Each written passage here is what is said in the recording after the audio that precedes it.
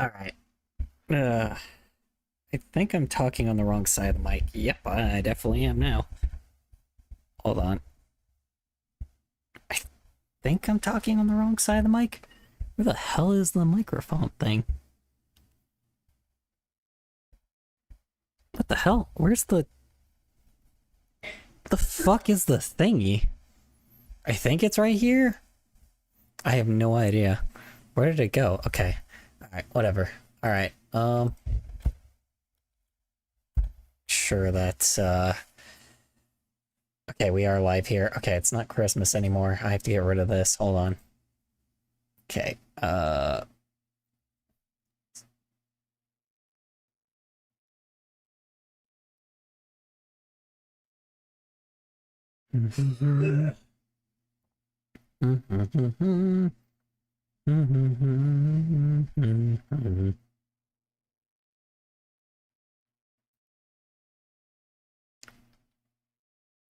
the hell is... Okay, there we go. Docs, stream information. Okay, hopefully... Oh wait, hold on. Oops. I forgot to activate TTS. Hold on. Oopsie daisy. Activate. Cool. Activate. Sorry, I didn't realize my TTS wasn't on. Activate. Good. Okay, cool. Alright. Activate. Oh shit. Oh god, I forgot that one's different. Okay. Then activate this one. Oh shit. What? Rumble live stream not active or discoverable. What? Ah. Swear to God. Verb is in the middle of a tornado watch. Oh no. BIRB. Hello. Until 2 a.m. Huh. CST.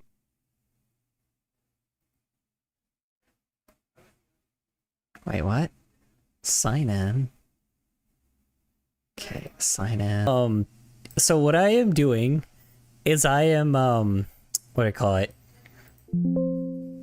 So here's what I'm doing today. I basically picked out every Why the hell video. do I sound like that? Oh, it's because LOL. all of the, what do I call it? All of the, like, remember I had to use a new TTS because the original one, that website's gone, by the way.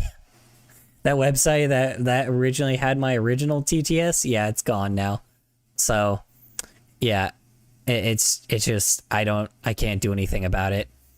Yeah, so now everybody sounds like a freaking, grandpa the entire time. So, I wonder why. I wonder why. It's probably because they just, it's not really financially stable to have a website that hosts... I sound like Young Corpse. I sound like Young Corpse. That's funny. Okay. Shit, the title of this didn't get changed. Hold on. It didn't change any of this. What the fuck? Hold on. True. It didn't change any of the names for this. Shit, the title of this didn't get changed. Hold on. Shut up, me. Good God. Because you literally put your hand in the air fryer, Omsk. Can I, change the name of this video? No? Or a Mongolian Or the throat stream? singer. How do I change the name for this goddamn Rumble stream? I'm also streaming on a million different things right now, so I do apologize. Edit? What if I hit edit? What does that do? Okay, good. Alright,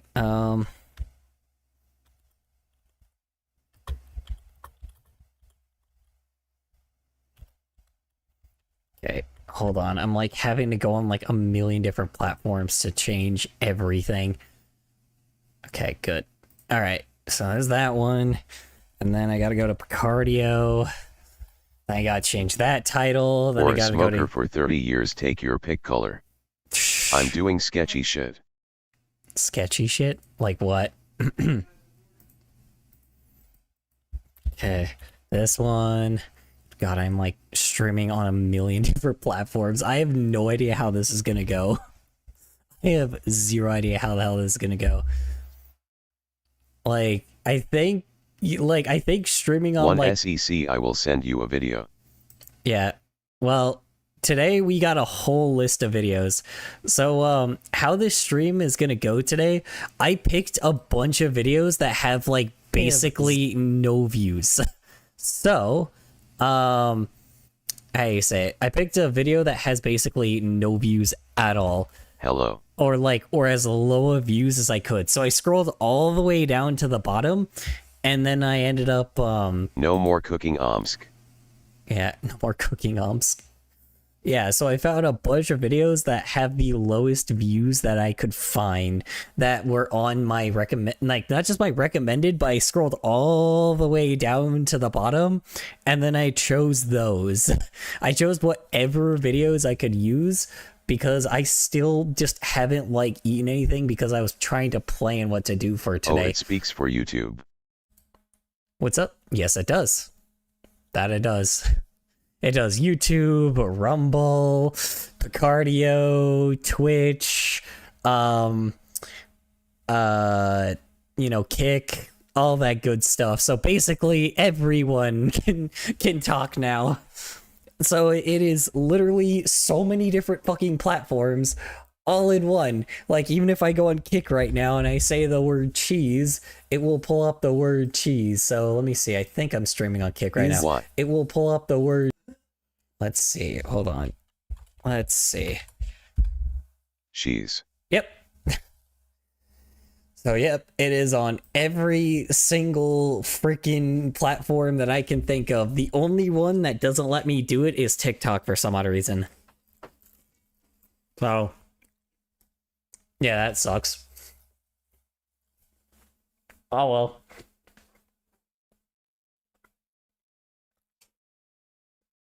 I'm streaming on every fucking platform because by this point, fuck it. Like, I mean, if every goddamn, like, if there's just a million, like, for some odd reason, TikTok, you have to have some fucking crazy shit to do it, and it wants you to download their application, and I don't want to do that. Despite all the fucking shit that's like, oh yeah, on OBS you can just import it. All this shit just doesn't make any sense, so yeah, we'll just continue with this. All right. So, this one actually piqued my interest the most. I ended up, I don't know what happened, but apparently, like, I don't know who, I don't know exactly, I think who's Luigi Mangone? That's the guy that shot the serial killer. Or the Yellow. CEO, technically a serial killer. Oh, got it. He killed the CEO. Okay, so that's so I was right. Which CEO? The guy that was doing the healthcare CEO? That guy? Or the health insurance CEO guy? I don't know. I, for some odd reason, kept seeing a bunch of signs with Luigi on it. Like this protest with just like everybody's wearing Luigi gear. I have been personally I don't know what's going by on. my healthcare and my Healthcare, it was inability to get healthcare. because of my insurance. So And whatever are platform just you're on, frankly you'll sound terrible like So a does- smoking healthcare system. Mongolian throat singer. Yep, pretty much. Yeah, so it was health insurance. Yep. Universal healthcare now, or free Luigi? Privatized healthcare is a crime against humanity. Every other country, every other It's so industrialized funny country on just the planet seeing has all it. the Luigi. It's so funny I seeing just the don't think we Luigi would gear. struggle that much to find one that would work for us. That systematic murder is the same as murder with a gun. There's no difference. So it should be dealt like you would gun down a serial killer. Someone has to have the courage to say the truth. And I think Luigi has much more courage than I have, because I would never do this. So I have to stand by him and show support. Because he did a very courageous thing. A smoking And she Mongolian looked throat against singer named Corpse that put wealthy through a people, lawnmower. Pretty much. And this is, well, I would not risk my life to sit in jail. No way, no thoughts about that. So I need to show support that he did something very important for the country. He did a good thing, you know, even if it's true. He did the right thing. It is to very gun down funny a to see something serial like killer. this. Yeah. Because this person is a murderer, doing it. While the government is not stopping him from doing it, that doesn't mean it's okay. Because he's paying over the government. There's no way to stop him legally. No politician is willing to do this because they get, you know, they have lobbyists and everything, and they have money for the court to fight in the court. No one is going against these wealthy people, these CEOs. Yep.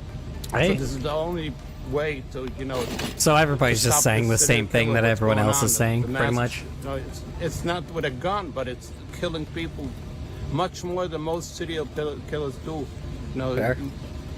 much more people are dying from the CEO and other CEOs than any gunman Fair could enough. show them. So I think it's important to But why can't I cook understand anymore? that while murder is not something that needs to be glorified in any way, the health insurance industry is Well, why oppressive can't to anyone people. cook anymore? It is Don't violent. listen to Apples. It, He just wants to get rid of. He just wants to get rid of inserts cooking. itself This as a isn't like us paywall cooking. between people and care, and we need to recognize that. It's been brought to our attention as a populace now, and I just want to, take this moment and push for more recognition of needed change in policy. I think it's important to recognize that people feel backed into a corner. People It's actually kind of cool that there is people protesting for this guy.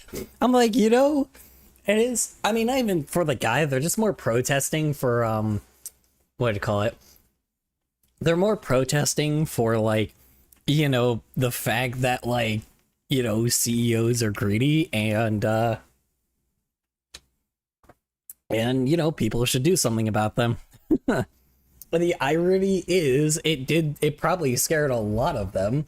And honestly, like, yeah, people are right. He did exactly something that no one has the balls to do because, sadly, this is the punishment. You're just gonna be in jail for life. So, and the press, and he's probably, the sad thing is, eventually the press is gonna die around him.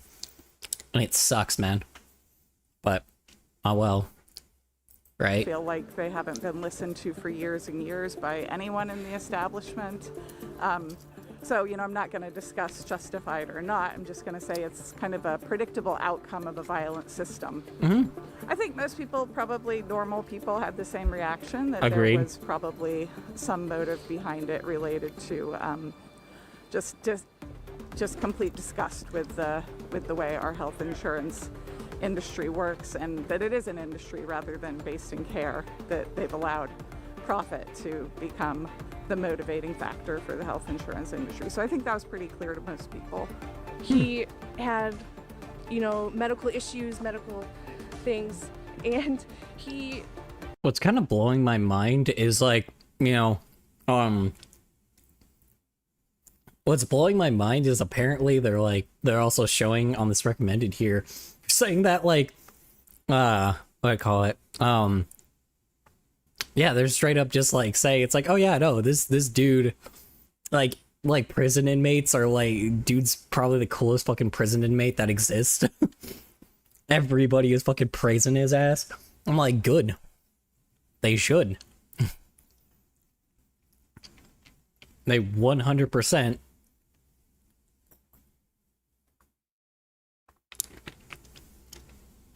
I mean, they 100% should be doing this, right? What the fuck? What the hell? Hold on. Wait a minute. My current local lawyer? Hold on, wait, hold on. This is the Raffi company. What the hell? I've seen this dude's ads everywhere. Oh, wait, hold on. He's not even... One second. I've seen this dude's ads everywhere. This dude has a YouTube channel. What the hell? Oh my god. Oh. Uh-oh. Hold on. Oh. Okay. Yeah, that's not suspicious at all. Wow. That's not suspicious at all. It just, like, destroys itself. Hold on. Everyone's still here, right? Like, chat went quiet.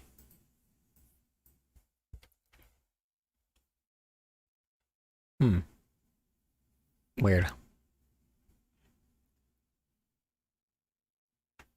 Everyone left already. Jeez. Damn. That kind of sucks.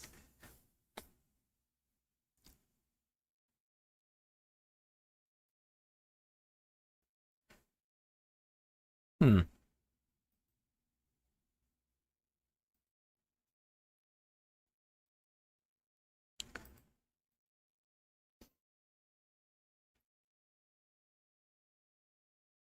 Hmm.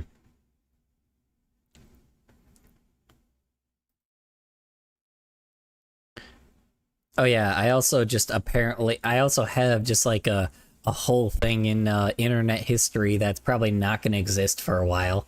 Or that's not going to exist. So I'm going to be the first to archive it.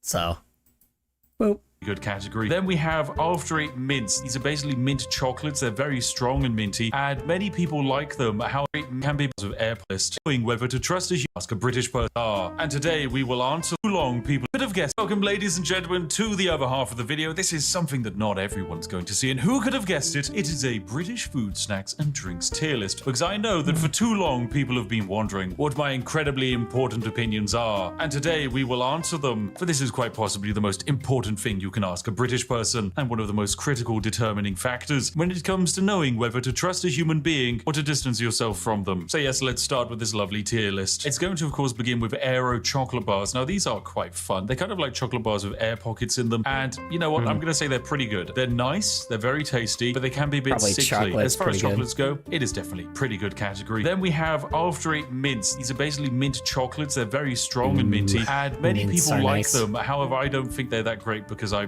don't like mint chocolate. I think that's a See, I like, I think I have to disagree with him on that. You know, York chocolates are usually, what I call it, those York chocolates are pretty delicious, but again, British chocolate is apparently way, like, any chocolate that's in Europe is so much tastier than, like, than in the US, because the US, it just goes bad real fast, so they have to use, like, milk, stuff, so terrible idea. you know. If I want mint, I'll just eat two. Actually, hold on. Before I even move on to this stupid video, I'm going to move on to the one that actually piqued my interest the most. Where is it?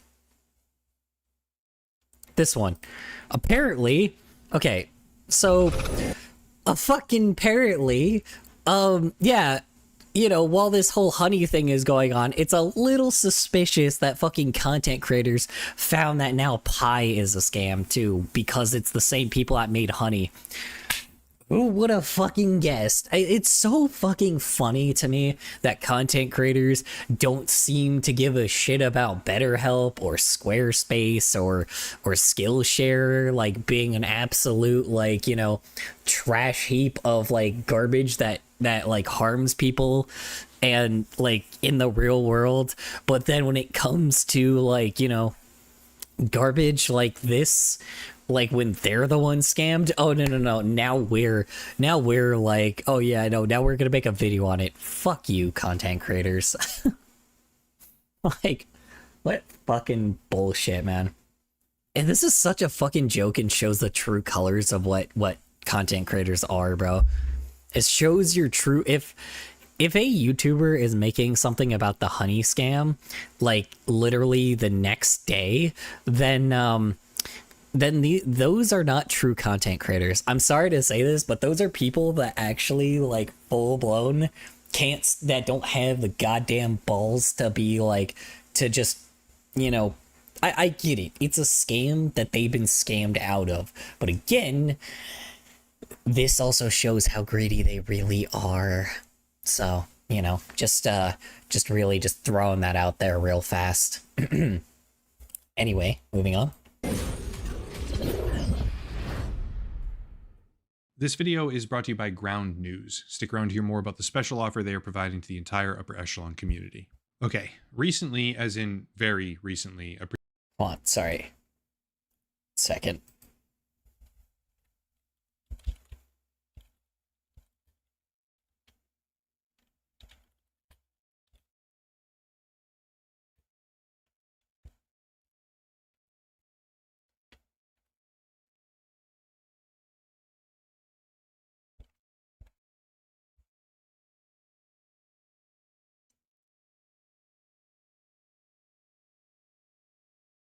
Anyway. A particular video went viral on YouTube about a browser extension called Honey. Great video, by the way. Absolutely, you should go watch it, and I'll obviously link it down below in the description. But I love how everyone is the reason why let me say something a little quickly about this. Everyone isn't praising this because of the fact of like it's just a good video. People are praising this because it was the first time they ever heard about this scam because they didn't fucking look into it themselves. So, because I know with even the smallest bit of suspicions that would have happened, it's so funny that Megalag out of everyone found this out. Because like what's so hilarious, like I get it, it's awful because the thing is it's what they did was downright illegal, right? But it's just so fucking annoying that all the other bullshit that happens, they just full-blown decide to ignore everything else. Like, everything else that has happened with all these other terrible-ass sponsors, they don't bring up once. Like, they don't, like, most of them don't bring it up once. At all. Because, oh, shit! Christ! Oh, fuck! Oh, Jesus! Fuck! You son of a bitch! Who did that? Oh, fucking... Holy fuck! Ooh, Jesus. Fuck me, I forgot that fucking... I forgot that jump scare. Oh my god. Ah, god damn. Christ.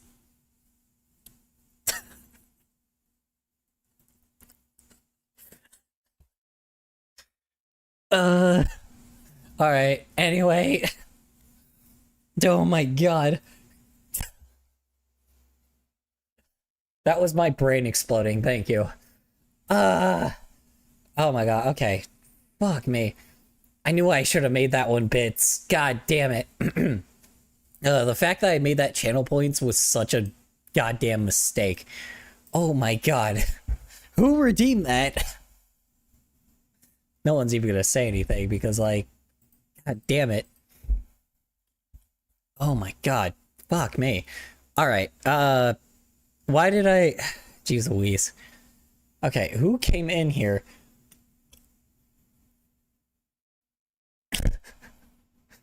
They're not here anymore. Who the hell came in here?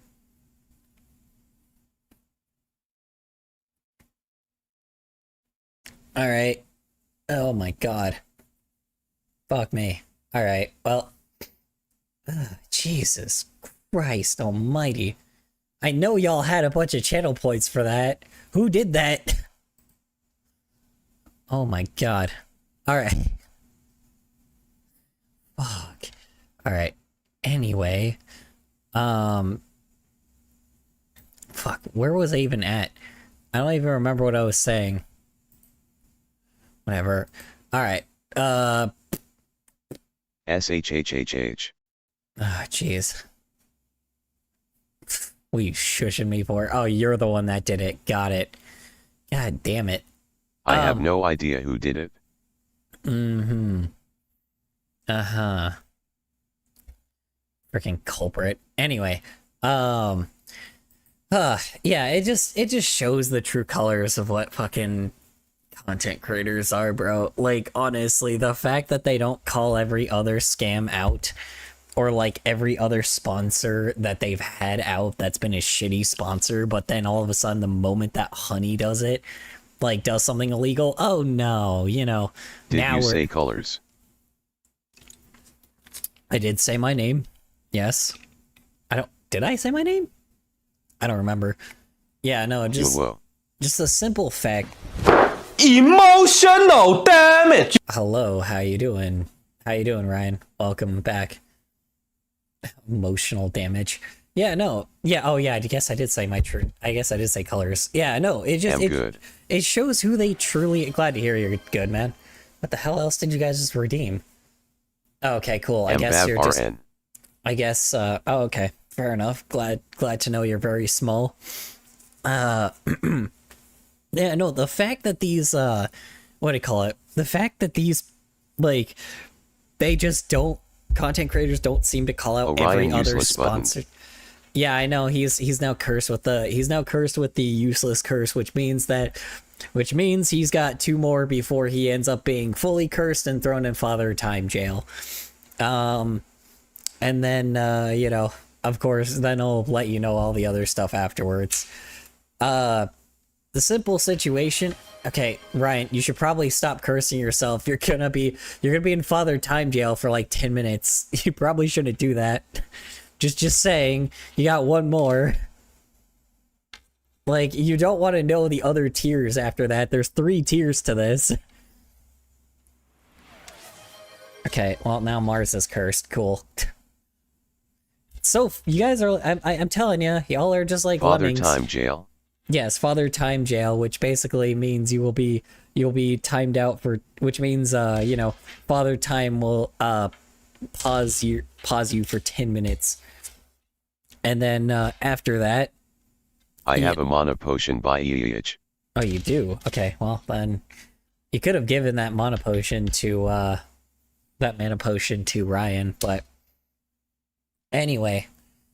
Yeah, it shows the type of people that content creators are, man. Like, every other scam, they don't seem to point out, but then when it comes to this one, they do.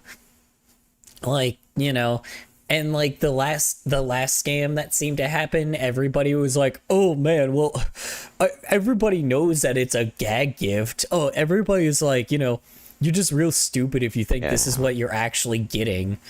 Oh, you have chat on screen now. Yeah, I'm not that nice. Chat has always been on screen.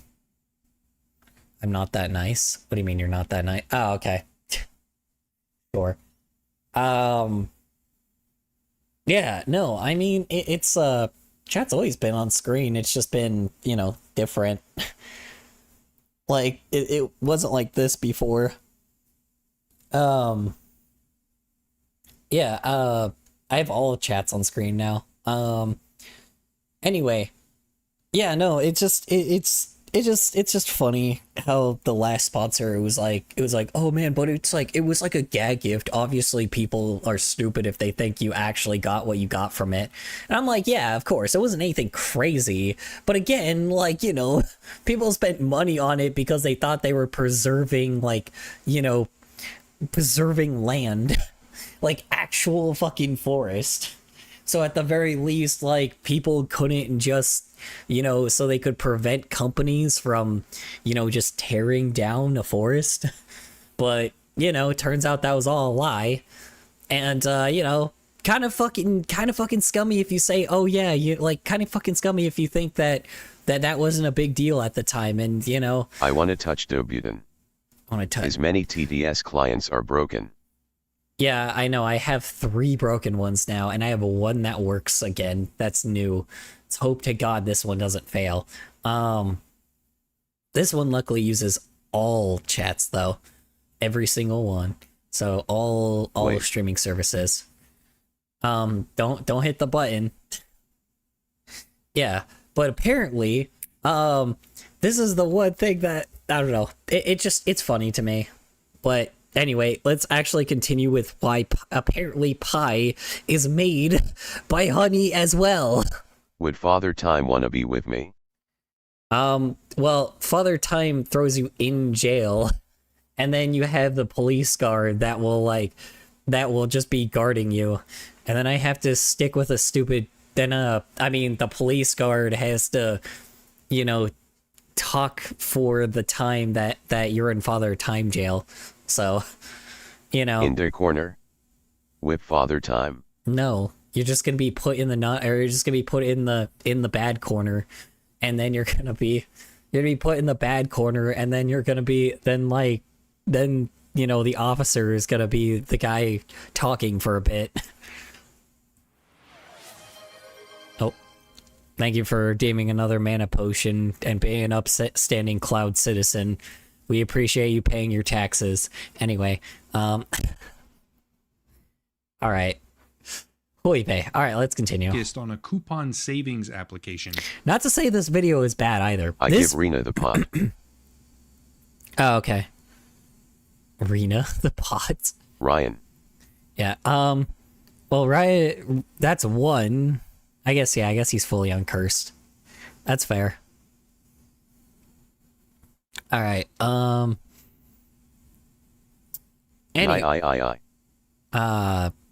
Yeah, no, I mean, yeah, no, this video is good. That's the thing. The video that Mega Lag made was good.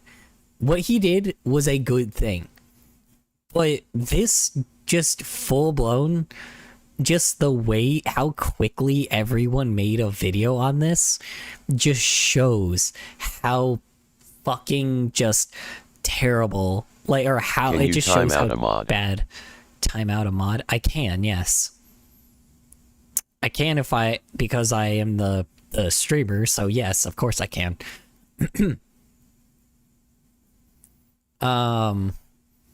But yeah, I don't know. It just, this is why you don't trust content creators, man. Don't trust any content creators. These guys suck. Content creators suck. Especially the top ones. Anyway, let's continue. Which has now sponsored pretty much every single major YouTuber you've ever heard of. I'm not going to list every single individual creator who fell for it right now, because a much better usage of your time is to just go watch the original video itself. You're full of lies. What do you mean? What lie did I make? I can... What? That I can time out a mod? Yes, I can. I'm not going to time him out because he's not going to be punished yet. He hasn't done anything. But the gist of it is that pretty much all of your favorite YouTubers have been vocally promoting a product called Honey. That you're a Very liar. few of them had any idea why that's probably a bad thing. A liar about what? What am I lying about?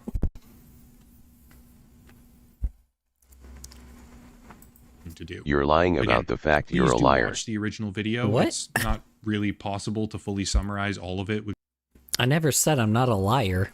just a few sentences, but if I had to try, Honey bad, Honey steal money, Honey hurt creators without them knowing. That's basically it. Now, just to be fair, YouTubers very often get offered exorbitant sums of money to promote various products or services. Yes, which is true. So much, but they love to act like they didn't. What are you snoofing me for? Why'd you snoof me? I should snoof you.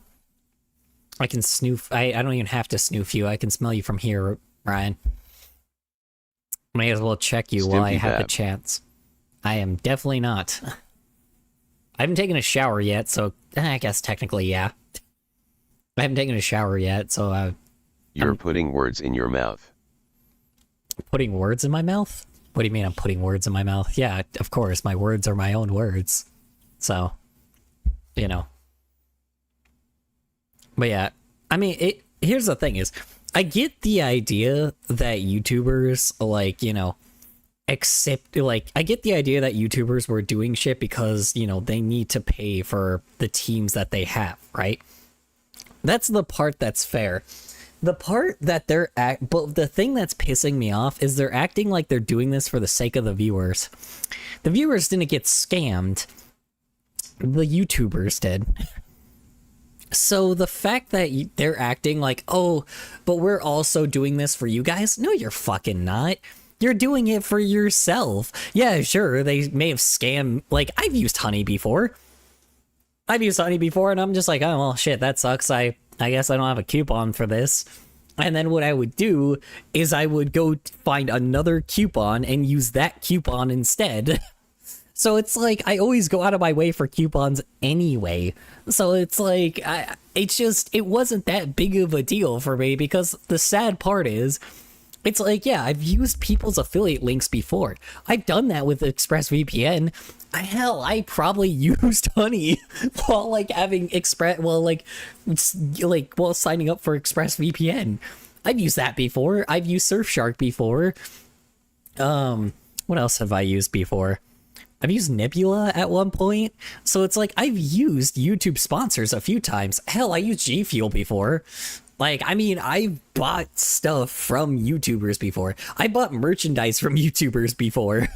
And like, but the crazy fucking thing about that entire thing is like, they're acting like I'm the one that got scammed.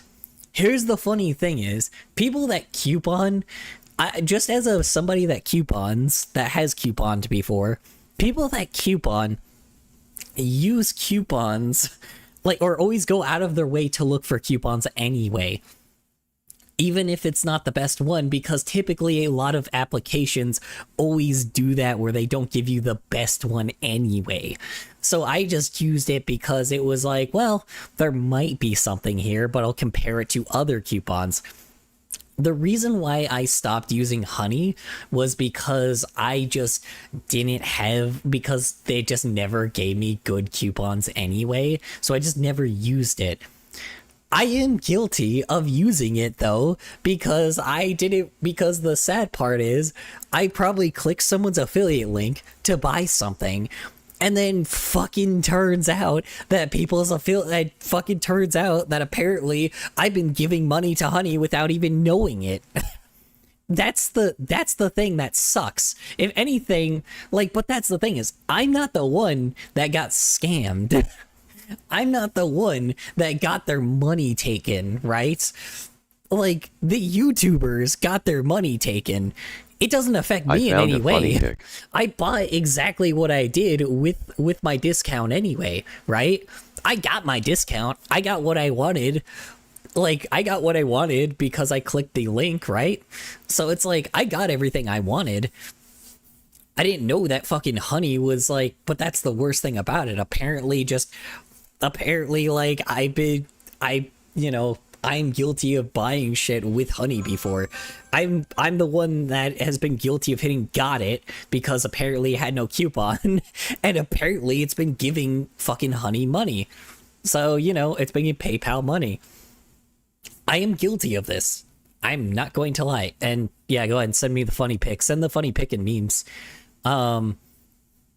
Yeah, no, so I mean, it's one of those things that has happened before, but it's just the simple fact that they're the victims here, and they still are trying to spin it like they're not the only victims here. Like, they're the only victims here, not really us. Who cares what the consumer happens with, right? Like, the consumer doesn't really get affected by this, so I don't know. It's just weird. I mean, we do, just not as impactful as people think, right? Much so that I can't really blame them for the sometimes funny pic is in overlooking memes. red flags or failing to see warning signs during the process of due diligence. It happens to all of us, period. It just does. However, Honey has now become a hot topic of scrutiny, largely because of how big it got. You see it, Mars XD. Yeah. Funny pic is in memes. Yeah, I know. I'm gonna look at it now. Let's see. Let's go to memes. Oh fuck, am I actually allowed to show this on Twitch? I mean, they show ass cheeks on Twitch still, right? Fuck, see, here's the problem. Since they banned all the e-girls, I don't know if I can show this on Twitch anymore. Fuck, can I show this on Twitch? You know what, I'll show it for like a few moments, and then I'll like click away. God damn. Okay, hold on. Don't show juice to be safe. Nah, it's alright. Nah, when have I ever played things safe? Is that supposed to be like... Mac and cheeks. Yeah, I know. I see it. It's so bizarre. Not bizarre, it's, yeah, it's, damn. I guess I would like to, if it had that, I think I would like to eat it a bit more. Just kidding. I don't really like ass anyway. I don't really eat ass. I like ass, I don't eat ass though. So. Such a weird... It's so odd because I'm like... It's so weird how this picture is photoshopped. Because it's like... it's like a JPEG thrown on the front of it, And like the Photoshop, the Photoshop job's really weird. I don't know. The Photoshop job's just really strange. I don't know. This looks very strange. I have no idea. The funniest thing is it could just be AI and I just wouldn't even know it. So, who knows? But damn. Those are some cheeks, though. I will say, those are some definite cheeks. Some big old cheeks. Some big old boingers. Anyway,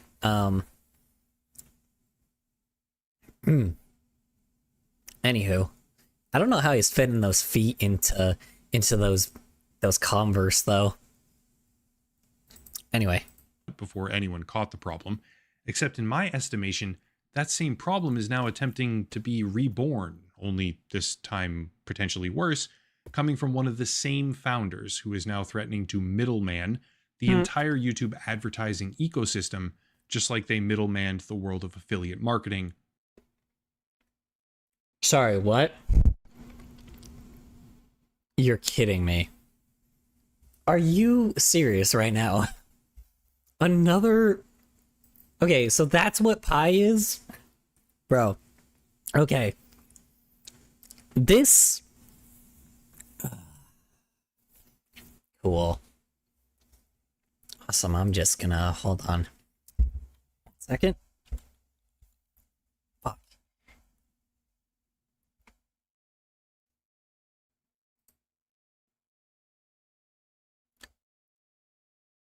Yeah, cool. Awesome. I'm just gonna take that away. Yeah. Good lord, man.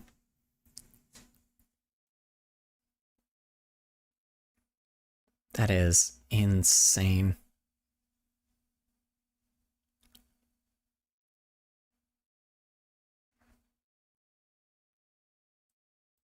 Okay. Hold on, I can't believe 2 in the same week. Dude, Vertal Lettuce was using Pi as well. Someone in this chat was using Pi at one point as well. And it just, you know...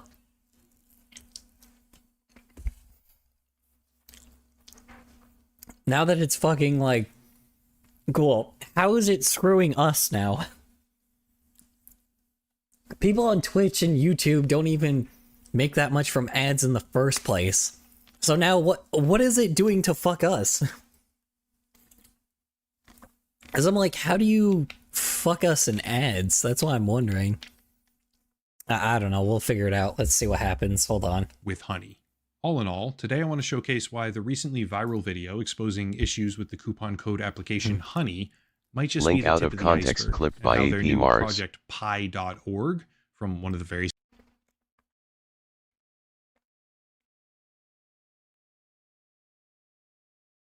Oh god. Wait, hold on. Don't tell me you actually clip the actual ass cheek, because if you do that, clip the actual ass cheek, because if you... What if you did, I'm gonna have to delete it. Hold on. Yeah, I know. I see it. It's so bizarre.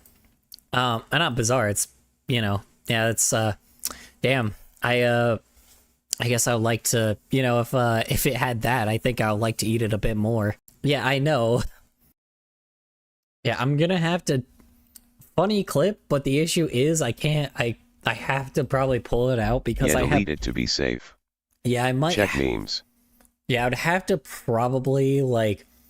I probably have to delete it just in case, because, like... I forgot. Yeah, not to be that person, I have no idea, because like I said, if the e-girls were still on here, then sure. You know what, hold on, let me see.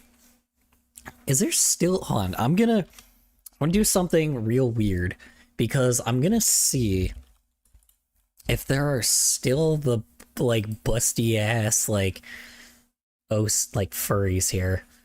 Hold on, I'm gonna go on the art channel real fast. So many colors. I'm going to see the category real fast. I'm just gonna see if they have any, like, busty ass Um. Oh no. Okay, hold on. Wait a minute. Let me see. This isn't. No. Anyone else showing at? Anyone showing ass? Let me see. I'm trying to see if there's any artists that are drawing like ass cheeks that are at the top. Nope. They definitely aren't. What about these guys? This guy's just in full-blown kink gear, but no ass cheeks.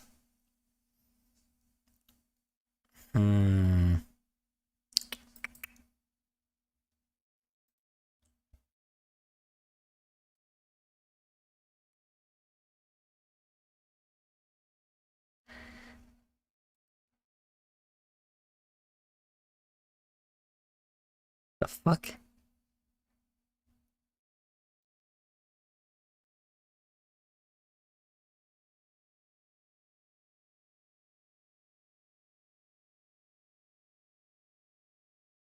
What is this? What is what? I'm back. Hey Mars, check memes channel. Hi, Plainwater. Welcome back. Sorry. I'm just trying to check if there's like... Hi Omsk Burb. I was gonna delete a clip just in case because... Hi Plainwater. I'm just checking to see if anybody's got like just full-blown ass cheeks on their thing. Hi Ryan the Fuzz. Wait, what the fuck? Hold on. The hell? Oh my god, there's barely any furry streaming. Hold on. Wait a second. I need to switch to the art channel. Hold on. Wait, whoa. Hold on. Why is the art channel so empty? Hold up.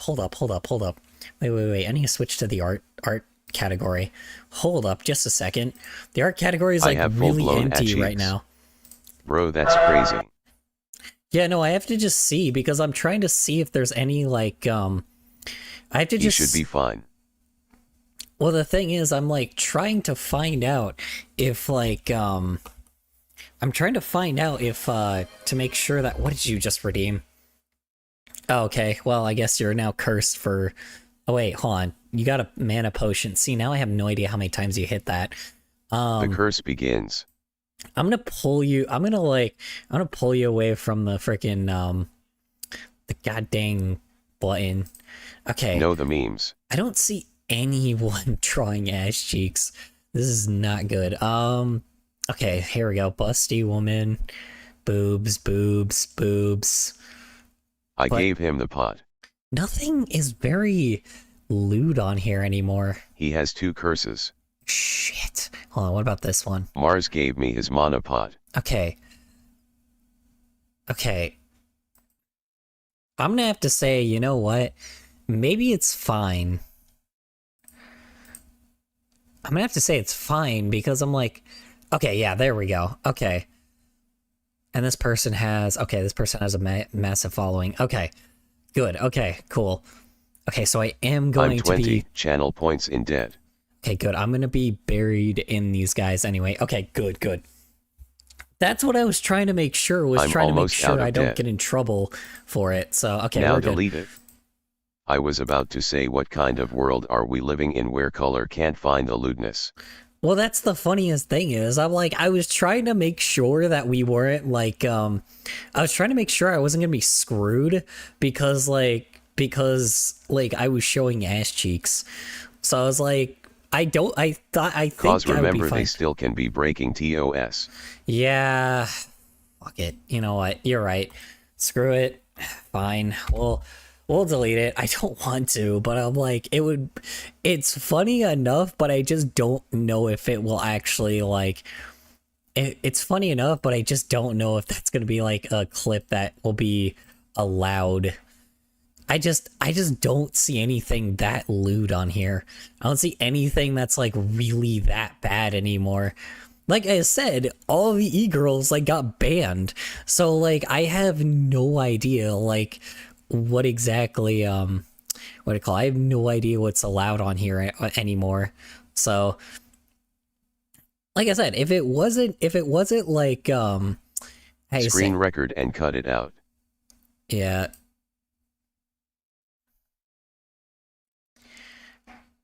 Let's see, edit, delete clip. Perfect. Awesome. Yeah, sorry. I hate to do that, but like I did not know what else to do. So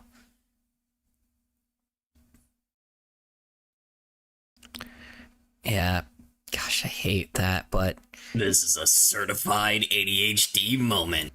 yeah, no, I just wanted to, I mean, technically yes, but also like, you know, I just want to make sure that I wasn't like gonna be, you know, like, I don't know. I just want to make sure I wasn't gonna be banned for Amberbab RN, so I am a head out. You can find me in Crinkle chat.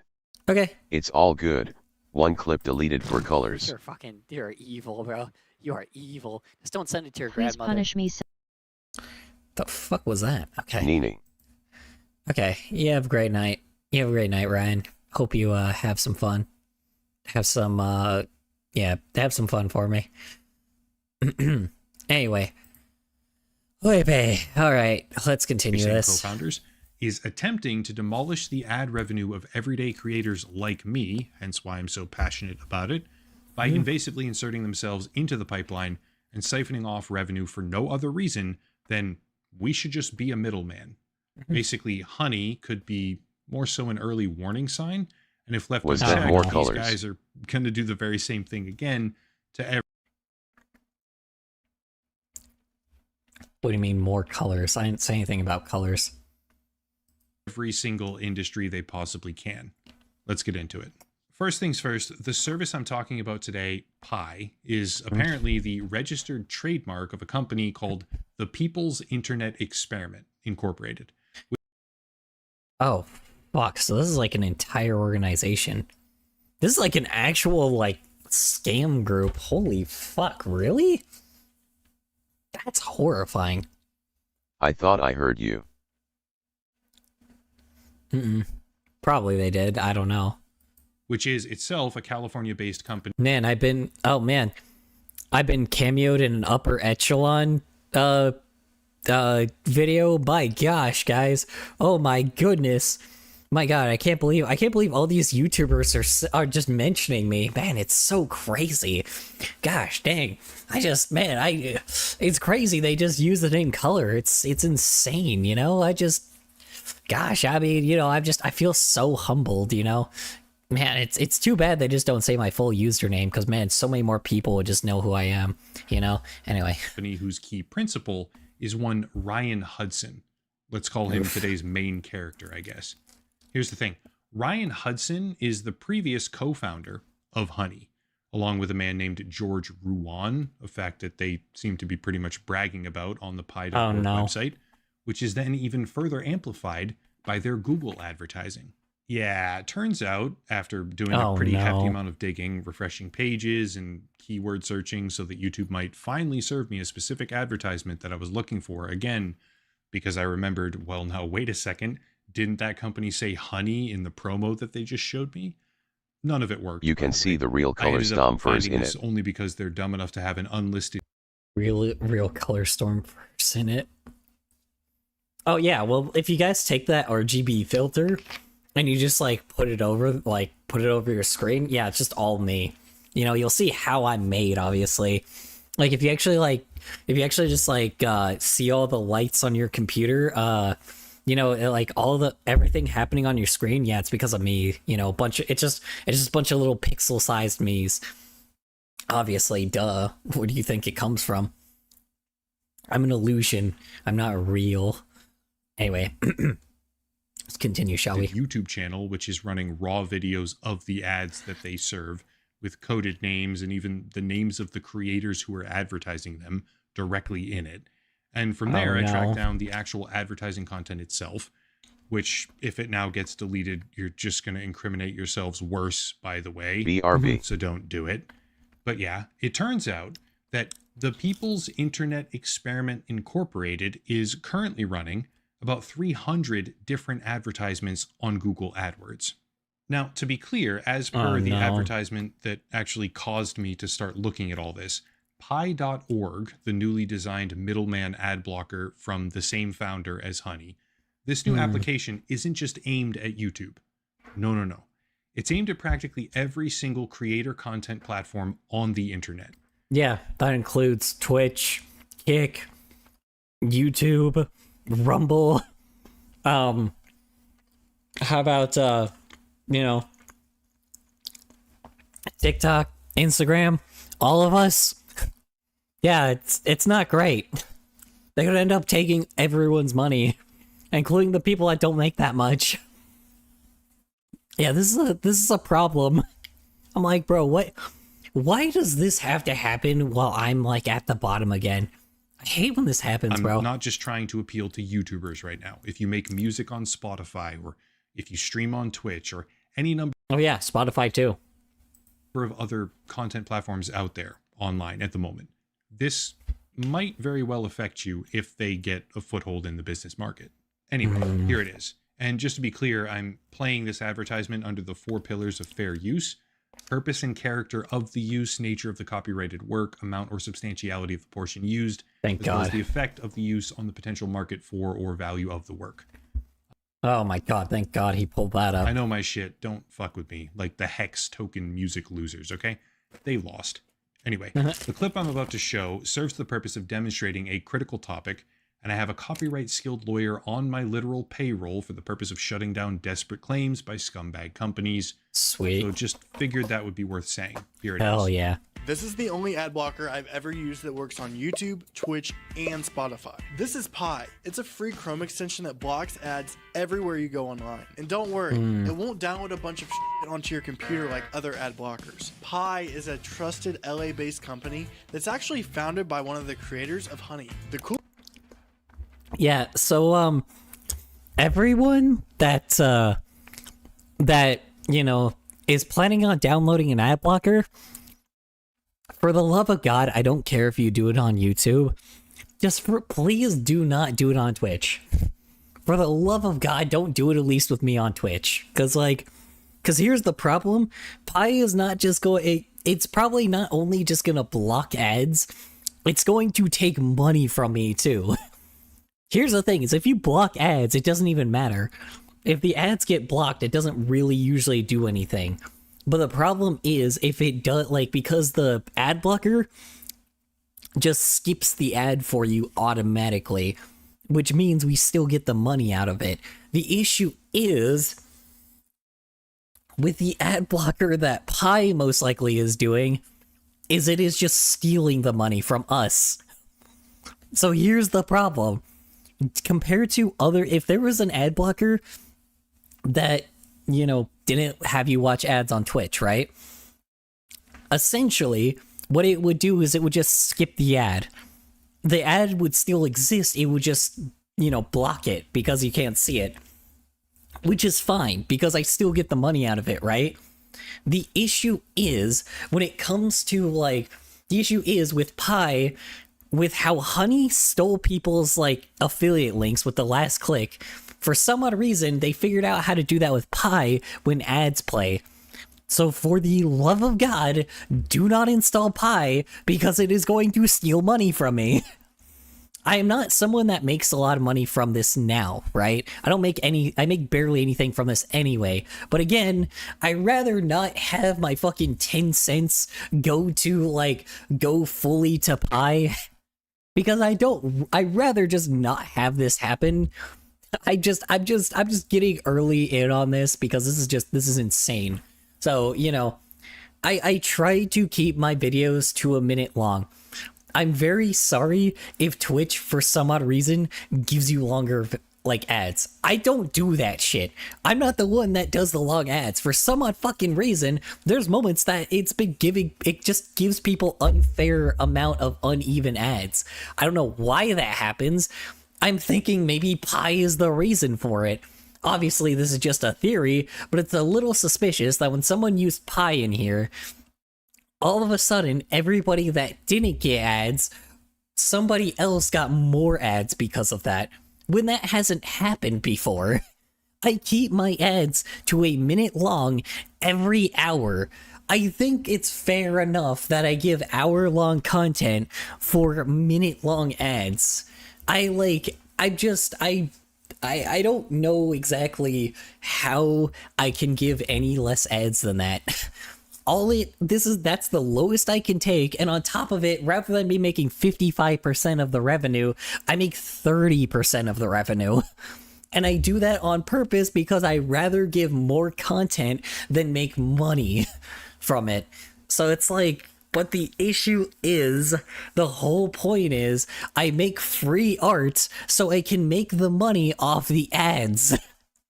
That is the thing, that's the trade-off. Like, if you, like I said, free art will come to you guys if I get ad money from elsewhere. That is the point of my channel. That's the point of everything I do. I make free art for people so I can get ad money. Because that's the trade-off. It's the same thing in the future of, like, if I get big enough on YouTube, which I doubt I will, but if I ever get to that level, there is going to be moments where, yes, my art is going to be free, but that's when I would take sponsorship money, because sponsorships would be paying me instead of you guys. I'd rather have my money come from another source than have to come from people paying me directly. Like, not to be that person, but people are not financially stable right now, and people do not have just income to burn anymore. People just don't have that kind of income. We live in a world right now where people don't have excess money to spend. So, like, the only way that I could do this is by making money off of advertising. Excuse me. It's just, that's the whole point of it. Like, you know, that's my plan in the future. And if scumbag industries like this, or scumbag companies like this are going to be doing this garbage, then, you know, we can't even be a thing. Like, I want, my whole point and my whole thing of existing on this platform is to make it as good as possible, because there's so much garbage on the internet that I'd rather not apply more garbage to the internet. I don't try to make slop content for a reason. Like, I literally make sure that I have morals with what I'm doing. I rather make sure that people actually have their time feel like it's well spent than people that have their time, like, wasted, you know? It's the reason why I don't like YouTube's little, like, watch time algorithm. Because if you watch like a 10-minute video on YouTube, right? And you watch like 50% of that, and then you watch 20%, and then you watch a 20-minute video on YouTube and you watch 50% of that, apparently that 20-minute video is going to actually be recommended because you've watched it longer somehow. I don't get how that works. I feel like if you watch the more percentage of that video, that's the video that should be recommended. So if it's like a 3-minute video that's like 100% watch through, and then there's like a 30-minute video that's 30% watch through, I feel like that 3-minute video should be the ones that's recommended more, right? Like, I hate to be that fucking person, but it's like, you know, it just should be that simple. Like, and the problem, like, you know, therefore, maybe people wouldn't be as pissed off with, like, you know, the watch hours on shit, right? Like, I mean, on top of it, too, I think, like, I'm sorry, I'm going on a massive ramble here, but I think ads should just be way less. I feel like if we, like, YouTube has seemed to actually get that idea finally, for some odd reason, because when I was using Internet Explorer, or, you know, Microsoft Edge, whatever the hell it was, that had no ad blocker on it, I was getting an ad before the video and after. That's it. For a 30-minute long video. So that's not that bad. That's the funniest thing is. So it's like, I want Twitch to be able to do the same thing where they have that option where you can now make less ads for the video, so at least people don't feel like they're watching fuckloads of ads. That's what I hope we can push more of on content, is that we could have less ads on videos and then be able to still have viewers feel like they don't need an ad blocker for everything, right? Like, that's the fucking thing, man. I just am tired of seeing just ads fucking I get the idea that people are tired of ads just being fucking piled on top of each other, and therefore at the very least, you know, if people are just allowed to make as bare minimal ads as possible on their stuff and be majority content and just have like a 30-second ad at the beginning, and then like, you know, or even a minute long, I don't even know, minute long ad. How about 2 ads? That's it, right? 2 ads that are a minute long every video, one at the beginning, one at the end. Or if you really want to be crazy, 30 seconds at the beginning, 30 seconds at the middle, or 30 seconds at the beginning, 30 seconds at the end, right? Like very little ads, right? That kind of like world of videos would be nice, because it is 100% possible for that to happen, right? But the issue is, because ads are so fucking like so bad online, people are having to use ad blockers. That's the reason I'm lucky enough that Twitch is allowed to do, like, where you're allowed to basically just make less revenue and pay and make less ads, right? That's my, like, that's the thing is, right? Like, it's just, the issue is, it's just, we need to figure out how to implement ads back into the internet landscape without making it annoying. And YouTube has started to seem to actually start doing that. We've already streamed a video that was, we already streamed something that was like that, right? We had a stream that was like looking into that, and they seem to be fixing that. Or they seem to have been fixing that. It's not perfect, but it's definitely doing a lot better than it used to. So, like, that's not that bad, right? So now, you know, now hopefully Twitch will be the same way, or eventually, like I said, I mean, Twitch right now is in their adpocalypse, quote unquote, right now. But, like, you know, I'm hoping to God that every platform is just going to be like that, where they don't just riddle their shit with ads, right? Where ad blocker just isn't needed anymore.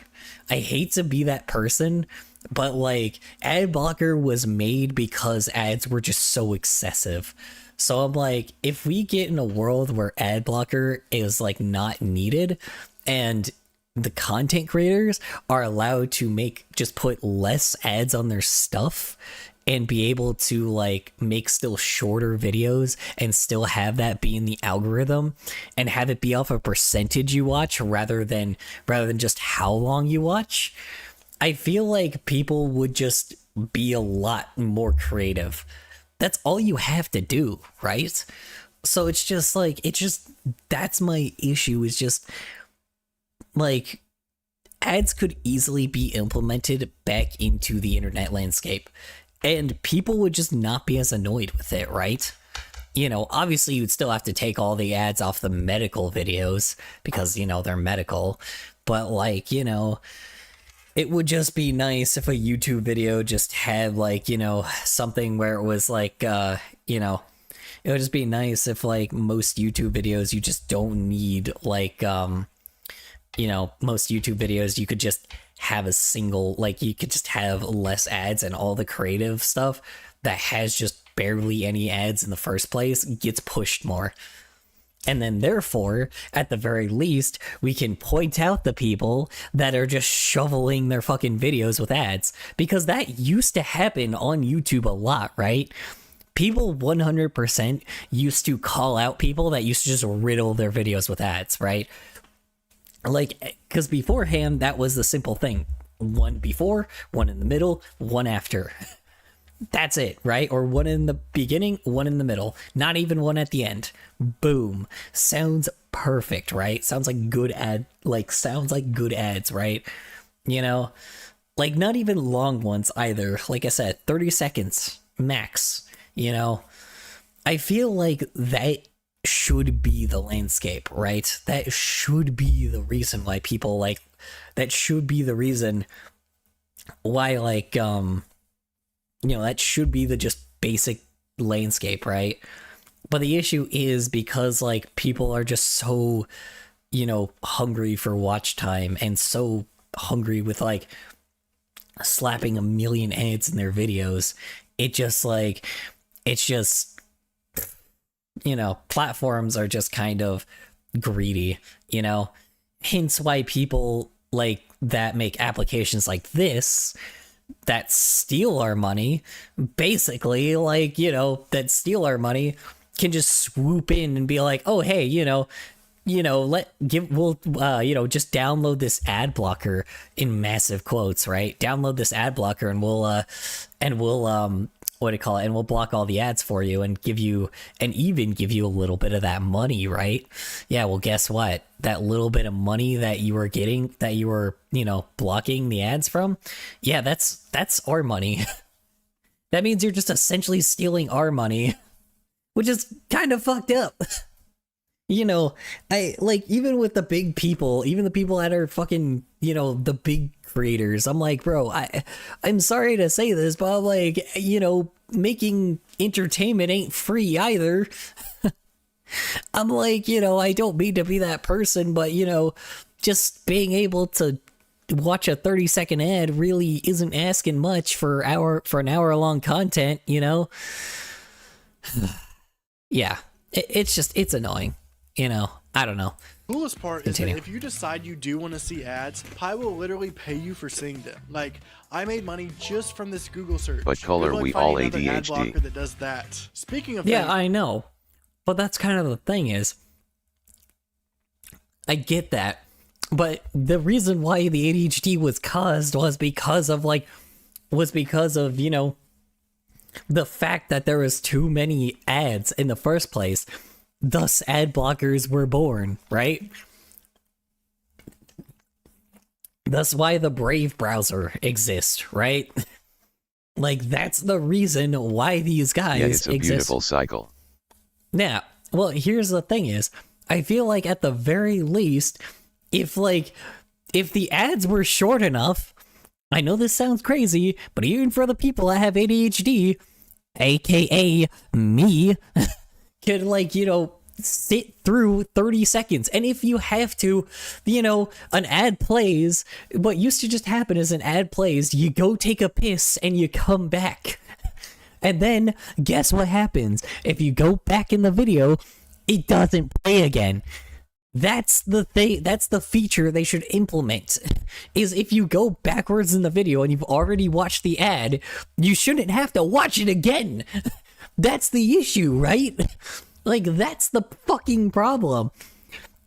This is why a lot of people on Twitch are like shitting on people that make 3-minute long ads for hour-long content, and then them trying to pretend like they can't, like, pretend like it's not their, like, it's not them, right? It is you. If you're making 3-minute long, like, you can lower it to a minute long. You can lower it to 30 seconds long. Like, for some odd reason, it punishes people if you lower it too much. But again, like, it's so annoying that people just don't seem to lower their fucking, like, you know, if it's high production, okay, 100% reasonable, right? If you get if you get, like, you watch an hour long, right? And it takes them a little bit to, like, you know, an ad plays, and then they have to, like, set back up some other shit, and, like, they have to take down shit and set back up other shit to... My background just changed. They just have to take down and set back up a bunch of other shit. You know, like, that's fair, right? Because it's higher production videos. But videos that are like this, or, like, not videos, sorry, streams that are like this, where it's just me talking or me drawing, like, that's not fucking enough to be able, like, to be watching people, like, be watching 3-minute ads.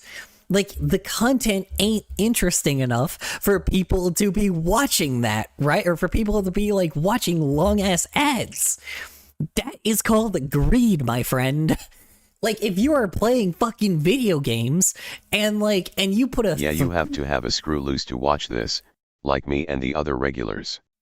You have to have a screw loose to watch this, like me and the other regulars. Yeah, I mean, well, that's the thing is, like I said, I think you know, maybe I'm not, but like at the very least, I think after an hour of like, every hour, 1 minute plays, right? 1 minute of ads. That's it.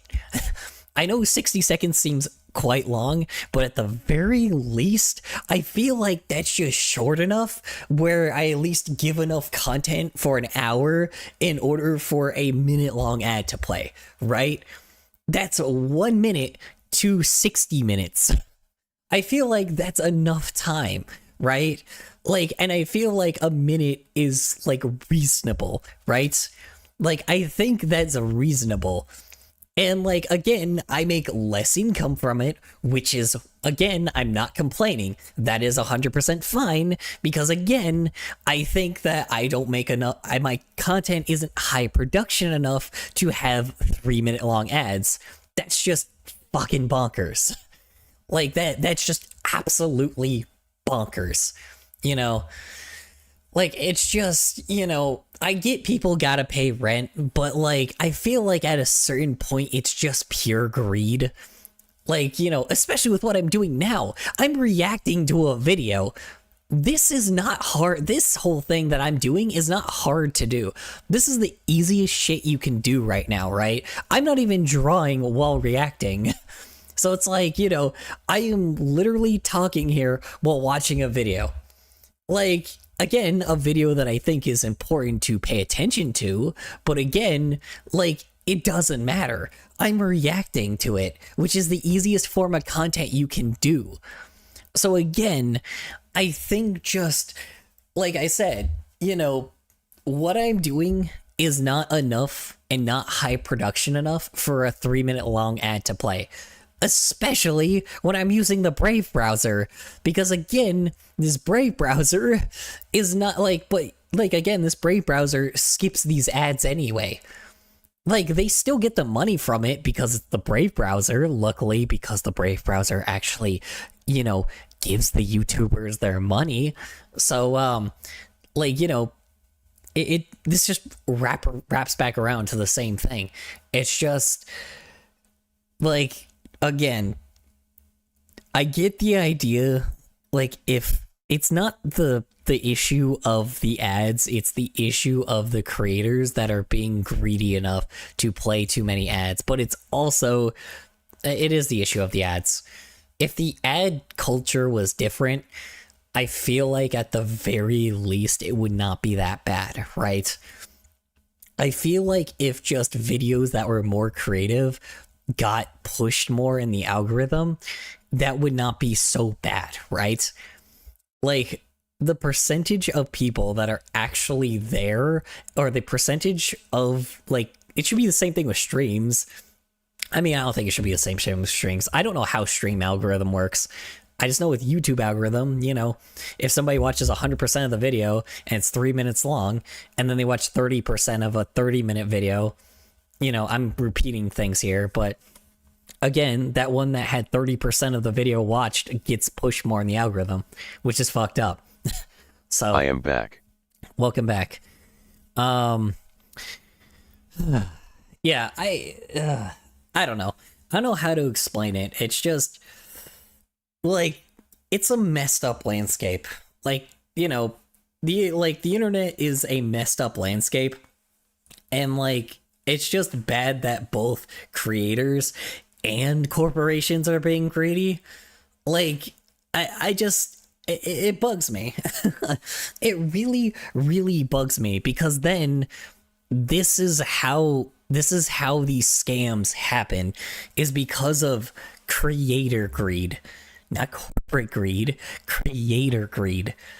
Like, because creators started this in the first place, let advertisers know that, like, let the platforms that they're on know that this is okay, and then they just continue doing it and made it worse and worse over time. This is why this is why I hope that at one point I can make my own website and have just like creative people be on my platform, and then other people start doing exactly what I'm doing, right? Basically have my own content on my own platform for free, and if people want to give me money, cool. And then at the very least, then have another creator also on my platform, and another and another and another. And they just like post uncensored, unfiltered content for their you know, for their channel.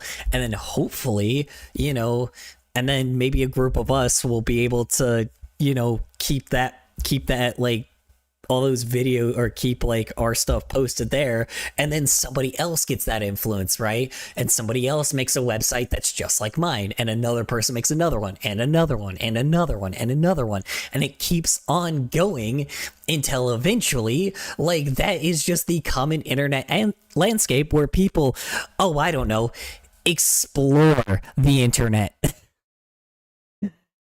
You know, like, YouTube is like social media, like big social media is way too prominent, and I want to kill it just as much as everyone else. I want to kill the corporate like social media landscape like everyone else.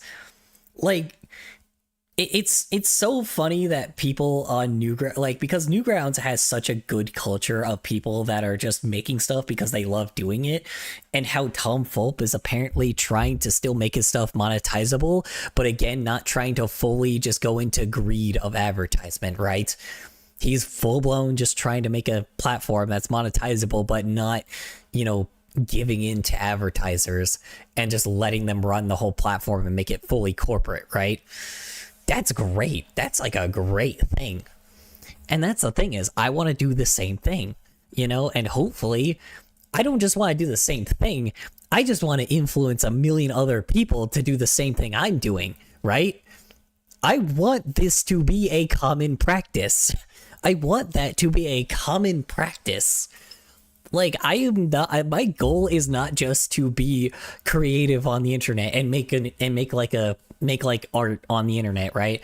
My whole purpose online, and it's probably not gonna ever happen, but my whole purpose online is to just spread out everything, like make sure that the viewership just goes everywhere, right?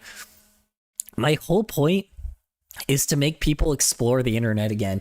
Use the goddamn fucking search bar.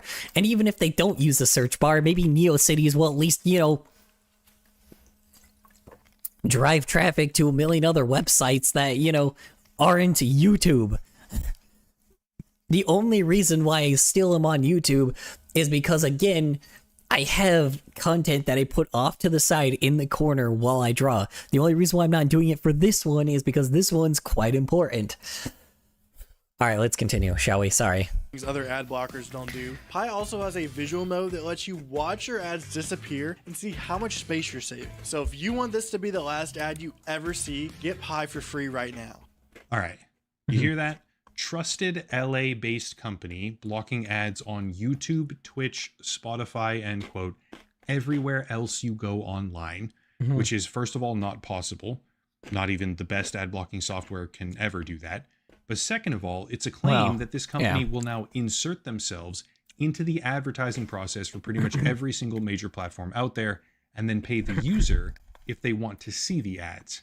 On the surface, which is kind of crazy, because again, yeah, that means that they could just only promote products that they want you to buy. So there's that. Sounds great. You, as in you watching this right now, the video, might be salivating at the idea of getting paid for the ads that you watch on social media because those ads are mercilessly wasting your time. But think about it one step further. This company, Pi.org, cannot, and does not, have an official partnership with all of these different platforms. But even if they did, they do not, and likely could never, have a partnership with the individual creators, which means that when you use this application and watch advertisements with it for the purpose of getting paid, you are doing the exact same thing that you would otherwise be doing, except this time, the only person getting paid is Pi. In essence, much the same thing that's happening with Honey. They seem to be stealing the revenue of everyone, saying only person getting also possibly the viewer, paid is Pi. True. In essence, much the same. True, it would just be Pi, but it would be you as well. But again, like I said, I would take the majority, and guess what I would get? 0. Pi would take the majority, and you would take maybe like 10% of it, and then then I get 0. It just... I like apple pie, cherry pie, pumpkin pie. But not the extension pie. Yeah. It just bugs me because I'm like, bro, like, it's just crazy to me that they're now just going under a different name and trying the same shit. Like, it bugs the hell out of me, man. Because I'm like, it's so annoying when I even said the whole thing with like the AI art thing, but like, at the very least, I mean, it at least felt like we were able to at least use it. The people that it was stealing from, we were able to at least use it and be able to dominate the platform because guess what? We're fucking artists that also know how to... Check the Discord color. Oh my god, what am I checking the Discord for? What the hell? Why is there so many memes?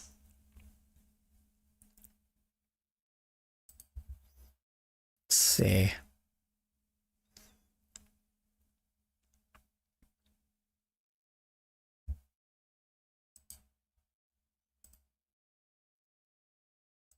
The hell?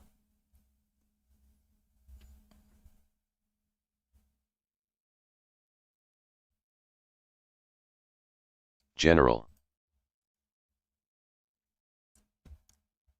Oh. Why'd you go in general? Hold on.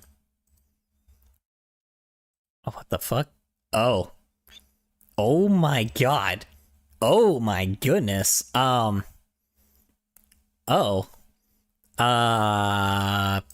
Okay, yeah, that's concerning.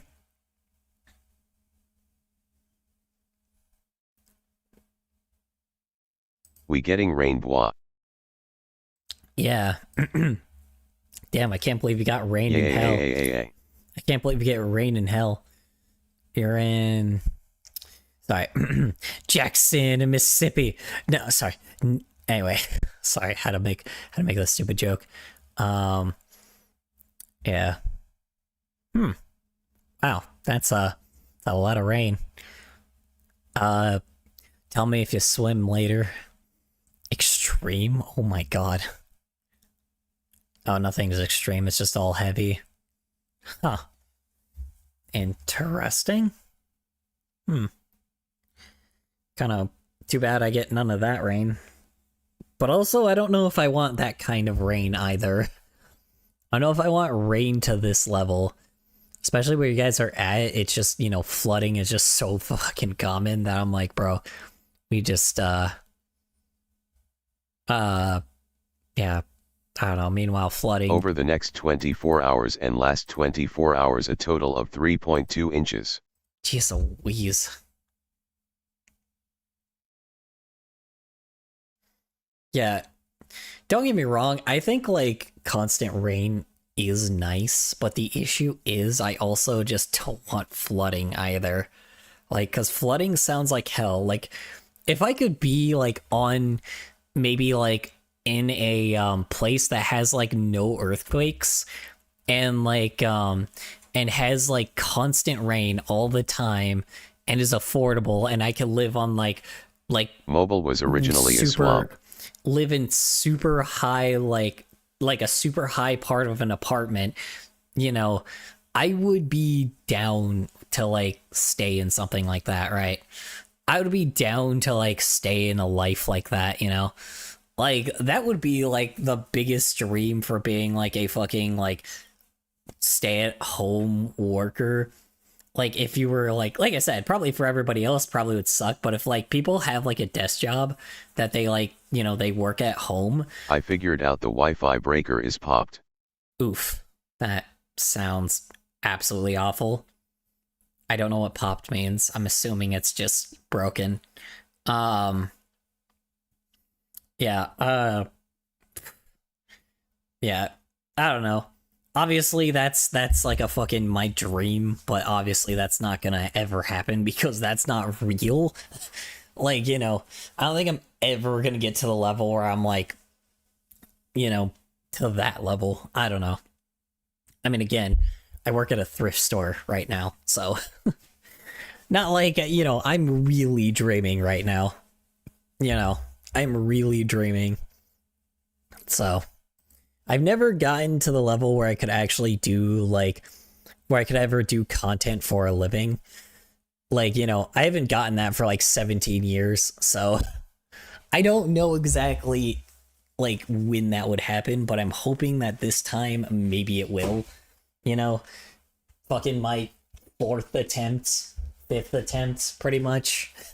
My 5th attempt of doing this, you know? I don't know. Hopefully. We'll see what happens. Thing that's happening with Honey. They seem to be stealing the revenue of everyone they possibly can, while making it seem like the end result is better for customers and viewers. But as a creator, that is point blank horrible. Before getting into the rest of it here, a lot of what I focus on for content these days, aside from video games, is technology.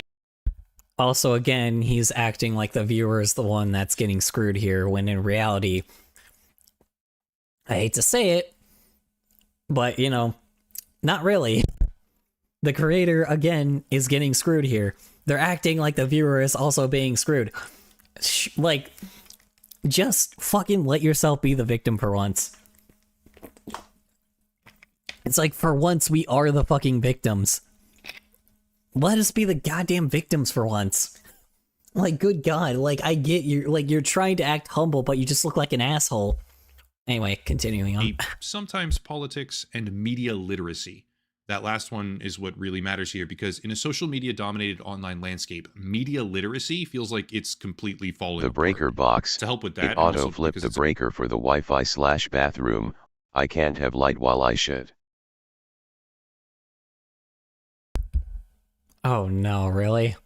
Breaker box auto flip the breaker for the Wi-Fi and bathroom. That sucks. Use your phone light. No, I'm kidding. Yeah, just don't drop it in your toilet. Yeah, that fucking sucks, dude. Oh my God, no lights. That's awful. I'm sorry to hear that. Media literacy feels like it's completely falling apart. To help with that, and also because it's a tool that I've edited for about 6 months before working with them, which I personally use in the production of certain videos. To help with that, we have today's video sponsor, which is Ground News. You motherfucker. I knew it was coming. I knew it was coming. Wait, I'm getting it maybe fixed. Ooh, nice. Here you can see the feed for accounts with a maximum sentence of 30. So far, Ground News, also I've seen with all the sponsors, they don't look too bad.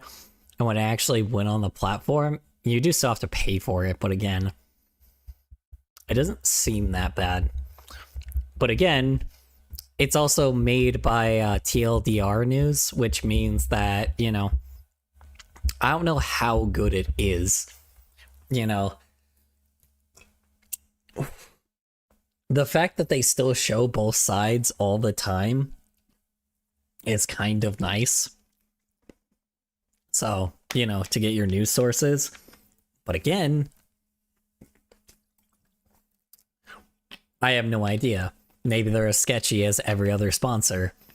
It's just, you know, the fact that this video is sponsored already just, you know, shows the morals of a lot of YouTubers. Just saying. You know, I don't know. Maybe, you know, maybe not. I don't know. This is why I've kind of flipped everything on its head too, because I'm like, why I've kind of maybe been a little bit more like gracious towards people that have like Patreon now, because like, or people that only really do just their Patreon and don't accept sponsors anymore, because like, I do actually feel like maybe those guys have a bit more morals and a bit more like they're a little less sell-outy and cash-outy, but then again, I have no idea. But the fact that this guy is a sponsor adds up on this video probably, and also has his Patreon here. I'm gonna assume the fact that he maybe is being a bit of a hypocrite here.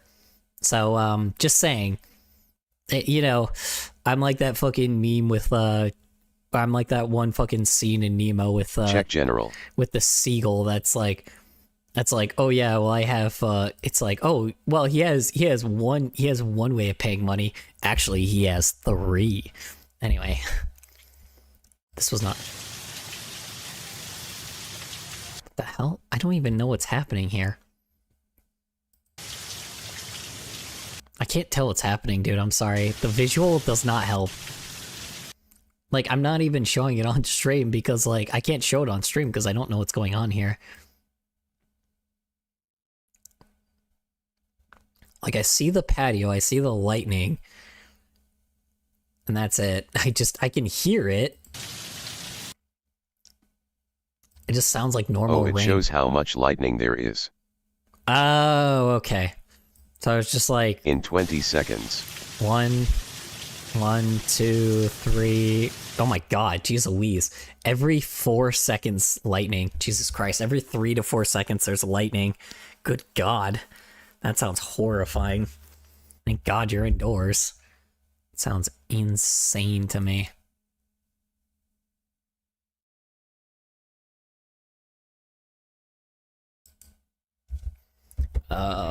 Hold on.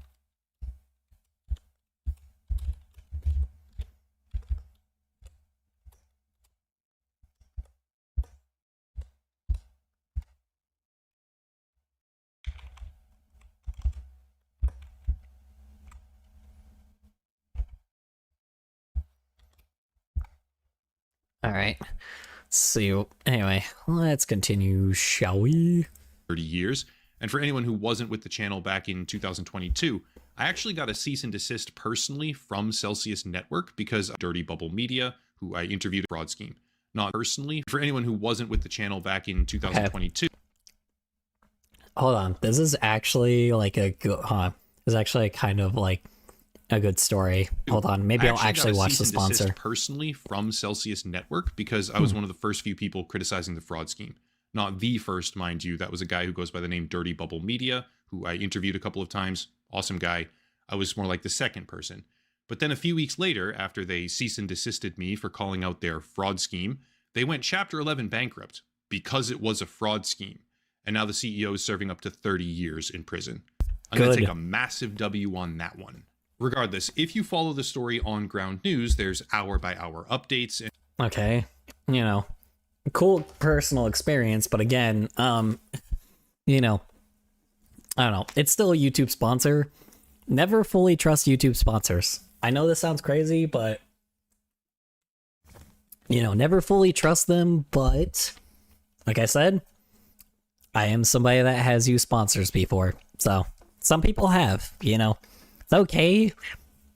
Here's the thing is, it's never the cheapest option when you do a YouTube sponsor. But here's the thing is, if you buy something that a YouTuber is getting You'll sponsored put my by, misery in memes.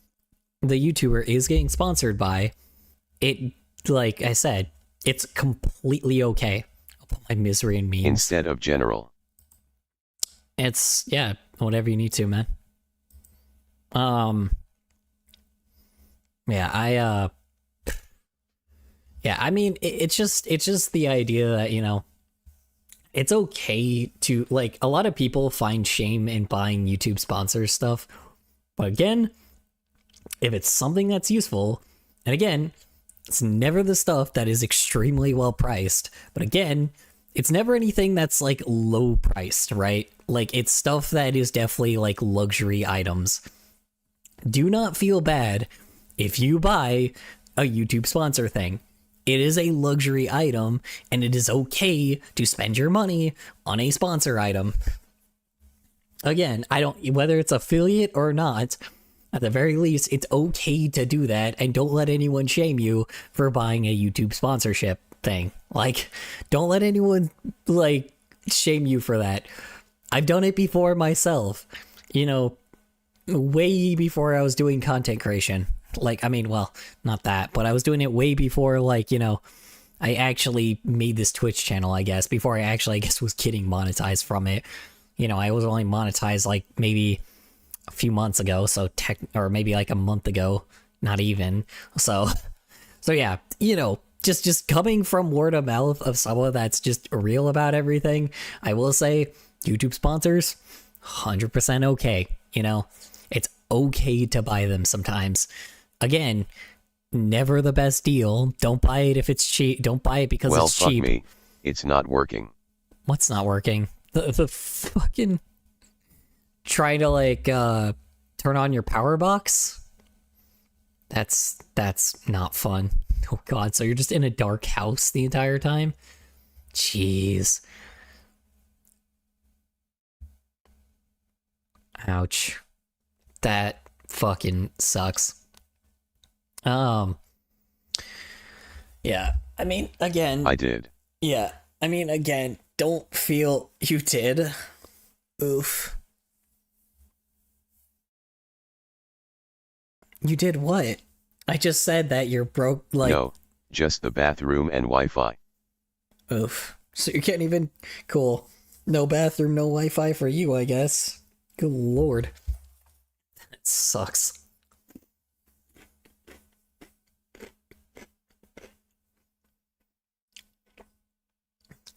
Yeah. I mean, anyway. I'm just, just being, the side of both sides of being on both sides. Don't feel bad. I can't piss in peace. Guess not. I did my final thing for the time being in memes. I did my thing for the time being in memes. Fair enough. Okay. Yeah, I'm not gonna go crazy on watching all the Discord stuff. Okay, you already sent me this. Yeah, just not right now. We're just not going crazy on the Discord stuff right now. Yeah, it's okay to buy a YouTube sponsor. Sorry. Okay, cool. Thanks for paying off your taxes. Glad you're working hard at the, Free Oh, I guess you're fully free. I guess you don't have to work at the restaurant down the street anymore. Congrats, you are now free from the restaurant down the street. Yeah.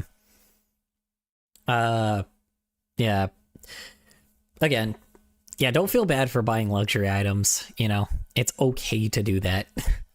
So, a YouTube sponsor is a luxury item.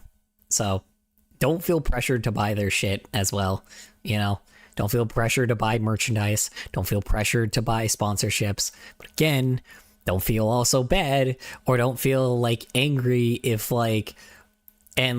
not buy something just because a YouTuber got sponsored by it.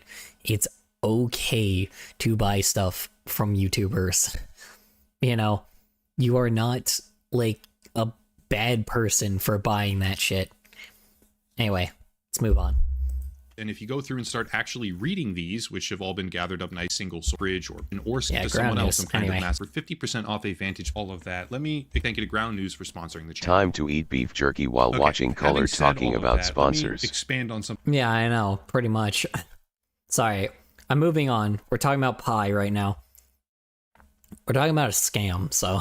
Something more specific here, because the fundamental premise of let me get paid for the ads that I personally watch is actually super appealing, despite the fact that it's impossible under the current business model.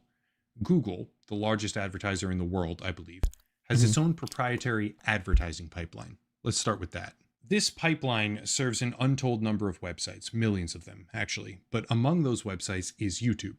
If you think about it, that sort of closed system is actually a monetary holy grail because it allows Google to receive ad dollars and then spend those ad dollars on its own platform. They take the money, they serve the ads on various channels, they split the revenue with the creators who made the content that got the eyeballs, and then everyone goes home happy. Sounds good, right? Well, yes, except if an application like Pi were to become mainstream, it would then mean that YouTube is now taking in advertising dollars and just losing it because they can't serve it to the users, or if they do, it's blocked unless Pi... Wait a second. I just realized this is an MCN again. Oh my god. It all comes full circle. It's just an MCN I got again. Scammed. Dude, it's an MCN again, bro. Scam from what? It's a fucking multi-channel network. Oh my god, it's just a multi-channel network again. You remember when everybody was like...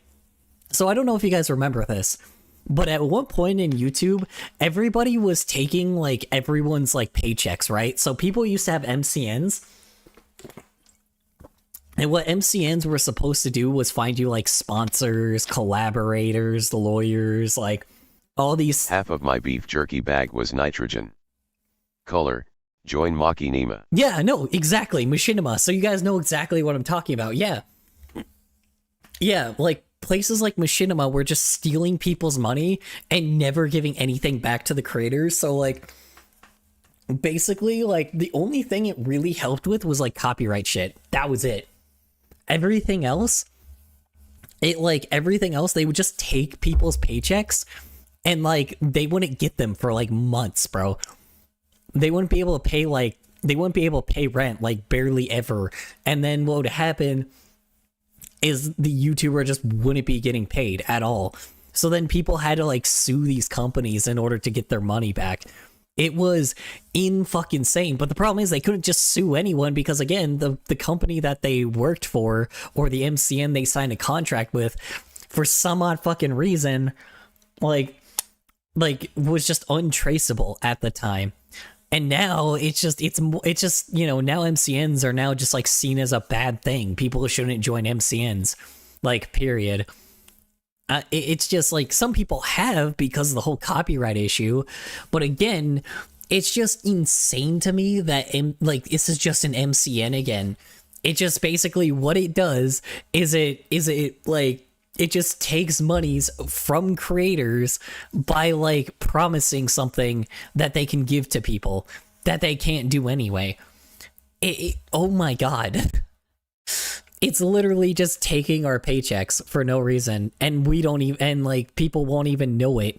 The creators won't even know it. My god, man. What a fucking scummy tactic. It lets them serve it to those users, in which case they would now have to not only pay Pi themselves, because it's a middleman business, but also the individual people using it. Make sense? That's very obviously not going to happen. No. But let's game it out anyways as if it were. What if we assume that Pi has an actual contract with Google? What if we assume Pi and Google are in it together, or just they want to make more money at the expense of everyday creators, which a lot of people would be completely willing to believe because Google doesn't exactly treat their own creators that well, but regardless. They never do, What if yeah. we then run the same sort of thought experiment? Pi is now the middleman. If a user subscribes to Pi, they get paid a fraction of the ads that they choose to see. Yeah, what's up? Mission success. What's a mission success? Oh, yay. Cool. Glad to hear it. I'm glad you were able to not be like, you know, I'm pissing having with to use light. Yay. Sounds like a theater thing. It sounds like pissing with light is like a theater I have show. freedom. Sounds like something you'd like go to like see in a theater show. Anyway. Let's go. Which isn't going to be that many, because why would you watch ads? Oh god. Oh, Jesus Christ. I thought I lowered that.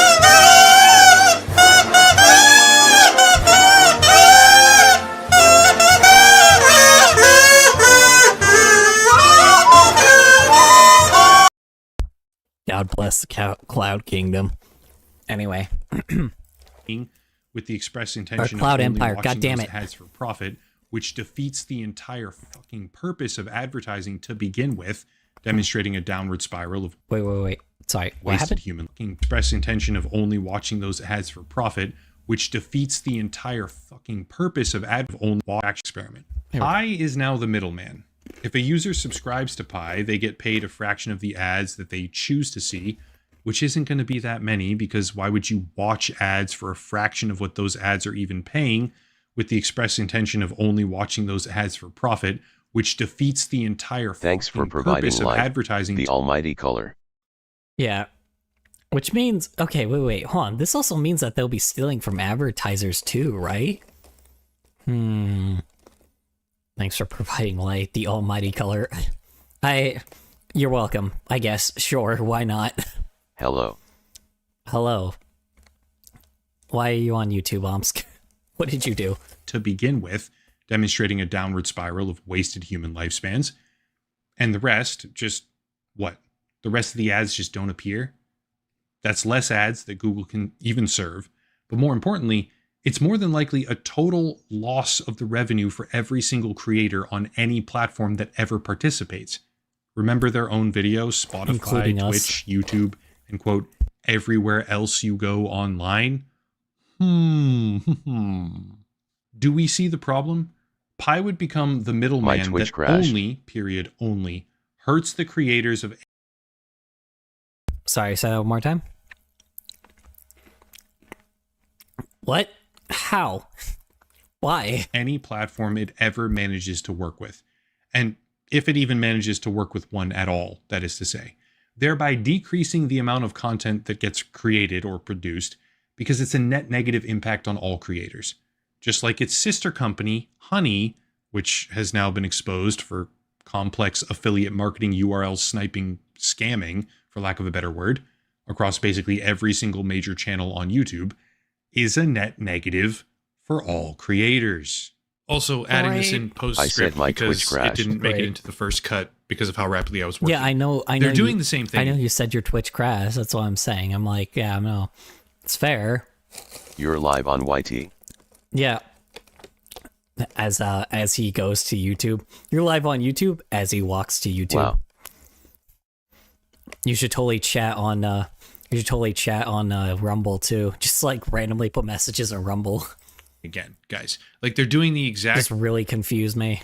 Same shopping gives you cash back coupons bullshit again, right? Like exact. Oh yeah, exact same coupon thing too.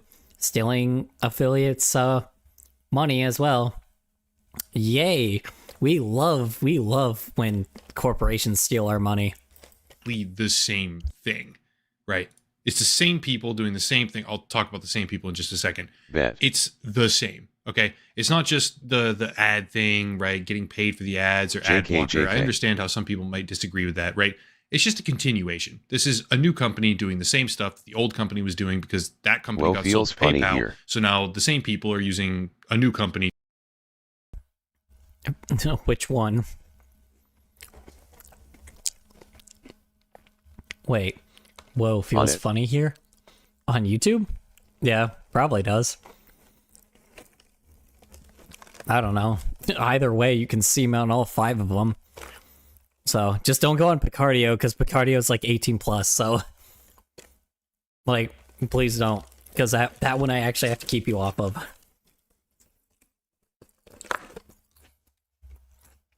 Need to do the same thing that they were doing with the old company. Okay? It's kind of mind-blowing.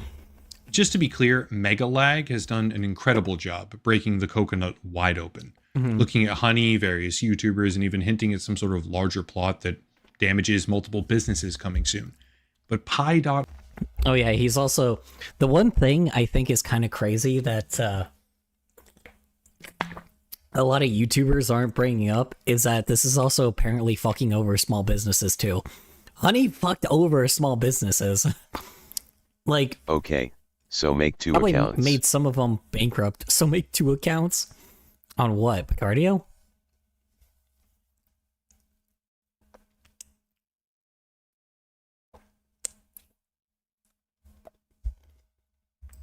.org is a currently... You probably shouldn't, because the problem is it will see that as a viewer that's here, and then if they don't come back to the stream, or if that other account doesn't come back to the stream, they'll it will count that as like, it'll hurt my stuff in the algorithm. So the algorithm god. Anyway, sorry. Let's continue, shall we? Blooming offshoot of that problem from quite literally one of the same people who created Honey.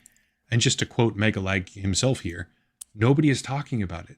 For anyone who's not quite convinced on the continuity of it all, though I can't imagine who wouldn't be at this point. Wait. The number of nobody's YouTube talking about what? all, Hold on, nobody currently dampen.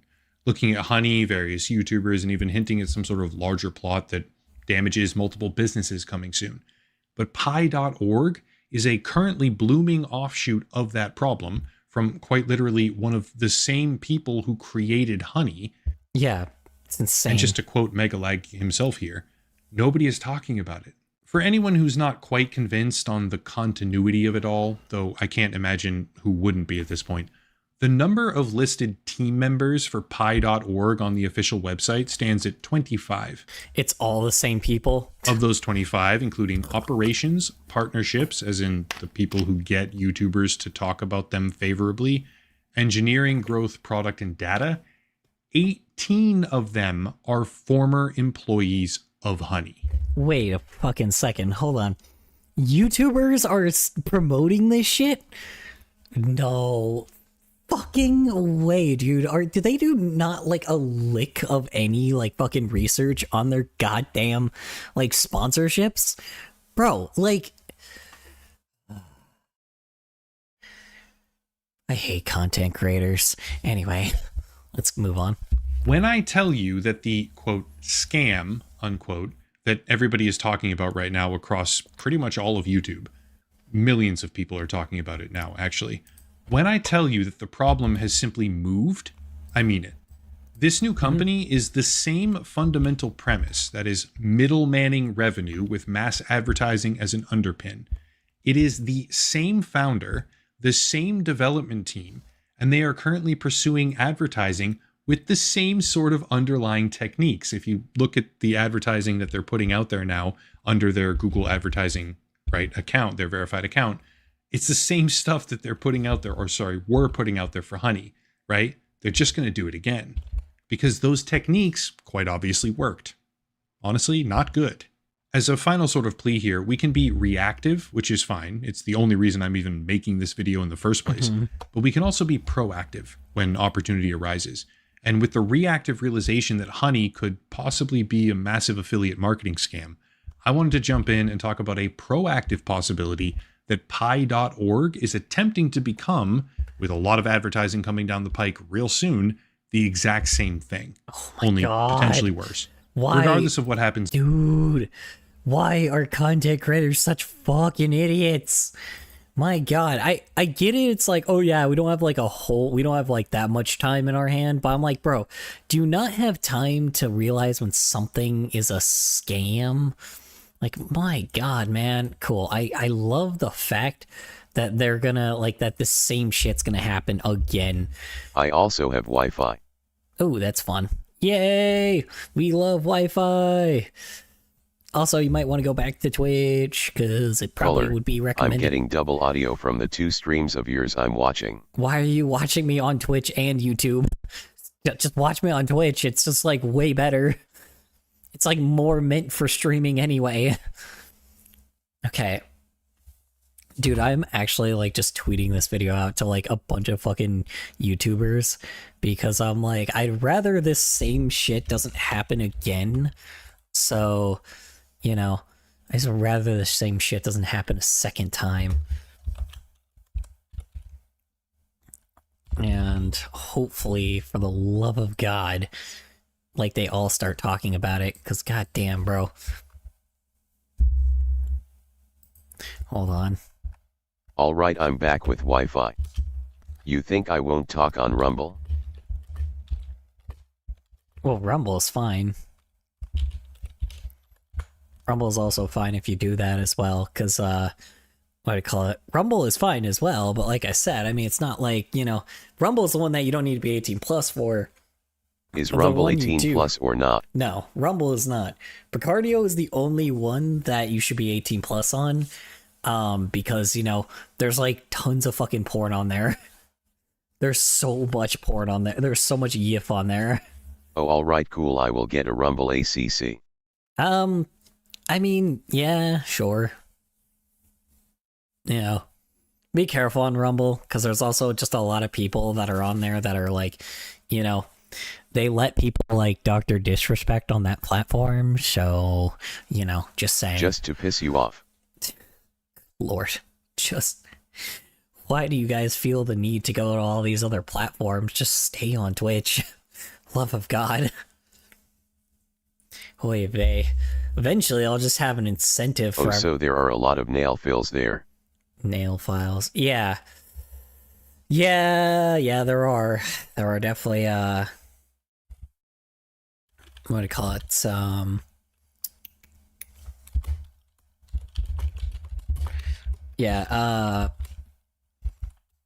Sorry. Yeah, no, like, yeah, definitely, yeah, there definitely is, like, here's the thing is, it's not necessarily that, like, Rumble, I think, knows that they're on there. It's just the fact that, like, that they're just, a lot of them flood to that platform because they don't ban anyone like that. So, you know, they don't just really, thanks for following me on freaking Rumble, cool. I don't post on there as much, you know, but yeah, yeah, it's just a bunch of people that are like, there's a lot of people on that platform that are like, you know, people that have been accused of some like really bad shit. So, hello, welcome back on YouTube, I guess. Yeah, I mean, yeah, Rumble is definitely a platform that has like the most controversial people on here, but it also, you know, has just like a bunch of other people that are also on it. So time to wait 4 years so I can go on the final one. Yeah. By that point, I don't even know what this channel will be. So yeah, there are like people talking about like crypto and shit on here. Like, I mean, you know, the downfall of crypto, like sports, of course, drunk dads. Yeah, it's a very much, the people they are targeting are definitely like sports fans and like conspiracy theorists right now, and gaming, like just random gamers. Like, yeah, I don't even know. Like, for some odd reason, they're also like trying to. They're trying. You have to be 17 to use Rumble. Do you? I didn't know that. I thought you had to be. I thought you had to be like 13. I thought it was 13 plus. That actually explains a lot. That explains why there's like, you know, explains why there's like, you know, actual like people in, you know, panties on here. It's so weird because you label your content as if it's 18 plus or not, or NC 17 or not, you know. It's weird. Hold on. I'm getting all the chat stones. Cool. Except, you know, compared to all the other stuff, you know, not like, you know, compared to all the other stuff, it would be, what do I call it? Compared to all the other stuff, it, you know, it just doesn't do anything. For the actual, you know, stones, it doesn't do anything. I'm trying to, like, remember the words for it. Oh my god, geez Louise. Good lord. This is like... I just had to check. Yeah, no, they just straight up let, like, furry porn happen here. This is interesting. Alex Stein does it again, brings awareness of furries and trans species to City Hall. What the hell? What? Alex Stein is fighting for furries. So can I watch Rumble? Oh my god, I thought it was like a 13 plus platform, but it's so funny. There's some like really goofy shit on here. My god, this is very old, like this is very weird. This is kind of like right side YouTube. It's really weird. This is really weird. Hold on. It's 12 plus on App Store for Rumble. Okay, so I guess it's fine then. And Google Play Store. I guess it's fine then. Who is Alex Stein? Alex Stein is an Israel jurist who served justice. It requires people to be 17 or older, weirdly. But I am locked from getting in. Weird. On the app. Weird.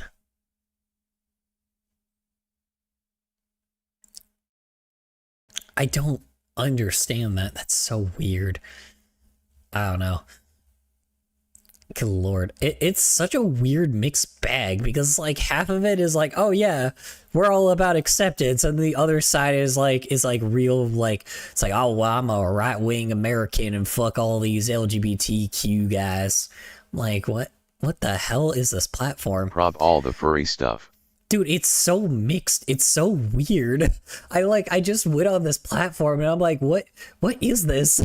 It's so random. I guess that's kind of what happens when you advertise yourself as like not censoring anything. So straight up, they just kind of let anything on here. I guess that makes sense. It's just really weird. It's so odd.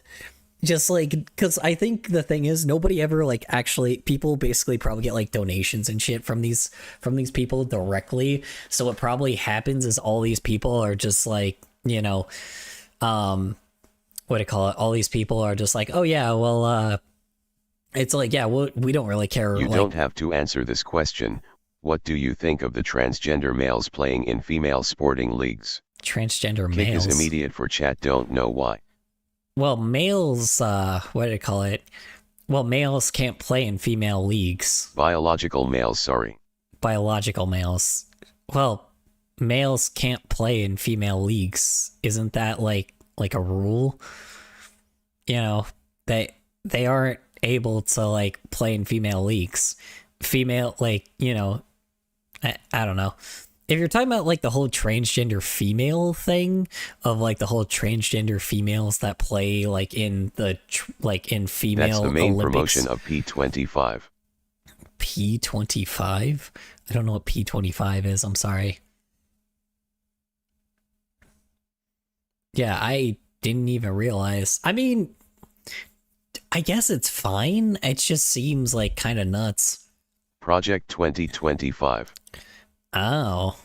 Ooh. I mean, I don't know. People kind of wanted that for a long time anyway. I really don't know with sports. It's always really weird. I think the whole controversy can be solved by introducing weight categories to more sports. So many already have them anyway. That's what I'm thinking, is just a lightweight versus a heavyweight. I mean, I feel like lightweight, heavyweight, featherweight, all that stuff, you know, I feel like those are the parts you should just kind of focus on more anyway.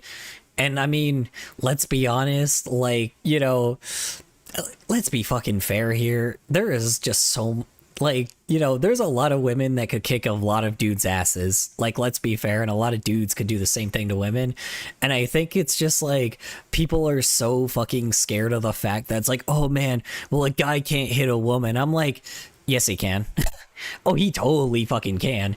It's just the stigma of dudes just being such pussies that apparently, like, you know, like hitting a woman is a bad thing. I'm like, dude, women can be crazy. Like, people are crazy. You gotta stop looking at them by gender by this point and look at them by a person. If a big ass 200-pound female can fucking kick the ass of another 200-pound male, I would downright watch that shit. If I could watch them two fighting, it doesn't matter if they're male or female. They can kick each other. If they like fight like in a fucking MMA match, hell yeah, dude. I'm like, hell yeah, let's watch that in the UFC. Like, have you seen, like, you know the shit that happens in those fights? It would be fucking badass. Like, it would be so awesome to watch something like that. Holy vey. Anyway, yeah, I don't know. It'd be so awesome to watch something like that. People are gonna highly disagree with me with this, but I'm like, bro, if a female can't, like, here's the thing is, the only people that say a male can't fight, or a male can't, like, beat up a female are the people that are like so like in the traditional values bullshit that I think like they just you know, they don't want to be progressive enough to deal with that garbage. You know, it's okay to be like, you know, I'm sorry, but if I'm gonna get, you know, it's like that with like they murder. are probably feminists, to be real. Dude, honestly, okay. controversial take here, misogynist and feminist are the exact same, just for the opposite gender. Misogynist are people that are so with males that like are so like male-esque that it's just the gayest fucking thing I've ever heard, and they exclude females and can't seem to understand the fucking word of what a female actually is, right? But feminists are the same fucking way, where they can't seem to understand the issues of males. It's like, the funniest thing is both sides want like equality, but the issue is they both are just, oppressive towards the opposite gender. But it's so funny because they're the exact fucking same. They're so fucking the same that they just don't even want to act like the other side is the problem. Literally, if both sides were eliminated, oh my god, you know how fucking good the world would be, dude? We would be so much better without both of them. Like, fuck misogynist and fuck feminist. They both suck. That's the worst thing about it. They both suck. Like, at least with feminist, it used to mean something. Now it just means shit just to suppress fucking males, And it's the same thing with misogynist, where misogynist will suppress females. I'm like, bro, like, here's the thing is, dude should not be the provider for you. Both sides, for some odd reason, think that. Both sides are like, the male is the one that's supposed to be the provider. But then all of a sudden, both sides also want like the biggest expectations out of the opposite gender, right? Like, dudes want this thing where it's like, oh yeah, but I want like a traditional woman that had like, so misogynists want this thing of a traditional woman that's like a housewife, right? And like, but the problem is, I'm like, okay, but if you're the one that has a financial gain, then you gotta have a very good, stable job. And again, you gotta treat them like they're a fucking person, not an object. Like, because guess what? If there's someone that's the housewife, it's okay to be a housewife, and you could be the breadwinner. Male equals female. Females and males have to work. Males and females should have the same job/pay. Yeah, exactly. No, I 100% agree. No, I completely agree with you. The only reason why we don't have equality is because people that are oppressed want to be the oppressors. It is literally just the fact that they just want revenge rather than equality. That's the issue with our world. It's like that with race, it's like that with gender, it's like that with age. For some odd fucking reason, everyone is like that, Like, there are people that I hear of my own age that are so against baby boomers that are just like, oh yeah, well, baby boomers should have to do what we do. I'm like, no, one, because they're old, but two, it's like, the problem is, I think, like, I'm more focused on Gen X because Gen X are like my parents. Like, they're very much like the early side of Gen X. But again, I don't, my parents love doing this thing where they love being oppressive towards people that are younger and act like we don't fucking work our asses off like every 5 seconds and try to do everything we can. I feel like males are starting to lose freedoms, ex self-defense. Yeah, I mean, that's the funniest thing is it's just how our world works right now. It's awful. It shouldn't. That's the funniest thing. Equality has never been the thing, that has always been a stereotype. But anyway, it's like that with anything right now, dude. It's like I said, with race, gender, age, like I still think my parents should be able to be retired, right? They fucking were the worst people to me. But again, I still think, not my father, but my mother, like, despite all the shit that she did to me, I think even though because she still worked her whole fucking life, I still think that she should still be able to retire. But here's the fucking problem. She can't because of her fucking parents did that. Because her fucking parents' generation did that shit to her. Her parents' generation are the reason why she can't retire. And again, probably the reason why she's probably going to run out of Social Security before she dies. And, they fucked her with, they fucked us with promising the world, promising that you can do anything in the world, right? They did the same thing to Gen X. That's the worst thing about it. And the problem is, at the time, everything was a lot more affordable. So, of course, people were just like, of course, people thought that, you know, they could do anything. Turns out, nope, fuck you. Like, you don't get to live your dreams. Like, what the fuck, man? Like, it's insane because, like, all the stories you hear from Gen X of being like, oh yeah, I have a degree in XYZ thing, but guess what? The degree that they have isn't even the job that they have. They had to just kind of start from the bottom from some random job. They wasted years on college. They started from the bottom from some random job and got eventually climbed up the ladder, but they didn't want that in the first place. Like, that's the worst thing about it. Yeah, sure, they got in early enough where they could climb up the ladder, but again, like, you know, they're still not the top dudes when they should be.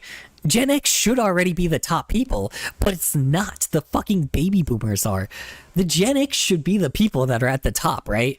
Gen X should be the oldest type of people that should be the people running everything, right? They should be the oldest ones, and they're already at retirement. So I'm like, why the hell are they not? Like, that's the weirdest thing is, I don't think, like, yeah, sure, there's still that gap that's, you know, misunderstanding each other, but at the very least, I feel like someone that's Gen X has dealt with, like, the garbage of dealing with, like, being at the bottom, right? Baby boomers haven't had to do that shit. Baby boomers just made their own businesses and, like, fucking have been passed down money from mommy and daddy. Like, you know, most of them have been given, like have been spoon-fed everything their entire life. Gen X didn't really get that. I mean, they got, like I said, everything was easier for them to do than it was for us, you know, they're not struggling, like, for rent than it was, but they also had to deal with hyperinflation, you know? So it's like they had to deal with hyperinflation, they had to deal with the housing crisis. So again, it's Black, like... white, Indian, Asian, etc. I treat them all equally. Yeah. They should always be treated equally. Yeah, I mean, that's the thing is, no one really ever... I don't know. I always thought it's so weird that the race thing is being brought back into topic again. I can't believe that's being brought back into topic again. I'm like, I thought we dealt with this shit in the 80s, but apparently not, you know? Like, it's so crazy. I know history repeats itself, but fuck, man. Like, you can't be fucking serious right now with the shit that's going on. Anyway, sorry, ADHD brain. But yeah. You know, it's crazy to me that I'm like, it's still crazy to me that baby boomers have fucked 3 generations, you know? Like, I don't think it's okay that people are like, you know, the problem is people want to also be oppressive towards baby boomers as well, when I don't think when it's mostly not all of them, it's just the ones that are like the top guys, the rich dudes, you know, the richest of the rich, and they raised spoiled brats. So then it's like, you know, now, and those people are going to be even worse than they were. So, you know, it's so annoying. It's just a rich person problem, or it's just a person that was like, it's just a problem that the rich are just rich. Like, it's always only been likely like that. Starting back up because someone wanted to have more freedom than another race. Yeah, and that's the irony. It's so ironic, man.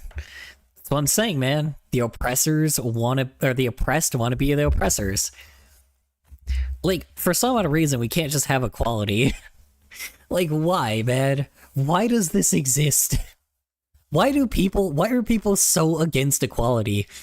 I don't understand this. Like, I will always, I guess, be the minority in this. Like, for some odd fucking reason, I don't give a fuck if, like, maybe it's just I say this because I'm, like, the lowest of the lowest class. I'm fucking impoverished. So, again, it doesn't really matter as much. But, like, you know, it's like, at the very least, I feel like the lowest, like, I feel like just, if everyone was just equal, I feel like it just wouldn't be that bad, right? Like, why is equality so hard for people to achieve? Like, why are people so vengeful? Like, I mean, it's not, I get why, but again, why can't you be better than your oppressors? Like, I say this every time, and I'm like, I feel like I'm being oppressed more than I ever was before, and not even because of my race, just because I have 3 different things that I am like that I one that I can't, or sorry, 2 things I can't even help, and 1 thing that I just am doing for the sake of fun. So it's like, what the hell is the fucking problem here? Why are like, it's like, why has the world gotten more separated than it was before? Like, I get it's because of the media, but oh my god, man, like, holy fuck, can people just just deal with the fact that like everyone is different, and maybe just everyone being on a level playing field is just an okay thing to do, Like, for the love of God, man. I don't know why people feel like they need to have more rights than someone else, Like, I feel like a fucking person of any race should have the same fucking, should have the same rights as, like, a white guy, right? Like, like, it's crazy because even being, like I said, I'm lucky enough that I look the way that I do, so I can always be mistaken for white. That's the funniest thing is, like, yeah, I'm Hispanic, but fucking, I don't look like it. Says it on my birth certificate that I'm Hispanic, but I look like a white guy. And the craziest thing is, I use that to my advantage because I know exactly how, like, what happened to my family because of specifically their race. So it's like, it's just crazy when you're someone that has been, like, able to, avoid certain issues. And it's just so fucking funny that, like, it's just going from looking at both sides of it. It's just such a simple idea of just, like, people need to stop being afraid of being oppressed and just have equality. People need to stop being vengeful. That's the thing is, people need to stop being vengeful towards people that haven't done this shit, right? Like, people need to stop being vengeful towards, like, someone that hasn't been I don't care the if oppressor. you're a furry, LGBTQ+, race, gender, LGBTQ. anyone except for rude/discriminatory/nail files can be my friend. Yeah, exactly. That's what I'm saying. Here's the thing is, if you're a dick, you deserve to be treated like a dick. But if you're not a dick, then LGBTQ. Yeah, I gotcha. You're good. I know, I was just joking with you. I feel like just the if you're a dick, you deserve to be treated like a dick. And if you're not a dick, then you deserve to be treated like not a dick. Like, respect just should be a thing between everyone. Equality just should be a thing. But for some odd reason, everybody's pointing fingers, blaming each other for everything. Just stop the fucking blaming, for fucking Christ's sake. Like, good God, man. We have politicians to point fingers at. Let's point fingers at them, okay? AHHS, lesbian, queer, bi, trans, queer again, plus. That is funny. Yeah, I know. It's pretty good. Yeah, I don't know, man. Like, can we just, like, all stop being, like, attacking each other and just point our fingers at politicians again? That's fun. Can we just, like, point our fingers at the government again? Man, that would be great. Like, honestly, like, can we just, like, have all of our anger focused towards just the government, please? Like, for the love of God, man. Like, at the very least, like, I just feel like we just, like, stop attacking each other, right? Like, that's the most annoying thing is, like, hey, if you want to be oppressive, hey, just It's all because of the drones. All because of the drones? It's all because of those damn bird drones. The birds aren't real. No, I'm kidding. Yeah, it's just like, I don't know, man. Like, we just should stop attacking each other. That's the thing is, like, fucking by this point, just like, can we just, like, go after the people that, like, are, like, politics, like, purely just everyone goes after politics and that's it. That would be awesome, right? Like, nobody, like, everybody just not giving a shit about each other other than, like, and just, like, the attacking FBI politics. brainwashed us. I can't. The FBI. Damn FBI. No, I don't know.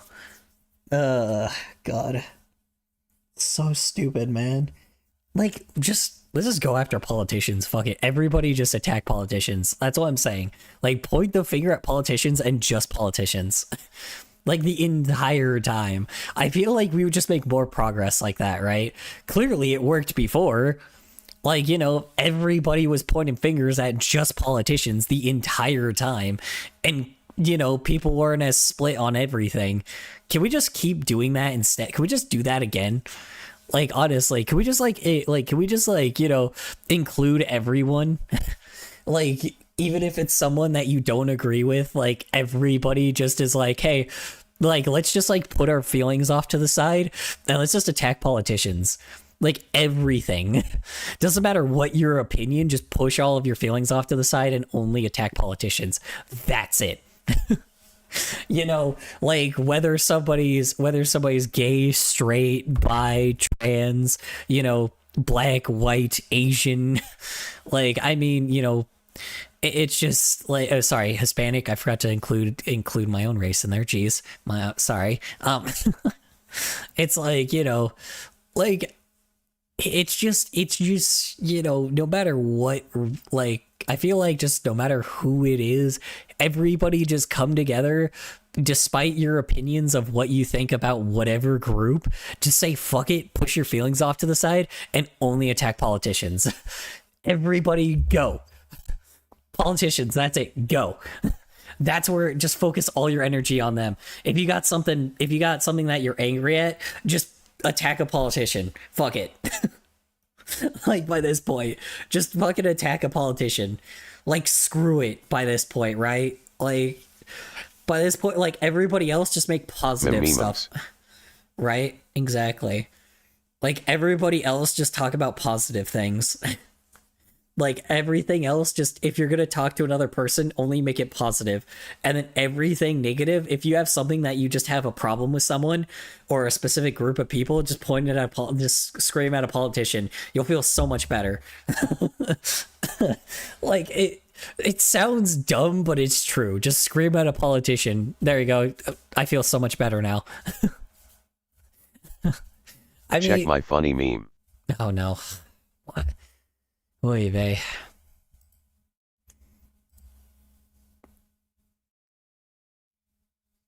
The FBI is watching. Oh god.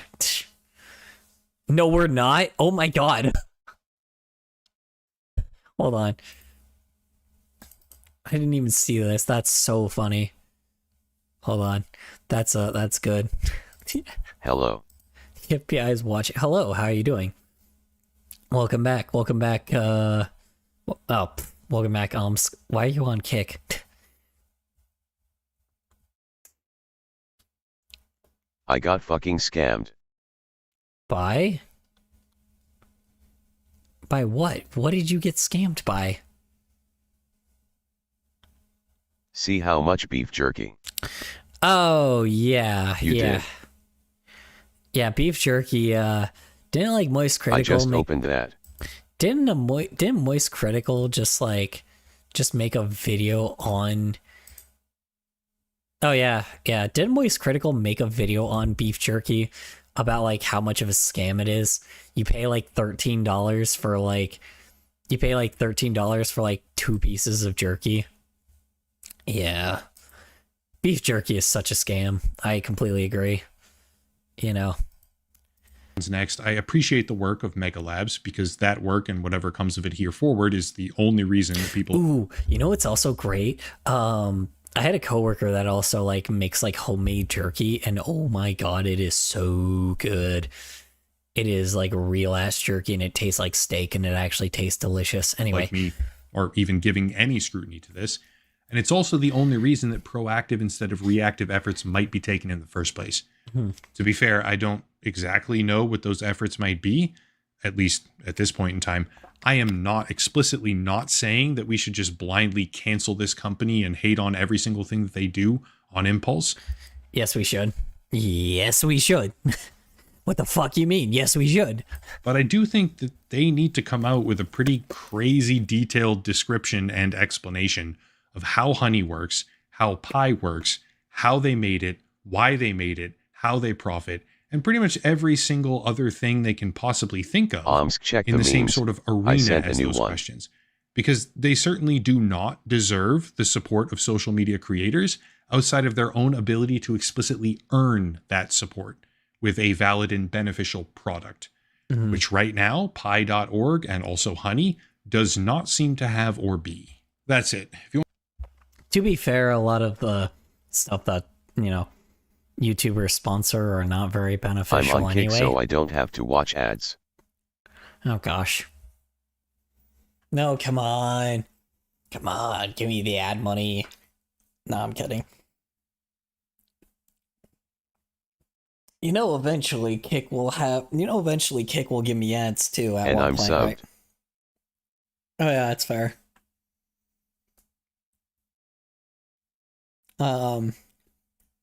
What do I call it?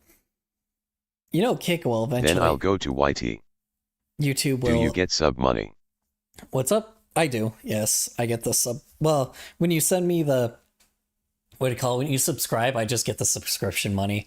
And usually, most of the time, it's like, what do you call it? I get like $2.50, I think, from it, which is nice. I'm not gonna lie. And it's more than ad money. Usually, most of the time, it's more than ad money. So, like, basically, if you were watching the entire month... Is it more than the 2 cents a day on ads? Yes, definitely. So typically, if you watch me on... If you have a subscription, what essentially happens is I think I still get like a little bit... Like, I still get the ad money anyway, if like after about like a certain amount of time. So like, since you're subscribed throughout the month, help, please. Why do you need help? With what? $2.50, 2 cents. Yeah, well, let's see. If I were to divide that by 30, yeah, because usually It's too rainy. Well, here's the thing is, so yeah, basically instead of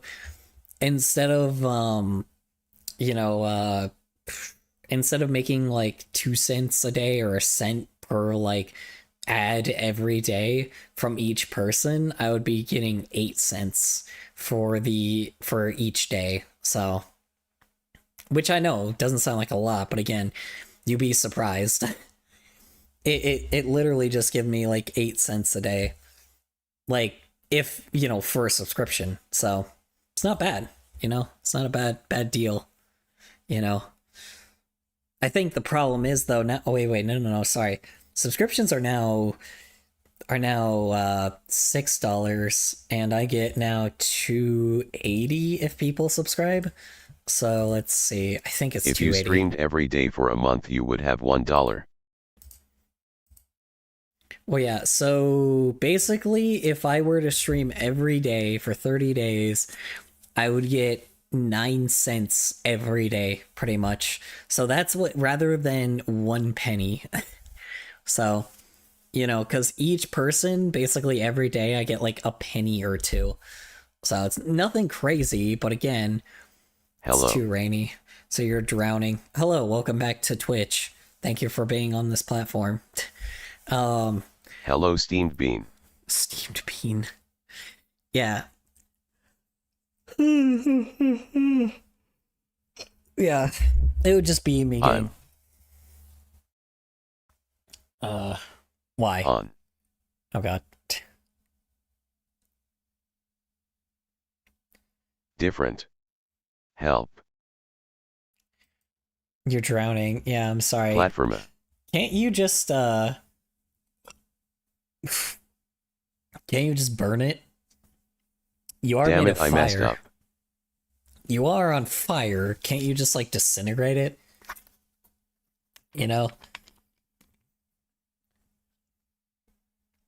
He's lava. You're right. Which means he could actually... That's not how it works. Yeah, you're right. You could use lava. You're right. Lava actually absorbs it. Hi, Bullet. Welcome. Welcome You'll be back. obsidian. I'll be obsidian? Well, obsidian happens by cooling over, like, He would be thousands of obsidian years. Well, you can't just put lava into water and it becomes obsidian. It has to cool over like thousands of years. No, it's not, dumbass. Yes, it is. It has to cool over thousands of years for it to become obsidian. Obsidian is when lava is immediately cooled. That's exactly how it works. Yeah, but not through water. What's this pie? What's this pie? Oh, yeah. Look it up. So pi is essentially, is apparently... You have Google. It's the same people that have... Yes, for water. What do you call it? It's for people that have, it's just honey again, basically. And Pi is trying to do the same shit by paying a bunch of YouTubers to promote it. I don't know if you've heard about the honey scam bullet, but I mean, I'm pretty sure you have heard it from like a million YouTubers that are talking about it. You know, talking about the Megalag video. Yeah, apparently... Colors equals 20% in math. Whatever. Equals 20%. I mean science. Science. 20% in science. Sure. 3.14. Oh. Yeah. No, so it is pi is essentially with honey, if you don't know about honey, apparently every time that you use honey, it basically like counts what you're buying as like an affiliate thing, right? They use this thing called last click marketing. Obsidian is volcanic glass. It forms when volcanic lava cools so quickly, there's no time for crystals to grow. They use this, what do you call it? They use this like thing that, you know, the extension of when you actually hit a little button when you get like coupons and shit. Basically, they use that as like an affiliate link to get money from counting it as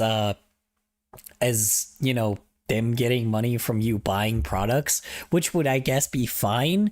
But here's also the problem. Apparently, the main thing that they're doing as well is they're using links like YouTubers. Let's say like a YouTuber clicks like, or let's say you click like an affiliate link, like down here. 3.14159265358979323846264 is all I know for pi. Okay. The thing is, so like, let's say I was clicking this affiliate link, right? This guy has like Ground News, right? So basically what I would do is I would click this link, and let's say I was going to buy something from Ground News, right? So if I say get started, which basically and I buy it, Upper Echelon would get like part of like the affiliate money, right? Because I bought it because I used his link, right? Apparently, Honey would pop up with this little thing after I buy it. Honey would pop up with this little thing on the bottom right hand corner that will say, oh, I have a coupon, or I don't have a coupon, right?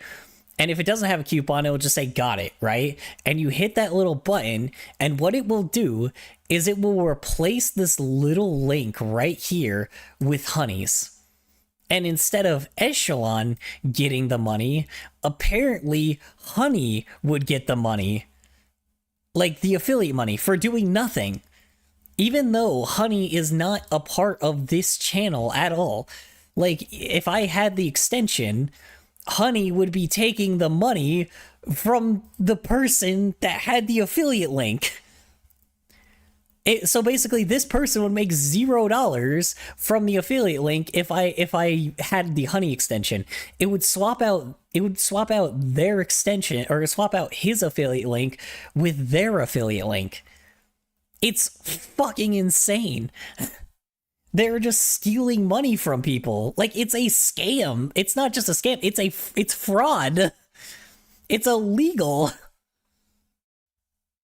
Yeah, no, WoW is right. WoW is 100% right, bro. Like, I can't believe they actually got away with that for so long. And it's just because of the simple fact that fucking YouTubers just weren't paying attention to the fact that they were like, trying to check the fact that they were doing this. I get it because I was extremely trying to avoid the pop-ups. Extremely trying to avoid what pop-ups? What pop-ups? Oh, the little stuff that appears off to the side? Can you honey? Oh, honey. Yeah. No, like honestly, dude. If you have honey, uninstall it because it is 100% like not only is it not only giving you like the worst deals, because apparently even if it doesn't have coupons, it apparently is like in cahoots with corporate companies that are purposefully giving you a smaller discount. So like there was someone that was sentenced to 141,800 years for Gray-Aon scaled fraud, almost $1 billion. Yeah. Honey is fraud. Yeah, it is literally fraud. That's the thing. They're committing fraud. It's an illegal action. The problem is they are literally they stole actual millions upon Just millions say life of at dollars. That point. Yeah, there is millions of dollars that they just stole, bro. And that's the thing is that's all the stuff from content creators. Just imagine what happened online. Like let's say you bought something on Amazon. Hell, like I said, I've used Honey before. Nope. I've used Honey before, so like if it didn't have like a coupon for me, essentially 141,000 is over life. Why not say life in prison? There was also someone that sent it to 200 life sentences. Okay, we're not talking about that right now. Good God, we get the idea. Yeah, I mean, it's just like I've hit that got it button before, right? So that basically means every time I bought something, Honey has gotten has gotten a bit of that money. I mean, I guess that's fine because I didn't like click an affiliate, but there's definitely a bunch of times I've clicked affiliate links. Like, you know, there's definitely a bunch of times I've clicked affiliate links for people that have had affiliates, right? Especially for like, you know, some products that I bought that have been more 18 plus. Yeah, is it the same for Rakuten and other shit? Rakuten and yeah, probably any of those coupon things that but now. Color, in 2019, Honey became a jersey sponsor of the NBA team Los Angeles Clippers. So why would they lie to us? Because they're. I mean, where do you think they got that money? That's the funniest thing is, too. You mean Lakers? Lakers, yeah. I mean, that's the thing is, though, sponsors like that, too, like, don't get me wrong, they probably did actually pay people actual money, Damn. but it does actually make sense that they were making, like, it does actually make sense how they made their money now, though. I mean, it was sketchy. I don't know, it's very funny that Markiplier did call that out, like, a year ago. Clippers, oh, yeah. Yeah, that's cool, but the Lakers need a center. Need a center. Yeah.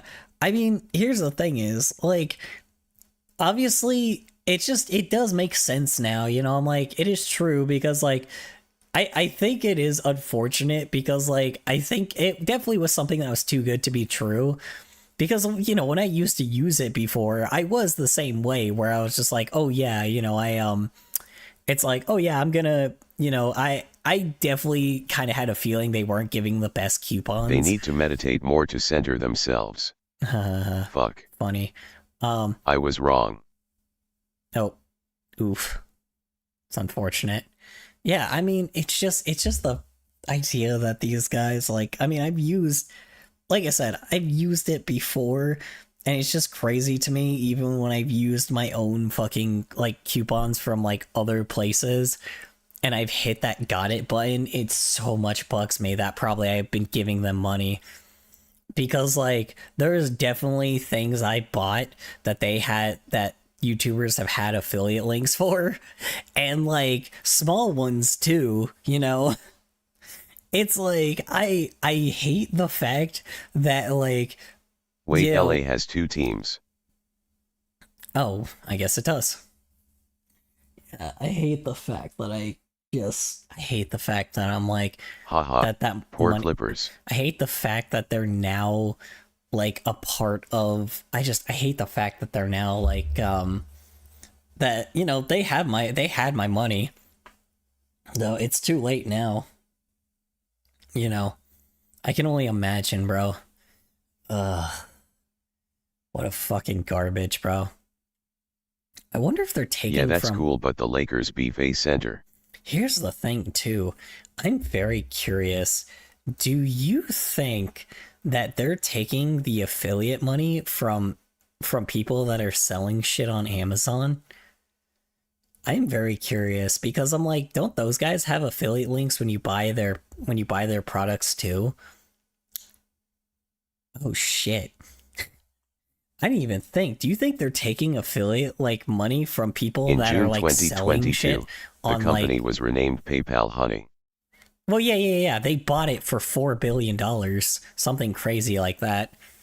Like billion with a B. PayPal bought it for a fuckload of money.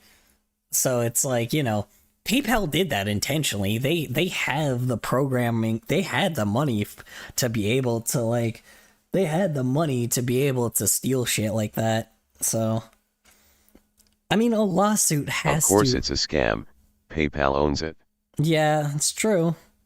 That is true. That's why people should use Square. PayPal acquired Honey for about $4 billion in 2020. That's what I'm saying. Honey, for its part, says it makes money off commissions when a user makes a transaction with one of its retail partners. Let's see. PayPal acquired Honey for about $4 billion in 2020. Honey, for its part, says it makes money off commissions when a user makes a transaction with one of its retail partners. A user makes a transaction with one of its retail partners. Omsk is having a big brain moment. Yeah. I mean, that's the craziest thing, though. It's true. That's the thing is, like, here's the problem. I don't think people would have as much of an issue with it if it was only a percentage. People would still be pissed, but again, like, I feel like if it wasn't taking the whole pie, I feel like people would be not as suspicious of it. You know? Like, I feel like if it took, like, you know, I know this sounds bad, but even then, even if it took, like, let's say, like... Hey, I boy fuck you throws object. At who? Me? What was I don't know. Oh. Just goes off into the void. Huh, weird. I just got an update that a man was murdered. It's a meme reference. Oh, weird. I just got an update that a man was like murdered in Lego City. Weird. For some background, a random object Honey thrown was at him. founded in November 2012 by a pair of entrepreneurs, Ryan Hudson and George Ruan. After a bug tester leaked the tool to Reddit, the browser extension went viral. It had nearly 1 million organic users by March 2014. My brain to braining. Oh my god.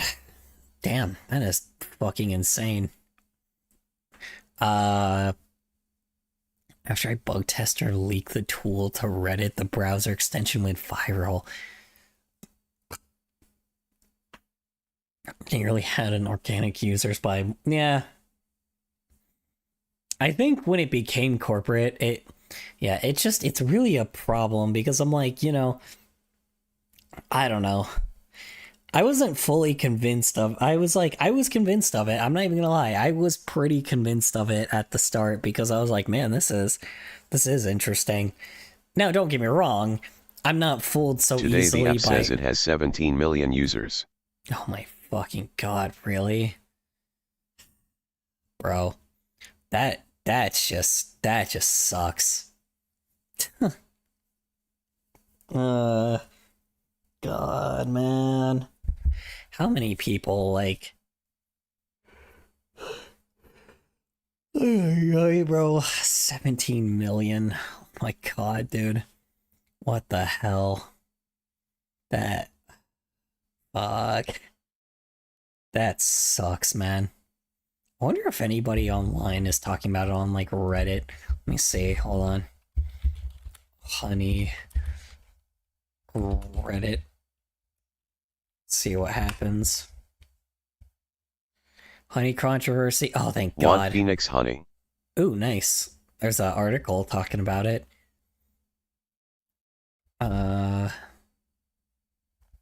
Okay, good. Reddit's talking about it. Okay, good. Here. Okay. It looks like it's hitting some mainstream media at least. That's good. Okay, good. It looks like it's hitting mainstream media that it's a scam. Thank fucking God. Hopefully it will reach enough of a mainstream media. I don't know. Inside. It's funny. Good joke. Good joke, Omsk. Anyway, yeah, what a fucking crazy world we live in. Wait, hey. Alright. Anyway, off to the other, off to... Want Hellburb stick? Hellburb stick? Probably not. Probably not. Sorry. I shouldn't have said probably not like that. Probably not. I don't think I want... Here. I don't know if I want that. I don't want to be cursed with like Satan curses or with like demon curses. I apologize. It's obsidian. Obsidian. Sharp. I don't believe you. I know this sounds crazy, but I think believing a bird from hell is probably not a great idea. Okay, here we go. Yeah. What a world we live in, huh? Alright. I put 12 under your bed. 12 of what?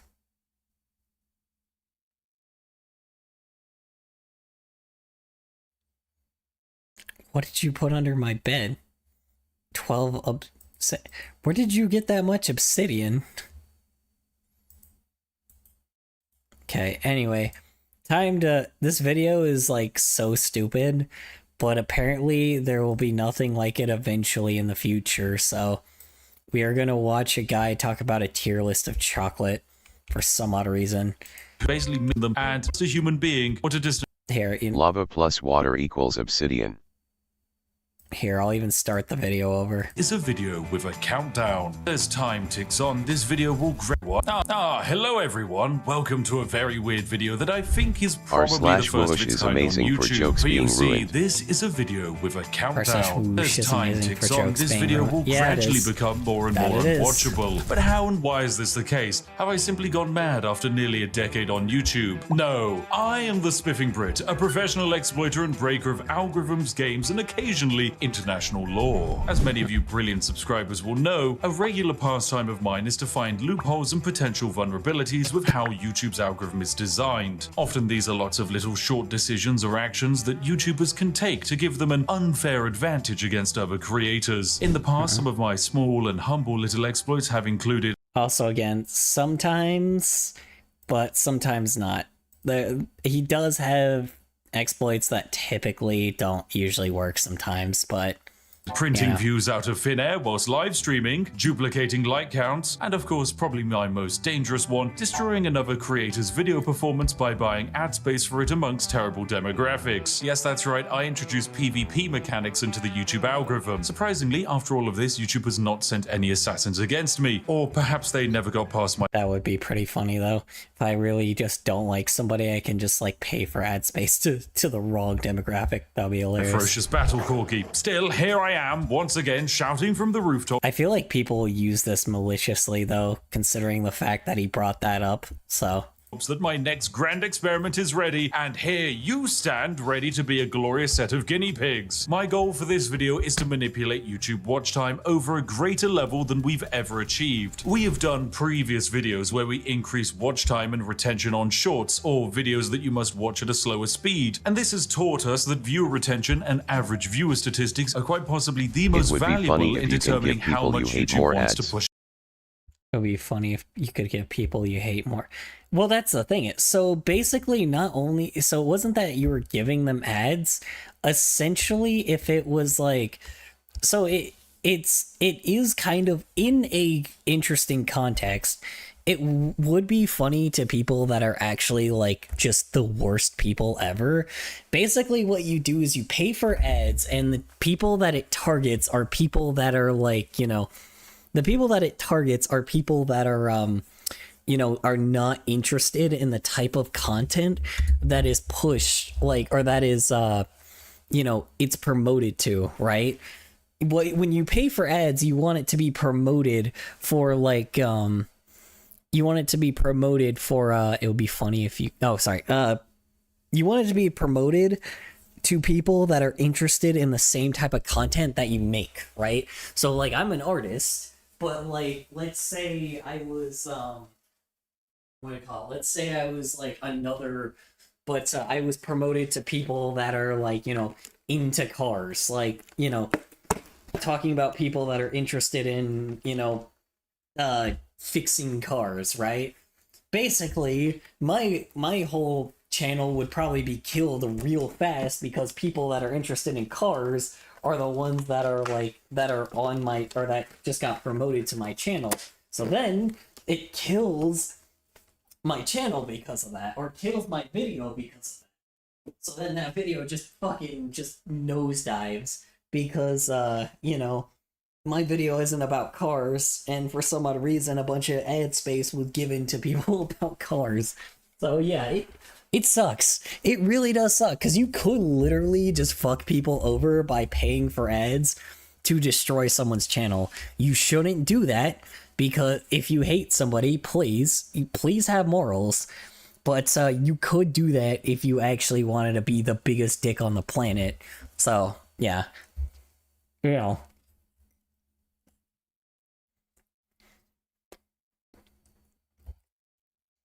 YouTube ad space is expensive too, so,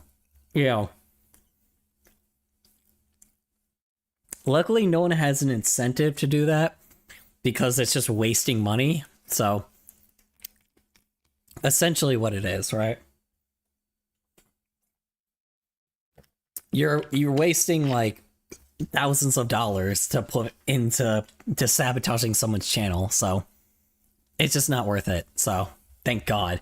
Thank God. I'm at least glad people are greedy enough to not do that. So video. However, my previous experiments have lacked one important statistic: length. So before we dive into this video's experiment, it's time for a quick explainer of the modern YouTube algorithm, what's changed, why it's important, and how we can break it. So make sure you're comfortable, you've grabbed a warm cup of tea, as this is where the fun begins. YouTube's entire role is to recommend the right videos to the right person. If you like watching videos about medieval cooking techniques, then YouTube will serve them up to you. You'll see them on your home feed, you'll see them underneath videos you watch, they'll automatically play in the up next section. There will simply be no escape from these medieval cooking videos once you've started going down that rabbit hole. However, YouTube will actually serve up these videos based on a few criteria. So YouTube monitors you. They want to know what language you speak, what channels you're currently watching, and what videos you interact with, and for how long you're watching them. It then runs a bunch of numbers and finds a selection of videos that might be a good fit for you. But before that step, YouTube does its most important check. It must weed out videos that it deems to be misleading or not as interesting. Remember, YouTube's entire goal is to get you watching videos for longer, because the longer you spend on the platform, the more money you make them thanks to adverts. So it screens for misleading or unsatisfying videos by serving up videos with a higher percentage of viewership more than ones with a lower percentage of viewership.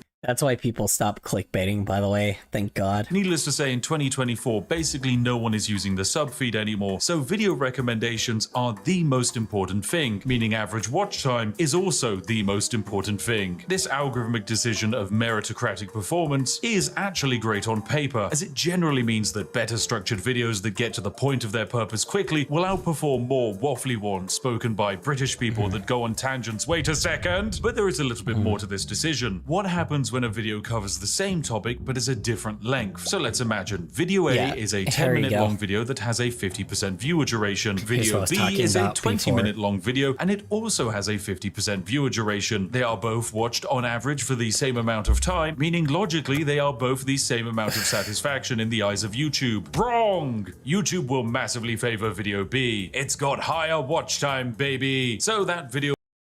Yeah, this is the problem with YouTube.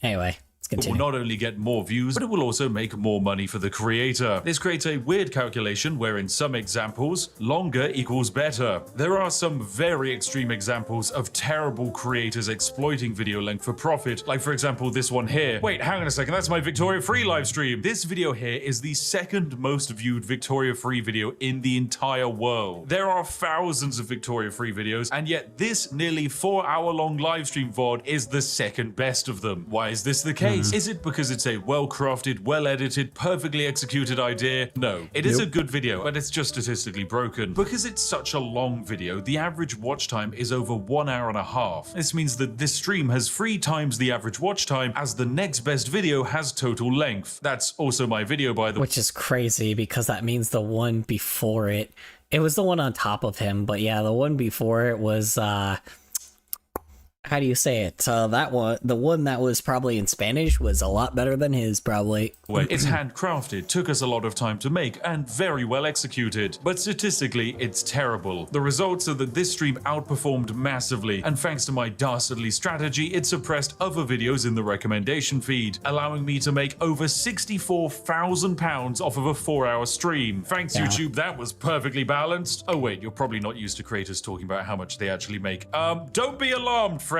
I have to pay a lot of that revenue in tax, probably. Maybe some of it has to go to the interns to buy them food, and then the remaining 95% gets spent on my crippling addiction to Yorkshire tea. So more watch time is more good, and greater average watch time is more good. This means that the calculation to make the optimal video, hey, at least he's honest, it's rather simple. Make a video as long as possible while still keeping viewers interested. This basically means that all you need to do is craft a perfect SEO monstrosity with zoomer cuts, pan zoom, smiling celebrities, and just pander to the algorithmic equivalent of the everyman. Yeah, I'm talking about you, Dave. This is the strategy that has to be used by the people at the very top of YouTube. I can't blame them for it, because you reach a point where each ounce of personality you show, the market cap of your audience goes down by millions. Instead, you must become like white toast with butter. Plain, but very inoffensive.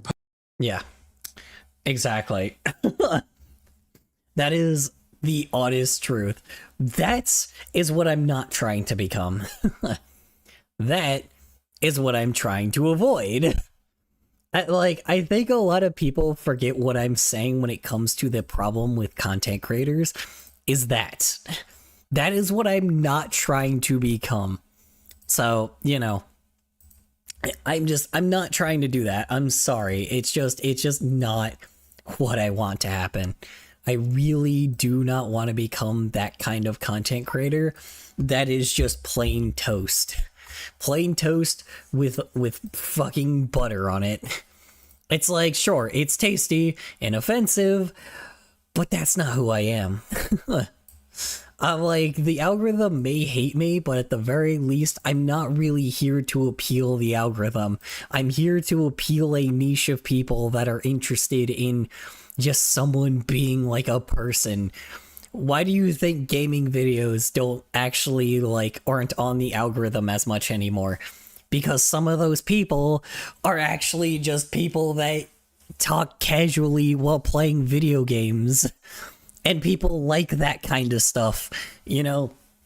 It's okay to have your own fucking personality. You know, sadly, the algorithm doesn't benefit those the most, but again, doesn't mean that that benefit is also zero. So, you know, I'm talking like this guy, god damn it. Perfect for when you're waking up and starting your day. So yeah, I can't exactly do that. I'm British for a start, which means that the French people probably stopped watching 5 minutes ago. On top of that, I like janky bad edits, and my sarcastic style of humor isn't exactly for everyone. If only there was an exploit that could make a longer form video retain a larger percentage of viewership and watch time. Oh dear, if only. Oh my god, is that a poorly designed feature YouTube made that nobody uses on the horizon? Yes, it is! Say hello to the YouTube Video Editing Suite. From this screen, I can make edits and alterations to an existing video on YouTube. I can trim and cut sections out of it, blur details, insert audio tracks, apply end screens, and even spam info cards to remind you to buy merch every 5 seconds. Seriously, creators who use this, please stop. What are you doing? Go and brew a cup of tea. Now, these tools are You know what's super funny? So what's really interesting, when he brought this up, I actually could just do that with all my videos that have like really low retention, right? I just 100% just do this with videos that have like basically no retention, and I could just cut them down to like their core elements, right? Like, you know, like I could just cut them down to the parts that are the most watched, and have like the like most terrible, like insane watch time hours. But again, I don't usually do that because again, the videos that I have kind of need context. So, you know, I don't know. Anyway. Hardly used. Mostly they exist to help YouTubers cover up mistakes like speeding in a school zone whilst driving a luxury car. Or if you're really special, YouTube will even let you insert footage back into videos. But outside of a few moments when Linus Tech Tips needed to add corrections into something, it's actually hard to find much evidence of creators using this. The main thing that I think actually sees the light of day is the cut tool. This actually serves a purpose outside of fixing errors. You see, most YouTube sponsor contracts stipulate that the ad read must be on a video for 2 to 3 years. This means that 2 to 3 years after upload, some creators will actually go through their back catalogue of content and cut out the sections where they tell you that Raid Shadow Legends is the greatest video game ever conceived. Yeah, right, baby, it actually sucks. Yeah, I know, I just burnt a lot of bridges there. Your game sucks, mate. I'm never taking your money. Stop emailing me. Outside of covering up the past, there is a reason why it makes algorithmic sense to remove your older sponsor reads. Most people, when presented with a read, simply press the skip button and bypass the 30 to 90 second section of that video. This means that those sections massively lower the average watch time and retention of the overall video. So by removing a section where only 10% of the audience is watching and bring it back to a 50% average retention section, then that's a net benefit on the video's performance. So logically in the long term, that's better, that's more views and more money. But all of this is curious. What if we took it even further beyond? And what if we did it backwards? Yeah, this is where I had a brilliant idea. What if we created an average video with good statistics and then cut the end off of it? Welcome to my grand plan. You're currently watching one of 2 versions of a video. One version ends sooner than the other. If you're watching this video too late, then the entire second half of this video has been cut off and you'll never actually know what it was. We are watching the 28-minute version, by the way, so I was here early enough. You'll never even be able to watch it again. And the science behind it is rather simple. I can make a video like this be watched by 2 types of viewers. One set of viewers are watching a full-length version. If the video is 20 minutes long and the average watch time is 10 minutes, that video is giving me a 50% retention. However, the second viewer, which might be you, watches the second shortened version. Let's say this video is now only 10 minutes long, but you still watch it for 50% of its length. Well, the problem is that YouTube can't delete the watch time that this video has generated, and all of the statistics just pile up onto the back end from the original version. So all of those longer views are added onto the new shorter version of the video. If half the views are on the long version and half the views are on the shorter version, we balance out at an average watch time of 7.5 minutes or 75% retention. Of course, the longer the section that we end up deleting, the better. If I add a 10-hour-long Skyrim Let's Play after this and people watched it for an average of 2 hours, I could probably end up with one of the highest average retentions on a 10-minute video that the world has ever seen. I'm not going to lie, I just realized the video that, or the fucking, the last few videos, I kind of just like, what do I call it? The last few videos I'm actually kind of like watching here, or I'm actually like looking at, because he was talking about that, that video where I guess I'm a podcast channel now, most people watch the entire thing.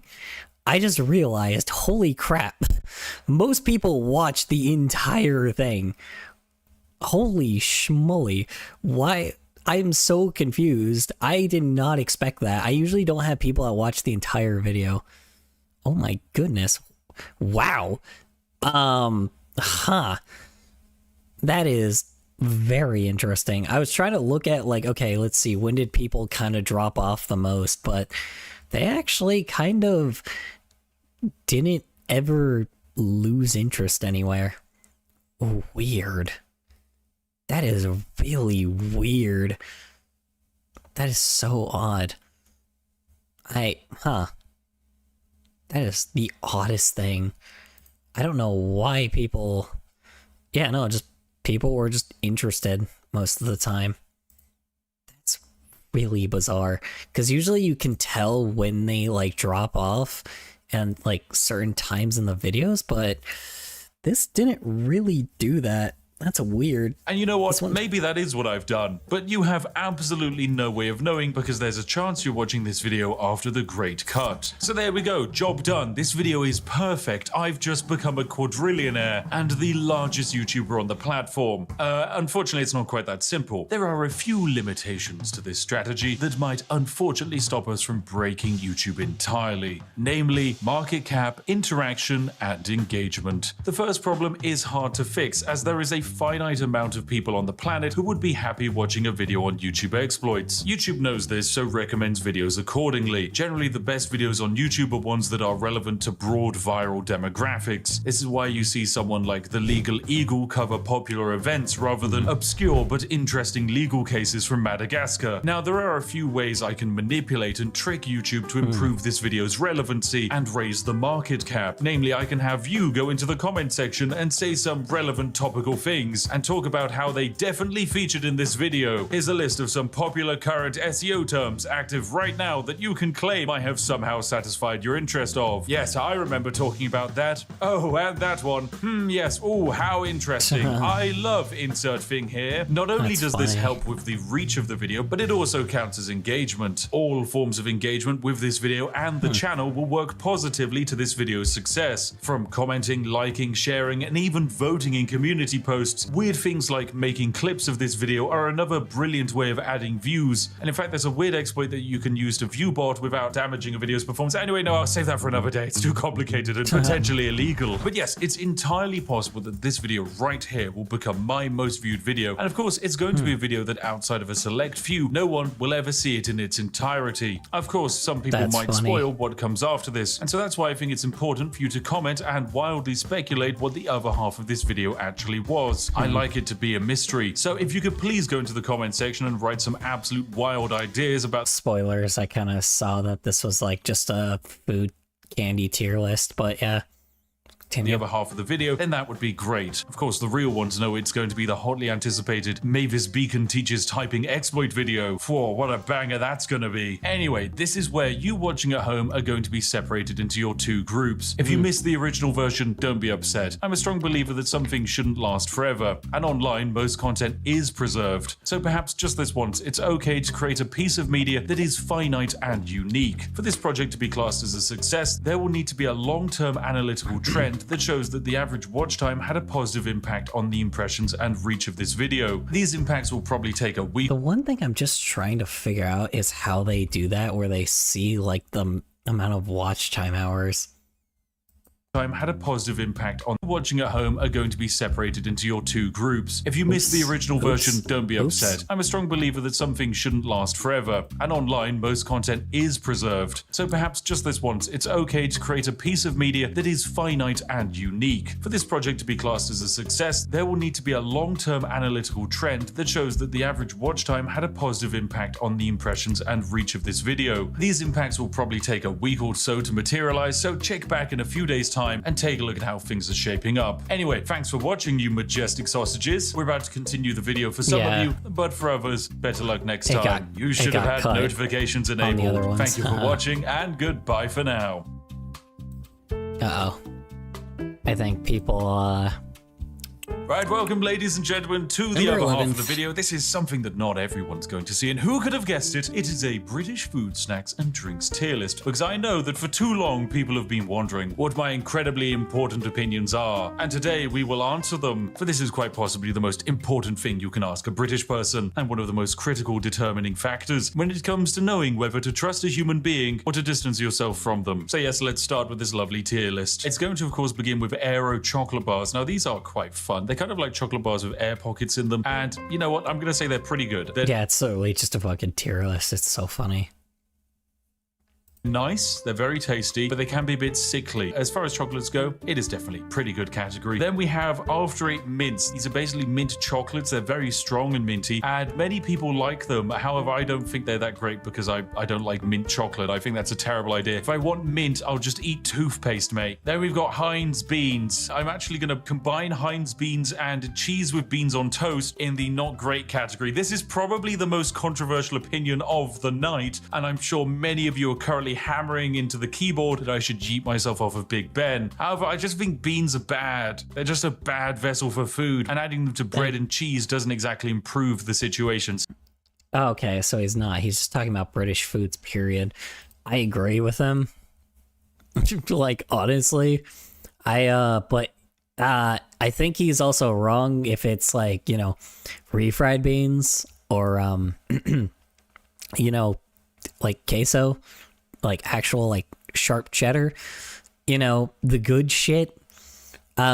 Yeah, since he's British, he never gets actually any good food. So yeah, not great. Then we've got black pudding, otherwise known as blood pudding. It gets its name because it is basically blood mixed with herbs and barley. Definitely quite a disgusting food when you think about it. However, I think it's bloody lovely. I guess I'm just too British for some people. And yes, we in the UK never stopped quite eating like we were in the Blitz or we were role-playing feudal peasants. Then we've got Bounty chocolate bars. These are a disgrace to Britain. It's just disgusting. Just the worst chocolate bar. I hate it. Then we've got bourbon biscuits. Oh, these are fantastic. These are bloody lovely. A chocolate biscuit with a layer of chocolate cream on the inside. Oh, dipping that into a cup of tea is a blessing. And then we've got dairy milk buttons in yogurt form. These are pretty good. I think these are all right. They're kind of tasty, stuff. But it's just very sickly. Then we've got crackers and cheese. This is a blessing to Britain. Whoever created crackers and then had the idea of putting cheese on them, phenomenal. Then we've got KP cheese balls. These are a disgrace to Britain. They're disgusting. Along with Cheez-Its. I think they're just abysmal. Cheese flavored crisps are revolting. They just kind of taste of chemicals. If I wanted...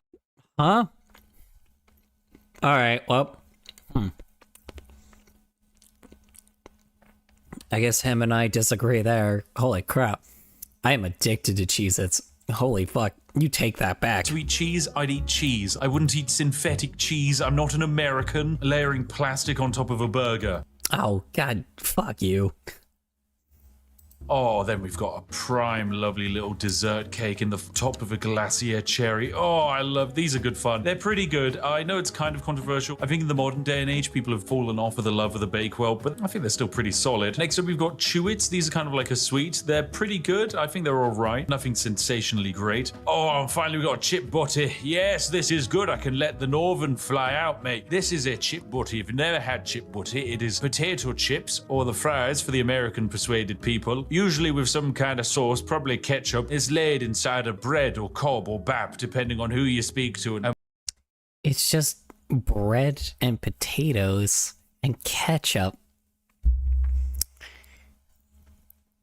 And you said Cheez-Its were bad. Like, I don't know, maybe try something actually good. Anyway.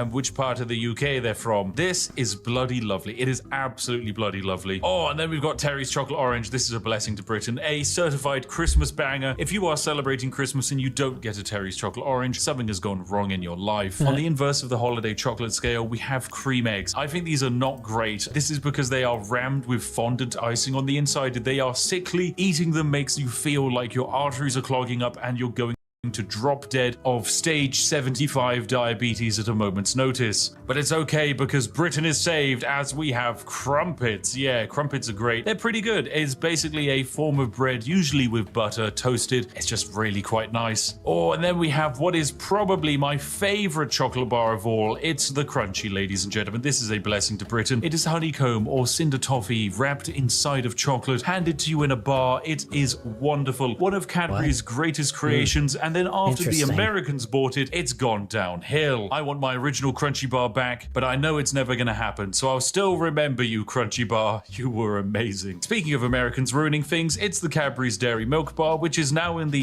great category. This used to be a phenomenal piece of chocolate, and then Kraft ruined everything. I hate mega corporate. Wait a minute. Hold on. What the fuck? Isn't this supposed to be in picture-on-picture? Why did this... Huh? Corporations. But hey, if there's one mega corporation I love, it's McVitie's, because they made the digestive biscuit, which is bloody lovely. It's a very solid biscuit, perfect for dunking in tea. Very nice. Then we have what I believe is a kebab. Kebab meat, it's all right. It's pretty neutral as far as meals go. I love how this guy, like, is, like, really just, like, dunking on Americans a lot. I'm like, bro, it's not all, I mean, yeah, you know, corporations kind of ruined everything, but thanks for blaming us, I guess. Oh well, who cares? Fantastic meal, however, is fish and chips, which is just a massive fish dipped in batter, made very crispy, and served with large quantities of potato. Yes, this is genuinely one of the nicest things in the universe. I know other countries have attempted to do fish and chips, but every time I've tried them, they're just disappointing. If you want a proper fish and chips, come to the UK and give it a try. Fish and chips are fine, I guess. I've never really had, I don't know, he might actually, you know, maybe Britain finally, maybe the UK actually makes good fish and chips. I wouldn't be surprised, you know. You know, the one good food that they probably actually have that just doesn't suck. And yes, I said that. So, you know, just saying, a lot of British food, from what I can tell, is not great. Doesn't taste the greatest in the world. Just saying. Okay, next up we've got fish fingers. These are not great. Look, if you're gonna have battered fish, have it in the form of fish and chips, not in the form of tiny string reformed fish. Oh, and then we've got Freddos. Yes, this is a bloody lovely chocolate. If you don't know, the Freddo is actually how we in the UK gauge inflation. You see, Freddos in the bygone era used to cost only half a threepence, whereas now in the modern day, Freddos can be sold on the black market for upwards of £50,000. But put simply, they're very tasty. Then we've got Fridge Raiders. These don't really feel very British. They're kind of alright. It's just breaded chicken that you eat cold. It's fine. It's a tasty snack. Fruit Winders, however, yeah, this is pretty.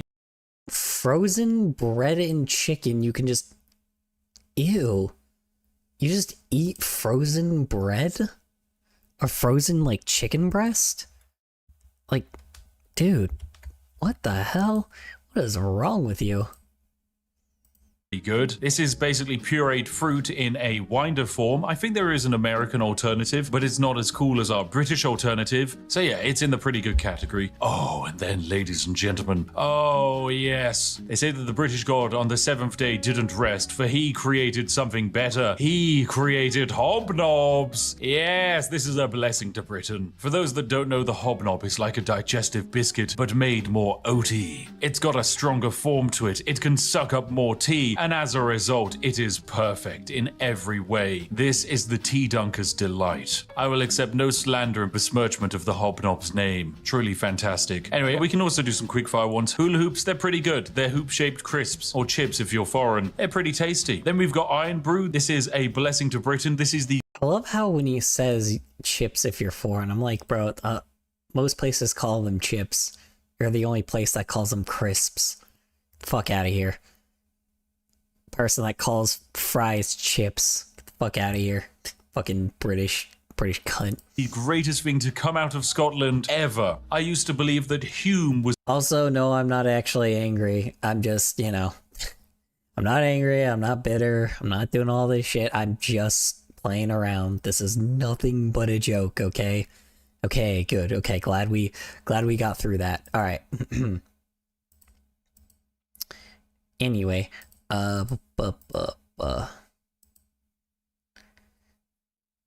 Yeah. What is this front arm? Oh, you know what? This might be a problem.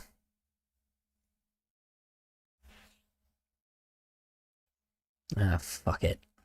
Was potentially the greatest Scottish export with his fantastic takes on philosophy. However, no, Iron Brew is objectively better. It tastes fantastic, and it is so good that for a while America banned it. It has no discernible taste, and if you were to describe it to someone, you wouldn't be able to. Safe to say, you need to try some Iron Brew. Okay, next up we've got Jaffa Cakes. Once again, another controversial opinion. I think they're just alright. Okay, look, if you grew up watching the Yogscast, you're probably going to be quite angry at me, but Jaffa Cakes, they're just kind of, they're fine. I'm not going to dunk it into tea. It's got terrible form for... Man, I have not heard the term... I have not heard, like, people actually mention the Yogscast for a long time. Like, I have not heard them in a fucking hot minute. That is crazy. You know, I just realized this guy's probably a lot younger than me. I don't know, man. It's just really weird. I don't know. Maybe he's not. I have no idea. Actually, no, Yogscast probably shows his age that he's probably the same age as me. Yeah. Very, very what you expect from, like, the time that it was created, I will say. Definitely.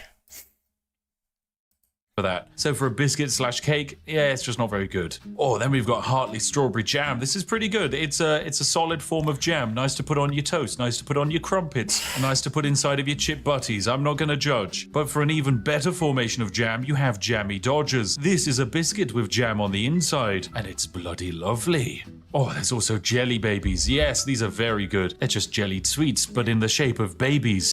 Jelly babies are just gummy bears, I think, but they look like they have stuff on them, like the sour stuff. So, yeah, it's not the type of gummy bears y'all are thinking of. Which makes them better than Chewits, because it cures the insatiable British desire to crush children. And ever since we closed down all of the smog factories in London, this is the only way you can get that kick. Next up, we have the Kinder Surprise Egg. I don't really think this is a British snack, because it's very German, but yeah, it's alright. It's basically just a chocolate egg with a small toy inside of it. Once again, Americans banned this because they believed it was a choking hazard and yeah, the Kinder eggs, like, people, like, you know, they were right. Kids were, like, eating, like, the fucking whole thing, like idiots. But, you know, they're children, so, you know, it's weird. Hey, don't blame your, you know, don't blame you not raising your child not to put everything in their mouth. You know, just saying, don't blame people for your idiocy as a parent, so... And I am really just dunking on everyone today, aren't I? What was this? What is this supposed to be? What is this? I'm trying to figure out what this layer right here is. What is this? Oh, this is the little coconut falling down. Okay, got it. What is this then? Oh, that's the robot guy. Okay, got it. So it's here. I think this is right here.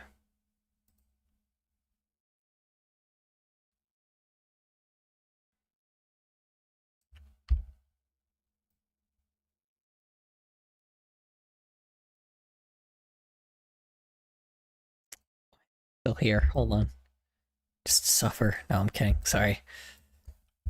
Nope, that didn't work. What? Why?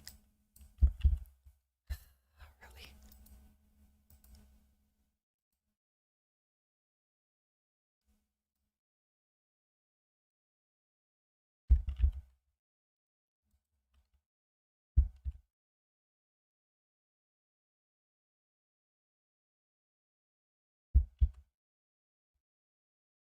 Would kill children. I instead believe that the Kinder Surprise Egg is Darwinism in real time. Next up, we have KP Original Salted Peanuts. These are pretty good. They're just a decent snack. Magic Stars. These are alright. My wife really likes them. I think they're just a weirdly shaped form of chocolate. And then we have Moams. Once again, I'm like 90% certain this is German, not British, but hey, they're alright as well. Now we have some controversial opinions. Marmite. I don't think this is that good. It's not great. Now, once again, my wife loves Marmite. I think it's pretty bad. A spread that actively makes you want to throw up if you put too much on a piece of toast is probably not a good spread. Eating anything that has been coated in Marmite feels like you're back in the Blitz, and I'd much rather eat 700,000 hobnobs than have to eat anything with Marmite on.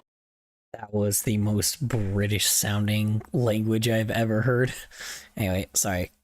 Continuing on. So yeah, it's in the not great tier. Next up, we have matchmakers. These are going straight into the disgrace to Britain tier. It's just a mint form of chocolate. It sucks. Next up, we have the Tesco meal deal. This is going to go into the it's all right tier. Basically, for those of you that don't know, in the UK, we can go into most major supermarkets and pick up a sandwich, a snack, and a drink, usually for a round price. Recently, I picked up a Tesco meal deal, which netted me 3 sandwiches, a pot of watermelon, and a large drink, all for the low cost of £4. So yeah, it's pretty good. And whilst relying on them entirely will probably lead you to an early grave, for the nation's tradespeople, the Tesco meal deal is a glorious invention. Okay, next up we've got Millionaire's Shortbread, which is a shortbread topped with a very thick layer of caramel and then topped off with chocolate. This is bloody lovely. It's one of the tastiest things ever created. That is full-blown diabetes. I mean, all these are diabetes, but holy shit, that is diabetic If something will kill me, they make fun of fucking of American fucking base things, but oh my god, that is so diabetic. it's going to be this, and it would be a brilliant way to go out. Okay, then we've got a selection of crisps, place them all at the same time. Mini cheddars are going in the not great category. You know my opinion on cheesy crisps. Monster Munch are going in the pretty good category. Pom Bears are going into the bloody lovely section. Okay, now I know how bland this dude's like. Now I know how bland this dude's taste buds are. Holy crap, he likes like probably shitty tea, and he probably likes like shitty foods. My god, his taste buds are so bland, bro.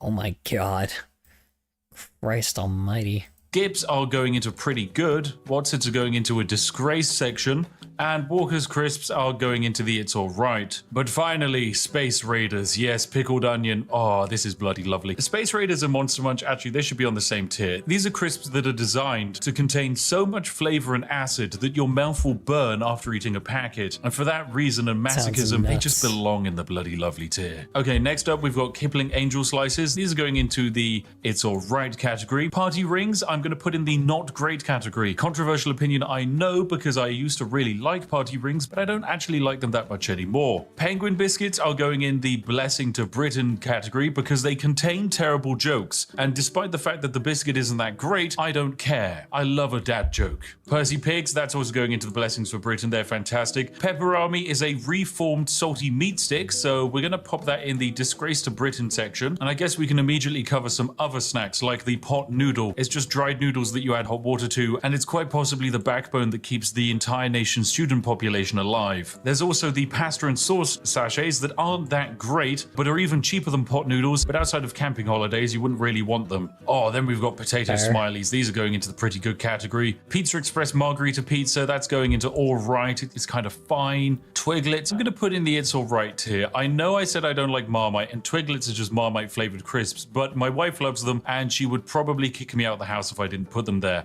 Okay, now we've got some legendary cakes we can cover. The Colin the Caterpillar cake is a blessing to Britain and one of the greatest cultural exports we've ever invented. Colin the Caterpillar sweets, however, from M&S are going into the not great tier. They're an okay form of sweet. Drumsticks are as well. I'm also going to put in the not great tier. This is one of the few sweets where I actually know people who have lost teeth because of them. Not because they rot the teeth, but because they're so sticky and solid, you will actually end up breaking a tooth trying to eat them. Yorkie bars are alright, it's just a solid brick of chocolate. Turkish Delight I think is a disgrace, I hate it. Wagon Wheels as well. The combination of cream and jam is just weird. The Yo-Yo Bear fruit rollers I'm putting in the pretty good category. They're rather tasty. Drumstick squishies I'm also putting in pretty good because unlike these Jesus Christ, there's so many fucking candies. Holy shit. I know that, like, I know there's a lot of sweets, but holy fuck, there's a lot of sweets. I forget how many sweets there just are in the world. And it's just, dude, we have a candy problem. Holy fuck. We have such a candy problem. It is nuts. Solid drumsticks, they won't kill you. Like, the world has such a candy problem, sorry. Millions, I'm going to definitely pop in the pretty good category as well. They're fantastically tasty. It's literally just condensed colored sugar. Dude, this is like, just like doomifying. This is just like such like a, you know, reality of the corporate landscape we live in. Like, good God, man. It is rough. Like, this is some rough stuff, man. sugar. What's not to love? Weetabix. Oh, that's a bloody lovely. Who doesn't love a good Weetabix for breakfast? And we've got the flake chocolate bar. That's all right. Fruit pastels. They're not great. Twister lollies. I'm going to say pretty good. It's an ice lolly, which contains a little bit of ice cream and frozen fruit flavor in a combination that's actually rather nice. Then, ooh, just like the orange creamsicles. Yeah, I love creamsicles. I love orange creamsicles. They're so good. we have, oh my, what is this? Branston small chunk pickled. Yeah, this is a disgrace to Britain. I know there are old people who love it, but it's disgusting. Same for mushy peas. Anyone who orders mushy peas is just someone who would be okay eating dog's vomit, okay? It's disgusting. I'm just not a fan of mushy peas. And then we got Tango Orange. This can go into the it's all right category. And before we get to the most important thing on the list, I think we should deal with some of the food options. So we have pork pies. Is going into the pretty good category. I'm a big fan of pork pies, but I understand that a slab of reformed meat surrounded in pastry is kind of weird. It's a very dense form of meat as well. However, the sausage roll, I think... Yet 90% of the stuff that he has on this tier list are not weird. Anyway, let's continue. Is bloody lovely because it actually minimizes the density of the pork to create an overall better balance between pastry and reformed pig. Next up we have scones, or scones if you're poor, which is usually had with cream and jam. This is going into the pretty good category. It's good for an afternoon tea, but you wouldn't exactly want it every day of the week. Then we've got Scotch egg. It is a semi-boiled egg wrapped inside of meat and then coated in bread. I'm actually going to say it's all right. I would have put it in pretty good, but I recently had some at an event and about 40 minutes later I developed a crippling migraine, so I'm going to blame that on the Scotch eggs. Okay, then we have shepherd's pie. Shepherd's pie is great. It's mashed potato and then some mince and a bunch of vegetables. A lovely historical dish for the UK. It's honestly a blessing to Britain. Whilst I might not have it too often now, it's a very versatile dish. It's easy to make vegetarian and vegan versions of it, and usually 9 out of 10 times it tastes fantastic. Okay, then we have a roast dinner. Yep, this is straight into the blessing to Britain category. It is a meat, potato, usually Yorkshire pudding and some vegetables. Is it the most flavorful meal on the planet? No. Is it a Michelin star meal? No. But does it warm the soul? Yes, it does. So it's a blessing to Britain. Now for the penultimate item, it's a toad in the hole, which is just the large quantities of sausage cooked in batter, and this is bloody lovely. I love it. It's basically a macro scale sausage roll. What's not to love? And finally, the greatest thing in the universe. The ascended god tier item, the one, the only, the greatest thing that has ever existed on the planet, tea. Yes! Oh, it's so good.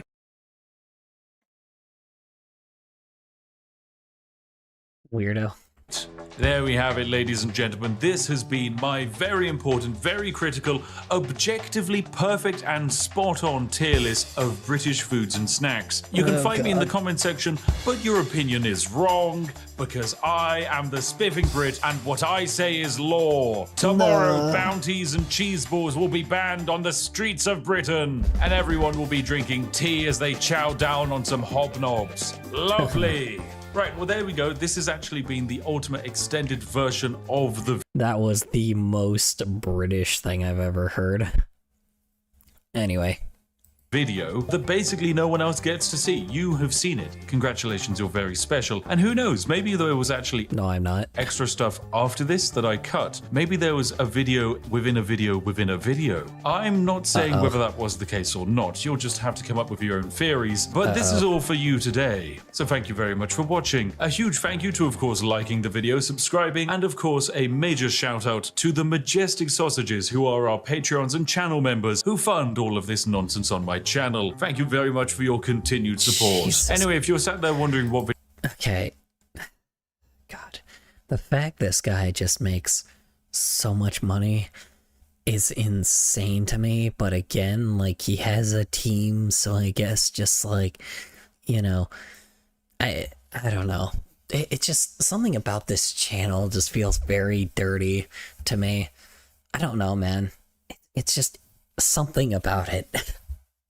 It feels very dirty to me, but he's very transparent about, like, he's very transparent about what he does, which kind of, like, is the issue. I think it's just the fact that people are just okay with what he's doing, and it feels a little not, it just feels a little gross. But again, like, you know, he wants people to not, you know, he doesn't want people to, you know, reward him for this kind of behavior, right? He doesn't want people that reward him for this kind of behavior, but the issue is because of how people are, they just, because of just how people are, they're just so used to being entertained that, like, they can't seem to bring up the idea that, oh, hey, you know, maybe I shouldn't watch this channel because of, like, you know, because of the tactics or like just what this channel is about. But that's kind of the thing, is he would probably gladly stop if and only if people stop fucking supporting it. I think he wants people to not like have to support something like that, or not want to support something like this.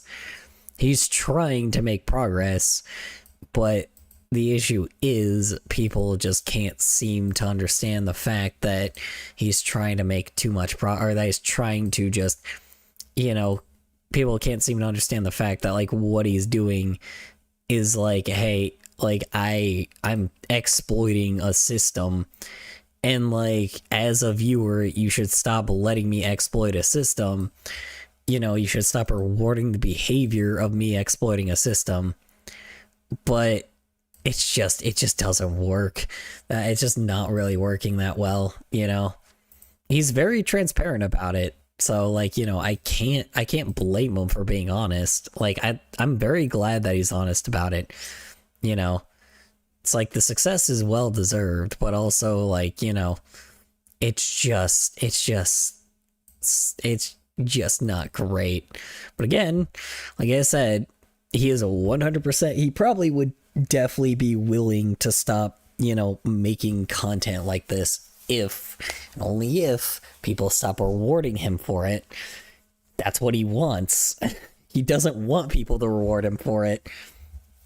He doesn't want, I mean, I can't say, like I said, I'm not him, so I don't know, but I can't say that rewarding someone for this kind of behavior is probably what a lot of people want, you know, the behavior of this channel. But again, you know, like, that's the point. Cause a revolution, cause a change in the platform, you know. Ugh. I don't blame him for doing this. That's the irony. I don't blame him for taking advantage of this whole, like, thing, you know. People's behavior is what's rewarding this, and he knows it is. All he's doing is just trying to, you know, all he's doing is just making something that is a part of it, you know. Like, morally, probably not great, but again, transparency. Like, no one has a problem with that. I don't, you know, a lot of people don't have a problem with it. Like, you know, a lot of people don't seem to have a problem with it, but I'm at least glad, at least, you know, even when someone does have a problem with it, again, he is just very transparent about it. So I can't get mad at him for being transparent about everything he does, you know. But also, you know, just, so why, this is the thing, is this is just showing the landscape of YouTube. So, you know, just stop supporting videos like this, and people like this will stop. You know, they don't want to do stuff like this, but they know what the YouTube landscape is. So, you know, they're not going to stop themselves. They're not going to stop themselves. They want something positive to go out of this, you know? So.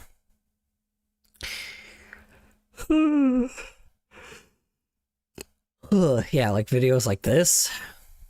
Oops. Right. That's members only.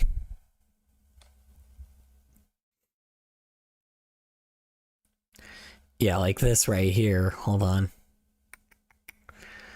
Like, shit like this, man. It's like, he knows, like, oops, hold on. Sorry. Let me actually go back.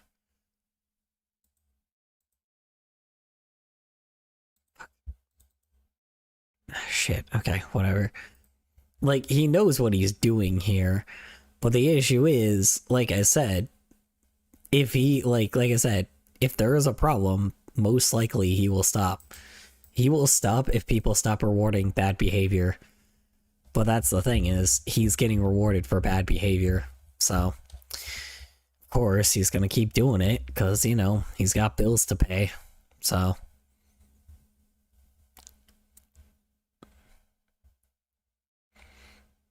Alright, I just have like a fucking bunch of random ass videos now. Ooh, yes, hold on, this video. I forgot about this one. This is a... I forgot about this video. Hold on. There we go. Perfect. Oops. There we go. Got it.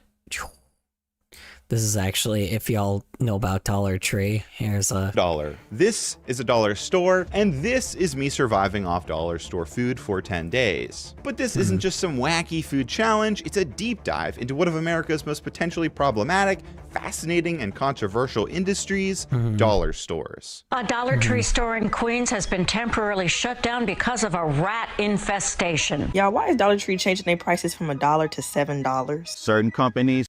Yeah, it is weird that Dollar Tree is, like, upping their dollar to, like, something different. But again, I just don't think you can survive off of $1 anymore. It's a little rough.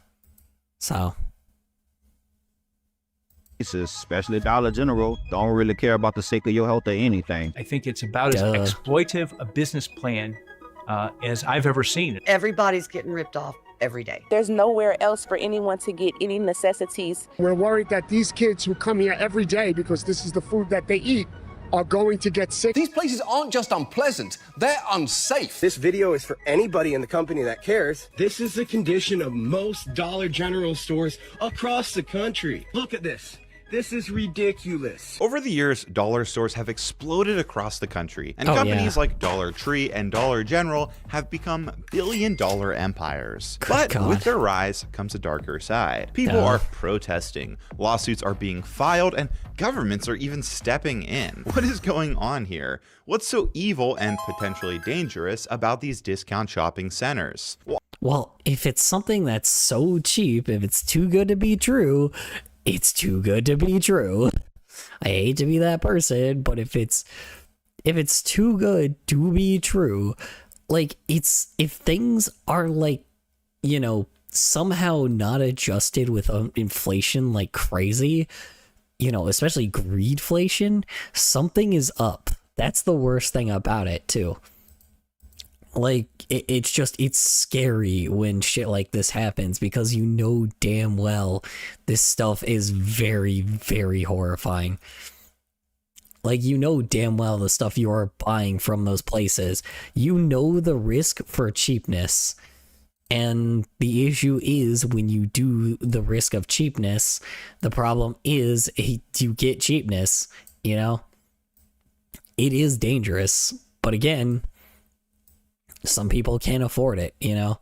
It's just how it goes, you know? Well, I'm going to find out the only way I know how by going on a 10-day dollar store bender. I'll be eating 30 different meals over 10 days from my local dollar store, eating at least one new item in every meal, all while trying to maintain a $100 budget. Because... yeah, it is really weird because, yeah, no, I've definitely, when I go in Dollar General, it is interesting because there is just a lot of stuff there that you could probably survive off of.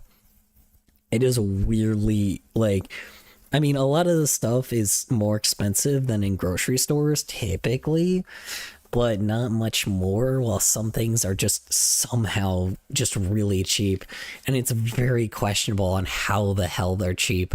I want to find out, are dollar stores truly affordable, or is their savings just an illusion? Oh, 100% illusion. Can you cobble together a healthy diet? Usually chips are like the cheapest there, though. Chips are weirdly cheap there. I have no idea why, but like the like the knockoff Cheetos there, for some odd reason, are like cheaper than if you get it at, like, you know, if you get it at like places that like have generic brand like chips, you know. It's really weird. With such a limited selection, what's behind these stores' explosive growth and the backlash they've sparked? It's because, you know, they also smaller items too, so they can keep themselves cheaper as well, you know. So, but anyway, what are their effects on local economies? And of course, can I eat my way through a mountain of cheap and questionable food, all while trying to stay sane? You can, but again, not recommended. But yeah, it's weird. So grab a snack, maybe even a 4-course meal, and join me as we uncover the surprising truth behind America's favorite budget-friendly retailers. Oh, and a big shout out to Rocket Money for sponsoring this video. More on that later. Let's get started. Unfortunately, sponsored by Rocket Money, but may as well. Mercer County, Pennsylvania. Population 110,652. Dollar stores, 32. That's one store for every 3,500 people. A staggering number for a community. That's very interesting. This size. But for me, this isn't just a statistic. This is home, and it's the perfect backdrop to explore how dollar stores shape lives, diets, and communities across America. For this challenge... Okay, this is also something that's really interesting. So, the amount of times I see dollar stores, they're always, for some odd reason, directly across a fast food restaurant. I have no idea why. It's just very common that there's like a fast food restaurant and like they're in the same fucking parking lot as the fast food restaurant. I never know why. It's really fucking weird. It's just so bizarre. I don't know where these guys come from, or how they, I don't know why that's such a common thing. But anyway, I'll be eating exclusively from the Dollar Tree, one of the 3 major dollar store chains. It's worth noting that not all dollar stores are created equally. Dollar General, for example, has recently expanded its food offerings, with some locations even carrying fresh produce. With over 17,000 Dollar Trees across the US and Canada, countless people rely on the chain's limited selection of food items to get by. I chose Dollar Tree for this challenge because it has gained a bit of notoriety over the years for its unusual food items, health concerns, and limited food selection. Dollar Tree also has recently... Weird. I mean, again, almost like $1 to $1.25 things are like... Now $1.25 things, I should say. It's almost like $1 to $1.25 things are, you know, weirdly questionable. It's like that's like, you know, probably like you should just be more weary of what you're consuming. Like, yeah, it's weird. Recently announced plans to close hundreds of stores. So is it all really that bad? Yes. Well, I want to find out. When I arrived on day 1, I was eager to explore this discount wonderland. Dollar Tree truly has a bit of everything: holiday decorations, party supplies, and even film fan collectibles. Just look at this artifact from Snoop Dogg's 2001 hit movie, Baby Boy. But I wasn't here for that. I was here for this. Food. Specifically cheap and potentially questionable food. And I'm going to be honest, I was not thrilled with the sight I saw. For starters, there was a lot missing. Oh, wow. Okay. So the weird thing is so I don't think I think he has more of a problem than other places do, because like I never usually see this in a Dollar Tree. So we usually have way more options in Dollar Trees, but also like it's never empty like this. I don't know. It's really weird because like there is some interesting selections here. I don't know if it's because we're so close to the border, but we have really interesting options and really decent options here. There's like pizzas and burritos and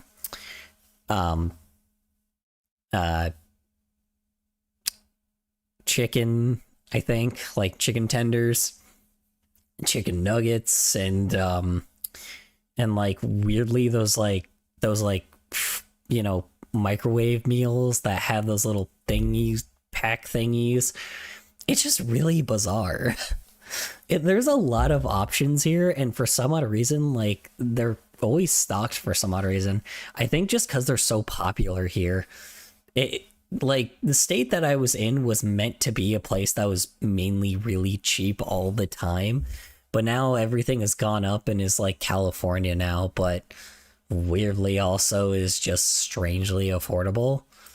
Like not the place itself, just Dollar Trees are still weirdly affordable here and somehow can still stay down to $1.25. I have no fucking idea how. Don't ask me how, but it is insanity that they're able to do that. Anyway, let's continue. From the shelves, it seemed a bit picked over. Secondly, most of the food was, well, highly processed junk, like frozen meals, candy, and snacks. Now, Yep. Definitely. No health snob, I eat my fair share of garbage, but it was instantly visible that this place lacked healthy items. I knew going into this I wouldn't have access to fresh produce, but this is rough. Thankfully, I did find some frozen veggies and picked out a bunch of items, again, making sure that I would have at least... Okay, but he's going in with the wrong goal in mind. You're supposed to be like, hey, can I survive off of stuff like this? And the answer is, yeah, you could. It wouldn't be as optimal, but again, yeah, 100% could. Because it's like, it's cheap.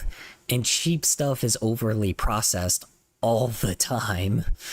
But, like, his whole thing is looking at health concerns, and there's not really, you know, the health concerns are like, oh yeah, is it overly processed?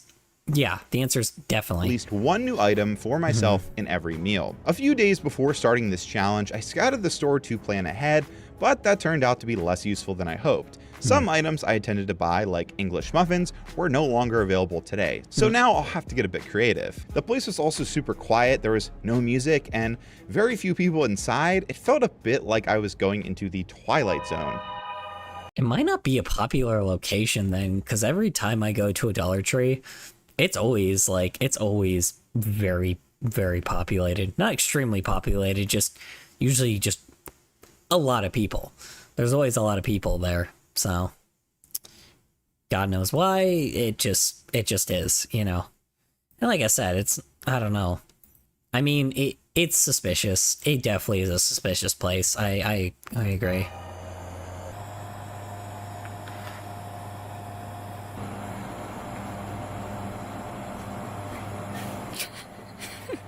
But I shopped, filling up my cart, finding an assortment of items, and went home. I hadn't eaten anything today, and so I made one of these Jimmy Dean breakfast sticks. Essentially all I had to do here was pop it in the microwave. How was it? Well... Oh, this thing does not look good. I would describe it as a shriveled stick of bread with sausage in the middle. But not even good bread, like bread substitute. I'm gonna be miserable. Wait, what? Oh, yeah, okay. Yeah. So here's the funny thing is, there is a lot of good items there, but the issue is, like I said, I think the options he's gonna get are probably bad. All the ones that we have here are really fucking unique. I have no idea why, it's just so unique and so different. Like, there's a lot of good stuff here. Like, there's, you know, like I said, like enchiladas and, again, unhealthy stuff. But again, it's usually just weirdly just very, like, okay. It's good food. It's food that's like, you know, that's not bad. Food that actually could fill you up. Like, I feel like the stuff he's going to get is going to be very different. This is probably what most Dollar Trees are like.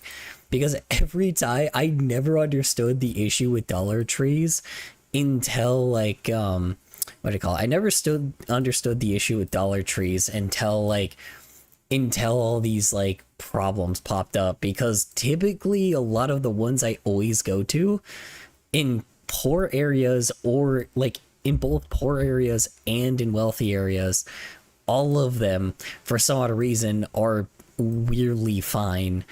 Like, I don't know why, they just are not that bad. They're, like, very clean, very nice, and most of the options are very high quality.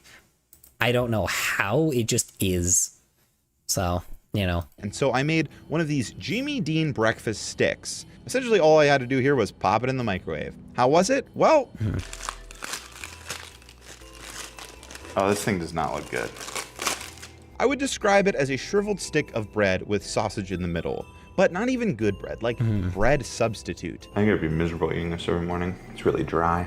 2 out of 10. Oh, and I'll be rating every item I eat during my journey from 1 to 10. 10 is the item was good, I'd eat it again and recommend it to everyone. You, my uncles, my friends, and even my mailman. I'm going to assume everything that he's going to get from his Dollar Tree is going to be about a 3 or 4. It's very interesting because it's gonna be really interesting just seeing the options that he has here, because I really doubt that he's going to have anything that is going to be as good as what we have here. Stuff we have here is fucking exuberant, bro. It is exuberantly good. So, you know, just giving that ahead of time, you know. All right, let's continue.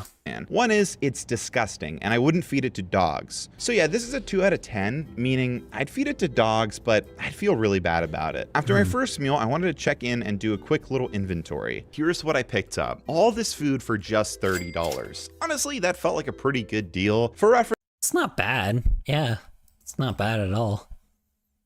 I usually shop at Aldi and a few local grocery stores, always trying to stretch my dollar as much as possible. Overall, I'd say I'm pretty frugal, splurging on a few things here and there, but let's be real, saving money can be a challenge. For years, I spent countless hours trying to organize my finances and track my spending. Until I discovered— No, not Rocket Money. Oh, god damn it. I knew it. I knew it. God damn it. All right. Well, actually, this guy is a smaller creator, right? Hold on. Oh yeah, he kind of blew up a little bit since we last saw him, but Zachary Smeagol, everybody. Zachary Smeagol. Oops. Sorry. Here you go. I doubt that any of you guys are going to use Rocket Money, but here you go. I don't think he's got an affiliate, but I think he just got paid for it, but here you go. I don't know any one of you guys that are going to use Rocket Money, but, you know, if you are, here you go. Rocket Money is still pretty sketch to me. I don't know. I've heard stories of people with Rocket Money, but you know, what sponsor really is not douchey? Let's be fair. Below, and thanks again to Rocket Money for sponsoring today's video. Okay, now back to it. For my second meal, I ventured out and parked my car to chill, cause you know, I'm a chill guy. The food, canned Brunswick chicken salad with crackers. Yippee! A lot of the meals I'll be eating are dollar store staples like this. Quick, ready to eat options. This was my first time trying canned chicken salad, so I wasn't sure what to expect. At first sniff, it seemed okay, and as a fan of chicken salad, I had relatively high hopes. Whoa, hold on, wait. Okay, that's different. That is not at my Dollar Tree. Holy fuck, that is dangerous. Oh shit, that is actually dangerous. I didn't realize there was food like that there. Oof, okay. Unfortunately, the taste didn't live up to my expectations. It was oddly bland, lacking any real flavor or punch. The crackers didn't help, they were insanely stale, which made the whole experience worse. While the chicken salad and crackers combo wasn't completely inedible, it was undeniably disappointing. Overall, I'd rate this meal a 4 out of 10. Afterwards, I ventured to the gym to get a workout in. Though I may eat like garbage doing this challenge, I want to stay as healthy as I can. Finally, for dinner, it was time to actually start cooking. My plan was to make my own dollar store version of kielbasa and noodles. At the Dollar Tree, I saw this hot sausage along with stir-fry mix, egg noodles, and of course, vegetable oil. I oiled— Very interesting. Okay, so he is actually making some like pastas. That's smart. That's very efficient. Yeah, could probably make something pretty tasty. Like, with that. Good on him. Shoot. Oiled my pan and threw some veggies to brown. The sausage smelled good. I cut up half of it, saving the other half for later consumption. I filled up my pot with water. Unfortunately, I forgot salt, so I had to go without it for the time being. Made my noodles. Oh no. Drained the noodles, threw it all together with my veggies and meat, plated, and here we go. A fully cooked from start. I know there's not salt, but again, like, I know it's just salt, but again, you know, oh no, no other seasonings? To finish Dollar Tree meal. How did it taste?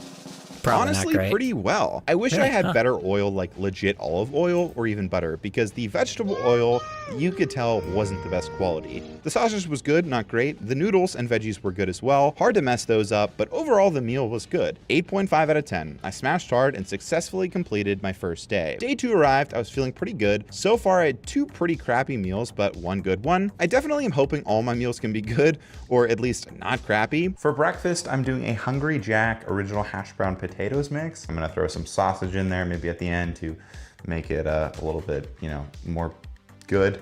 Tasty. Making this was interesting. I had to heat water and then put it in a box and wait 12 minutes before I could cook it.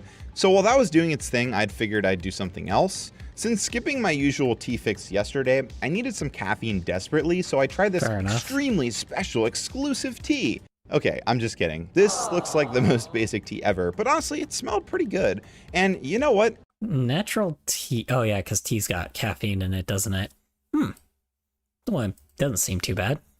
It didn't taste too bad either. A bit bitter for my liking, but this is a good basic tea blend, and I'd give it a 6.4 out of 10. Back to the hash browns. After my 12-ish minutes of waiting, I had to drain any extra water, and then it was ready to be fried. I decided to fry these in my skillet, and instead of eating the sausages separately, I fried them a little together, and this was the final product. This was surprisingly good. I'm not sure if I would recommend the hash browns though, just because I don't see any advantage in these over like the frozen ones or fresh ones. Maybe if you don't have access to a freezer, these could work like for camping, but you truly are paying for the convenience fee here. Overall, 6.5 out of 10. For my second meal of the day, I think most of the stuff that you have that is there, yeah, you definitely need like some form of, hey, it's Tony's. I think it's you need some form of what do you call it?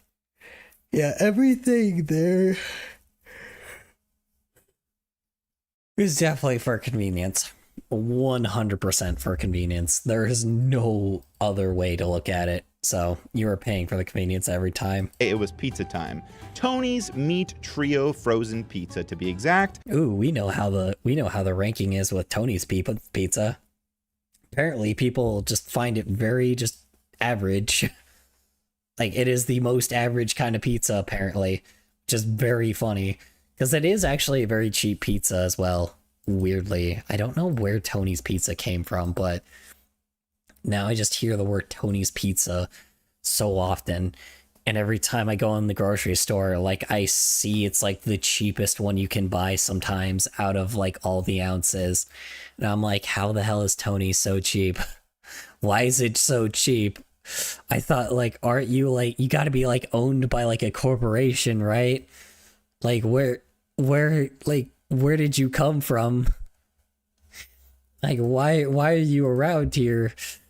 Anyway. I love pizza, no joke. It's probably one of my favorite foods. I'm crazy about it. And I have to say, Tony did a pretty solid job with this one. It's hard to mess up frozen pizza, but trust me, I've had some truly bad ones. This though, yeah, me too.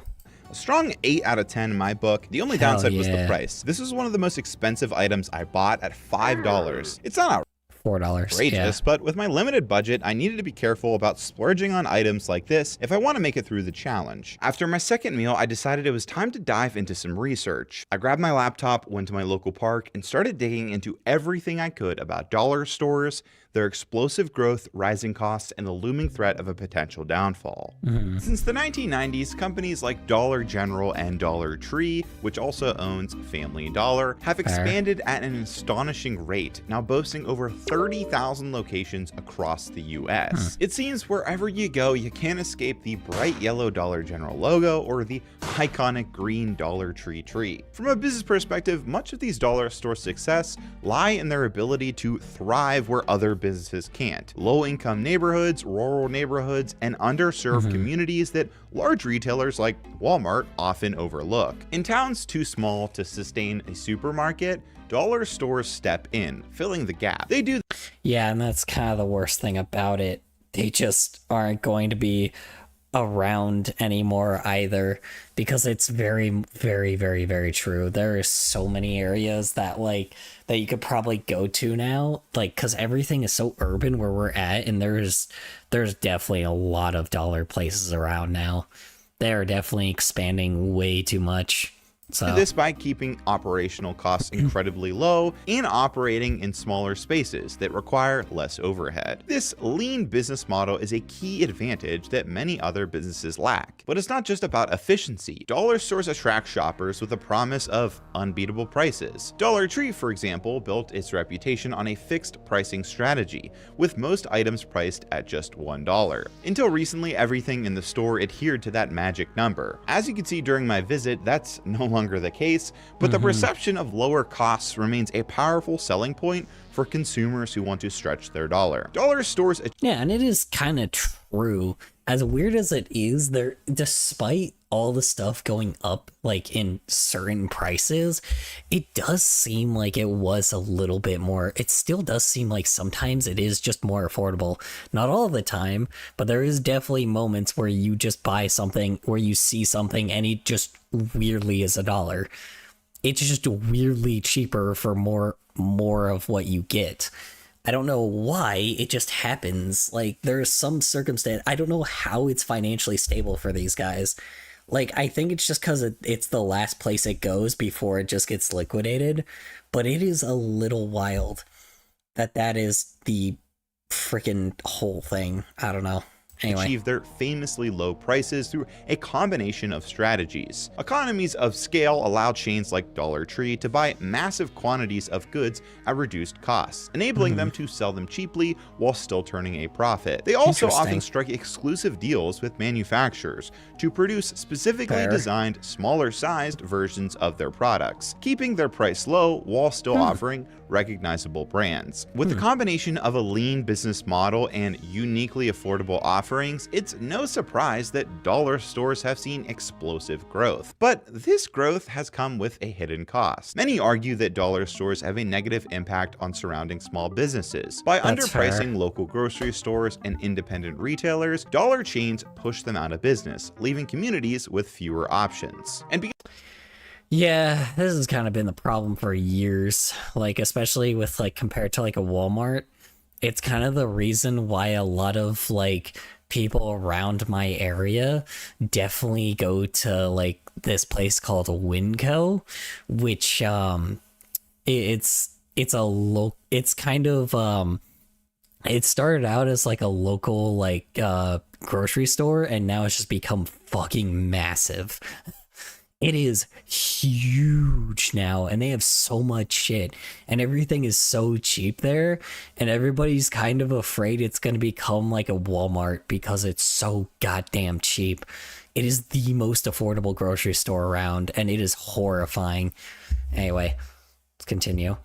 Because these stores typically employ fewer workers at lower wages, it's argued they don't contribute much to the local economy. Additionally, the rise of dollar stores has contributed to the proliferation of food deserts, areas where fresh, nutritious food is scarce. As local grocery stores close or are unable to compete with dollar chains, residents are left with limited access to healthy food. So while the dollar store model might seem great on the surface, it's not without its problems from both a local economic and consumer perspective. And this is just the tip of the iceberg. We'll dive deeper into it later. For now, I think it's time for dinner. I decided on sausage and bean tacos, or something close to that. For substance, I whipped up a mix using breakfast sausage and stir-fry veggies for a potentially flavorful combo. I also heated up the beans and cooked my tortillas. Now, when I say cooked my tortillas, I mean I tossed.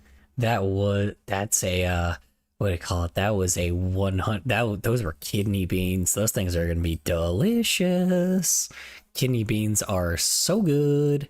Anyway, them directly on the stovetop. Years ago, I saw someone else try it, and it's been my go-to ever since. If you've got a gas stove and haven't tried this yet, I highly recommend it. Just be careful. The result is a nice, slightly charred tortilla that adds a little extra something to your meal. With everything done, I threw it all together and smashed. And honestly, this is pretty darn great. I just wish I had some hot sauce or some sort of salsa to put on top. I'd rate this a strong 9 out of 10 though. A pretty healthy, delicious meal. Day 3 arrived, and I needed to return back to the tree. As I mentioned before, there were were key items not in stock when I went on day one. I was eager to go because the worker mentioned their main truck comes on a Tuesday and it's Wednesday, so I am hoping that there will be more food items in stock. Firstly, I did notice more food items were in stock. For example, the $5 freezer section was stocked and looked like this. And oh, Yay. wait, is that shrimp? Yes, dollar store shrimp. I have to get this. I saw lunch meat too, ham select. Okay, how do you have dollar store seafood? That is suspicious. How the fuck do they have okay, yes, it was a small bit of food, but that is kind of insane that they just have like such a small bit of, or that they have like, you know, even seafood in the first place. How the hell does that not get for just bought that fast? $1.25. I grabbed some Heinz hot sauce, which looked pretty good. I also grabbed these Vienna chicken sausages. These seem like a staple dollar store item, so I feel obligated to try them. I really wanted. Oh yeah, Vienna sausages are usually, I hear, people are pretty popular. They're definitely as popular as what I call it, as like as Spam. For some odd reason, I know Spam isn't that great for a lot of people, but you know, Vienna sausage I hear is pretty good. I don't know. I've never had Vienna sausages just because of the packaging, but they are really affordable usually. Like no matter where you go, they're very affordable. So, you know, if you ever get the chance, get a Vienna sausage. Whatever you usually like, pork, chicken, beef, etc. English muffins, and they did not have them again today, which really ruined a lot of my plans, but I can still make this all work. Here are the final results. All this food for $37.39. For my first meal today, my initial plan was sausage gravy over English muffins. So he's already near $70. I bought one of these gravy packets on day one, but because they didn't have English muffins, I needed to do something with it. So I decided to start the day with sausage stroganoff, or the Dollar Tree version of that. So for these gravy packets, it's pretty straightforward. Delicious. You just add warm water and whisk away. Of course, for the sausage, it was a simple warm-up chop and throw it in the gravy. Then I added the noodles at the end to make my own version of sausage stroganoff. It was plain, but pretty good. To add some Kazam, I threw in some of this garlic and herb seasoning that honestly made it better. The whole dish and gravy I would give an 8.5 out of 10. Afterwards, I ventured to the gym where it was insanely windy. Wind rating, 16 out of 10. Later, for my second meal, I decided to give a whack at fish tacos. Coincidentally, Gordon recommended I make fish tacos on the back, so I guess great minds think alike. I took the fish sticks out of the box. Oh shit, okay, well, it's 1:30. Alright. Alright, that's it, everyone. Good night. I don't even know if I don't think anyone's here. Let me see. I think everybody left. Definitely either left or passed out. I definitely did not have that much of a turnover today. Yeah, no. Well, Buttercup's here. Hi, Buttercups. Hi, Mars. Alright, I'm gonna raid. You know what? Fuck it. We're gonna raid it Star, because I really just don't. Oh, son of a bitch. You know what? Fuck it. I don't have time to, like, to find someone. Well, actually, you know what? Let me make sure that I'm not going to, like, let me make sure I can see if I can raid someone. Oop, wait, nope, hold on. Wait a second. Yes, I can. Hold on, let me see. 378. 218. Okay. Alright. Let's raid this person. Always gonna raid the smaller streamer, so. Copy. Follow. Go here, go channel. And then go here, / raid. And boom. Let's raid these guys. Boom. Perfect. Let's see if anyone hops in. Okay, it doesn't seem to just raid people. Okay, here we go. Alright, boink.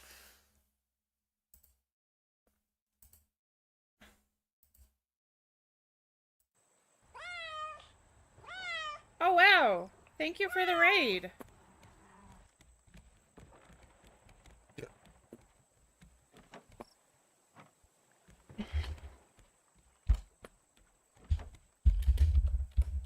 Thank you so much. I appreciate the raid. Welcome viewers, welcome raiders. Hope y'all are having a great night.